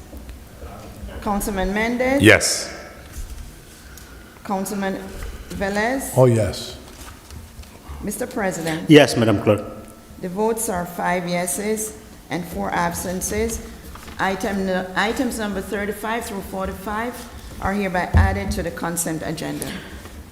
Roll call on the items? So this Council is President? Roll call. On the items. All matters listed under the consent agenda are considered to be routine by the council and will be enacted by one motion. The items listed under the consent agenda are numbered 35 through 45. Any item may be removed from the consent agenda by the request of any council member, and if so removed, will be treated as a separate matter. Can I have a motion? A motion to... So move. Moved by Councilwoman Davila, second by Councilman Mendez and Councilman Velez. Roll call on this consent agenda, item 35 to 45. Roll call on consent agenda for numbers 35 through 45. Councilwoman Cotton? Yes. Councilwoman Davila? Yes. Councilman Mendez? Yes. Councilman Velez? Yes, Madam Clerk. Mr. President? Yes, Madam Clerk. So the votes are 5 yeses, 4 absences. Items number 35 through 45 on the consent agenda are hereby adopted. Council member, the second reading ordinances will move to the next meeting, Yes. I guess. Also, these are not time sensitive. Also, the first reading will move to the next, Meeting. next meeting. We only have two items left. Item 55. 13 and 55. 13 is the introduction of the Bunker Hill budget. Can you take this real quick? And If it's not time sensitive, we can move. is it time sensitive? We I mean, we took it up more than once. We had to cut the bill? Let's do item number 13, Madam Clerk. real Yeah, quick. we need to do Item the number tax. 13 is resolution gotta do it, addressing yeah. the 2023 budget procedure Yeah. requirements Yeah. for the Bunker Hill Industrial Park Special Improvement District, authorizing reading by title only, authorizing budget introduction, directing the clerk to advertise it, and schedule a public hearing, and directing the assessor to prepare an assessment roll of properties within the districts of finance resolution 23-178. Title. Second. Move it. Council President, Councilwoman Cotton moved it. I second. Councilwoman, moved by Councilwoman Cotton, second by Councilwoman Davila and Councilman Velez and Councilman Mendez. Roll call on item number 13. Roll call on item number just a moment. I'm sorry. They need to come back again. Where you So going? actually, there's a public hearing, I It's a believe. public hearing. The Yeah. Public hearing is now open. Anyone wish to speak on item number 13? See, no move to close. See no one, move to close by Councilman Mendez, second by Councilman... Correction, Council Councilman Velez. President, There's no correction. There is This no is all a public hearing. resolution. I'm sorry, They have to Council come President. back. The clerk is speaking. Yeah. Council President, this is just the introduction for Correct. Okay. approval, so no public hearing is required right now. Okay, roll call on item number 13 then, Madam Clerk. Roll call on item number 13 for approval, Councilwoman Cotton. Right, thank you, Madam Clerk. This is for directing the clerk to advertise it, that they're gonna have a public hearing on it. And then I see the secretaries are getting ready to mail out thousands, well, I don't know about thousands, but all this stuff gotta be certified, return receipt, that they have to send out to all the people that's in the Bunker Hill, SID. So, Bunker Hill has as many employees as St. Joseph Hospital in the Bunker Hill. There's a lot of companies in the Bunker Hill that I go see and I go visit. We have a new company that just came from Montreal that's in the Bunker Hill. With that being said, Madam Clerk, my vote is yes. Thank you, Councilwoman Cotton. Councilwoman Davila? Yes. Councilman Mendez? Yes. Councilman Velez? I commend, I hope the Bunker Hill, Sid, understand that they're gonna get 2 new businesses of cannabis in their section, so hopefully they also budget them in the, you know. Also, Madam BA, knowing that they have to do all this work, Madam Clerk, make sure you sit down with administration and tell them how many positions you need to fill in your office for be able to perform your work. Thank you. My vote is yes. Thank you, Councilman Velez. Mr. President? My vote is yes, Madam Clerk. So the votes are 5 yeses, 4 absences. Item number 13 is hereby adopted.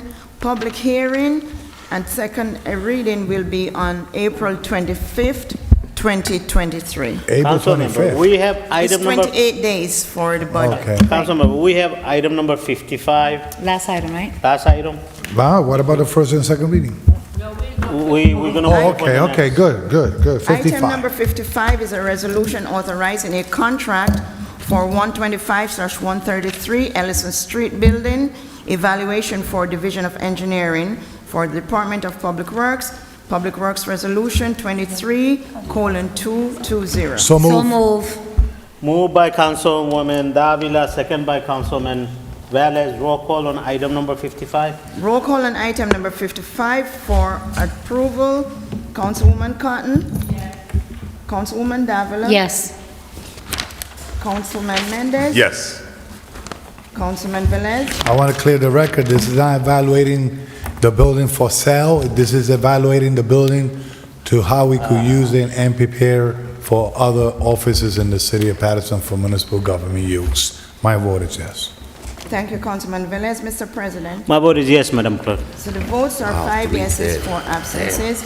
Item number 55 is hereby adopted. Move to close. Motion to close. Move to close by Councilwoman Davila, second by Councilman Mendez and I'm Councilman at 4 Velez. o'clock in the morning, man. Roll call to adjourn the regular meeting tonight. Tonight? This morning. Good morning. Roll call to adjourn the Municipal Council regular meeting of Tuesday, March 28, 2023. Councilwoman Cotton. Thank you, Madam Clerk. I think that we might have set a record tonight. Yes, we have. I remember going to like 3:15 in the morning, but to you all out there, there was a lot of things that we had discussed today, and items, but I just can't even remember what they are now. I do want to thank Latrice Wilson for volunteering to do the prayer for me. She did absolutely an awesome prayer. And I also want to say thank you to my council colleague to letting us recognize our varsity basketball state champs tonight. You know, when I went in the back with them, those young men was really excited of just receiving citations from everyone from the city. With that being said, I had some other things, but to you all out there in TV land, there's a lot of things going on. We don't know for sure, but we're going to find out for sure what's really going to be going on. With that being said, Madam Clerk, my vote is yes. Thank you, Councilwoman Cotton. Councilwoman Davila. Yes. Councilman Mendez. Wow, 3:30. Good night, Paterson. My vote is yes. Thank you, Councilman. Councilman Velez. I didn't have the chance to congratulate Eastside High School team, based basketball team. I see those kids every day. I live right behind it, and I always walk to Eastside High School with no problem back and forth. So congratulations to Eastside High School. Kudos to them. Reminding the community that tomorrow I have a public safety meeting at 405 Main Street at 6:30 in the afternoon. Thank you to Melinda up there and Mr. Rafael Gonzalez for your hard work and keeping this meeting live and making sure the administration pay you guys overtime. My vote is yes. Good night, buenas noches. Mr. President. My vote is yes, Madam Clerk. Good night, everyone. Thank you. The votes are 5 yeses, 4 absences. The meeting of March 28, 2023 is hereby adjourned. Good morning, everyone. Good morning. Thank you, Madam Clerk. Yes, okay, all right. Yeah. Good morning. We are adjourned. Good morning.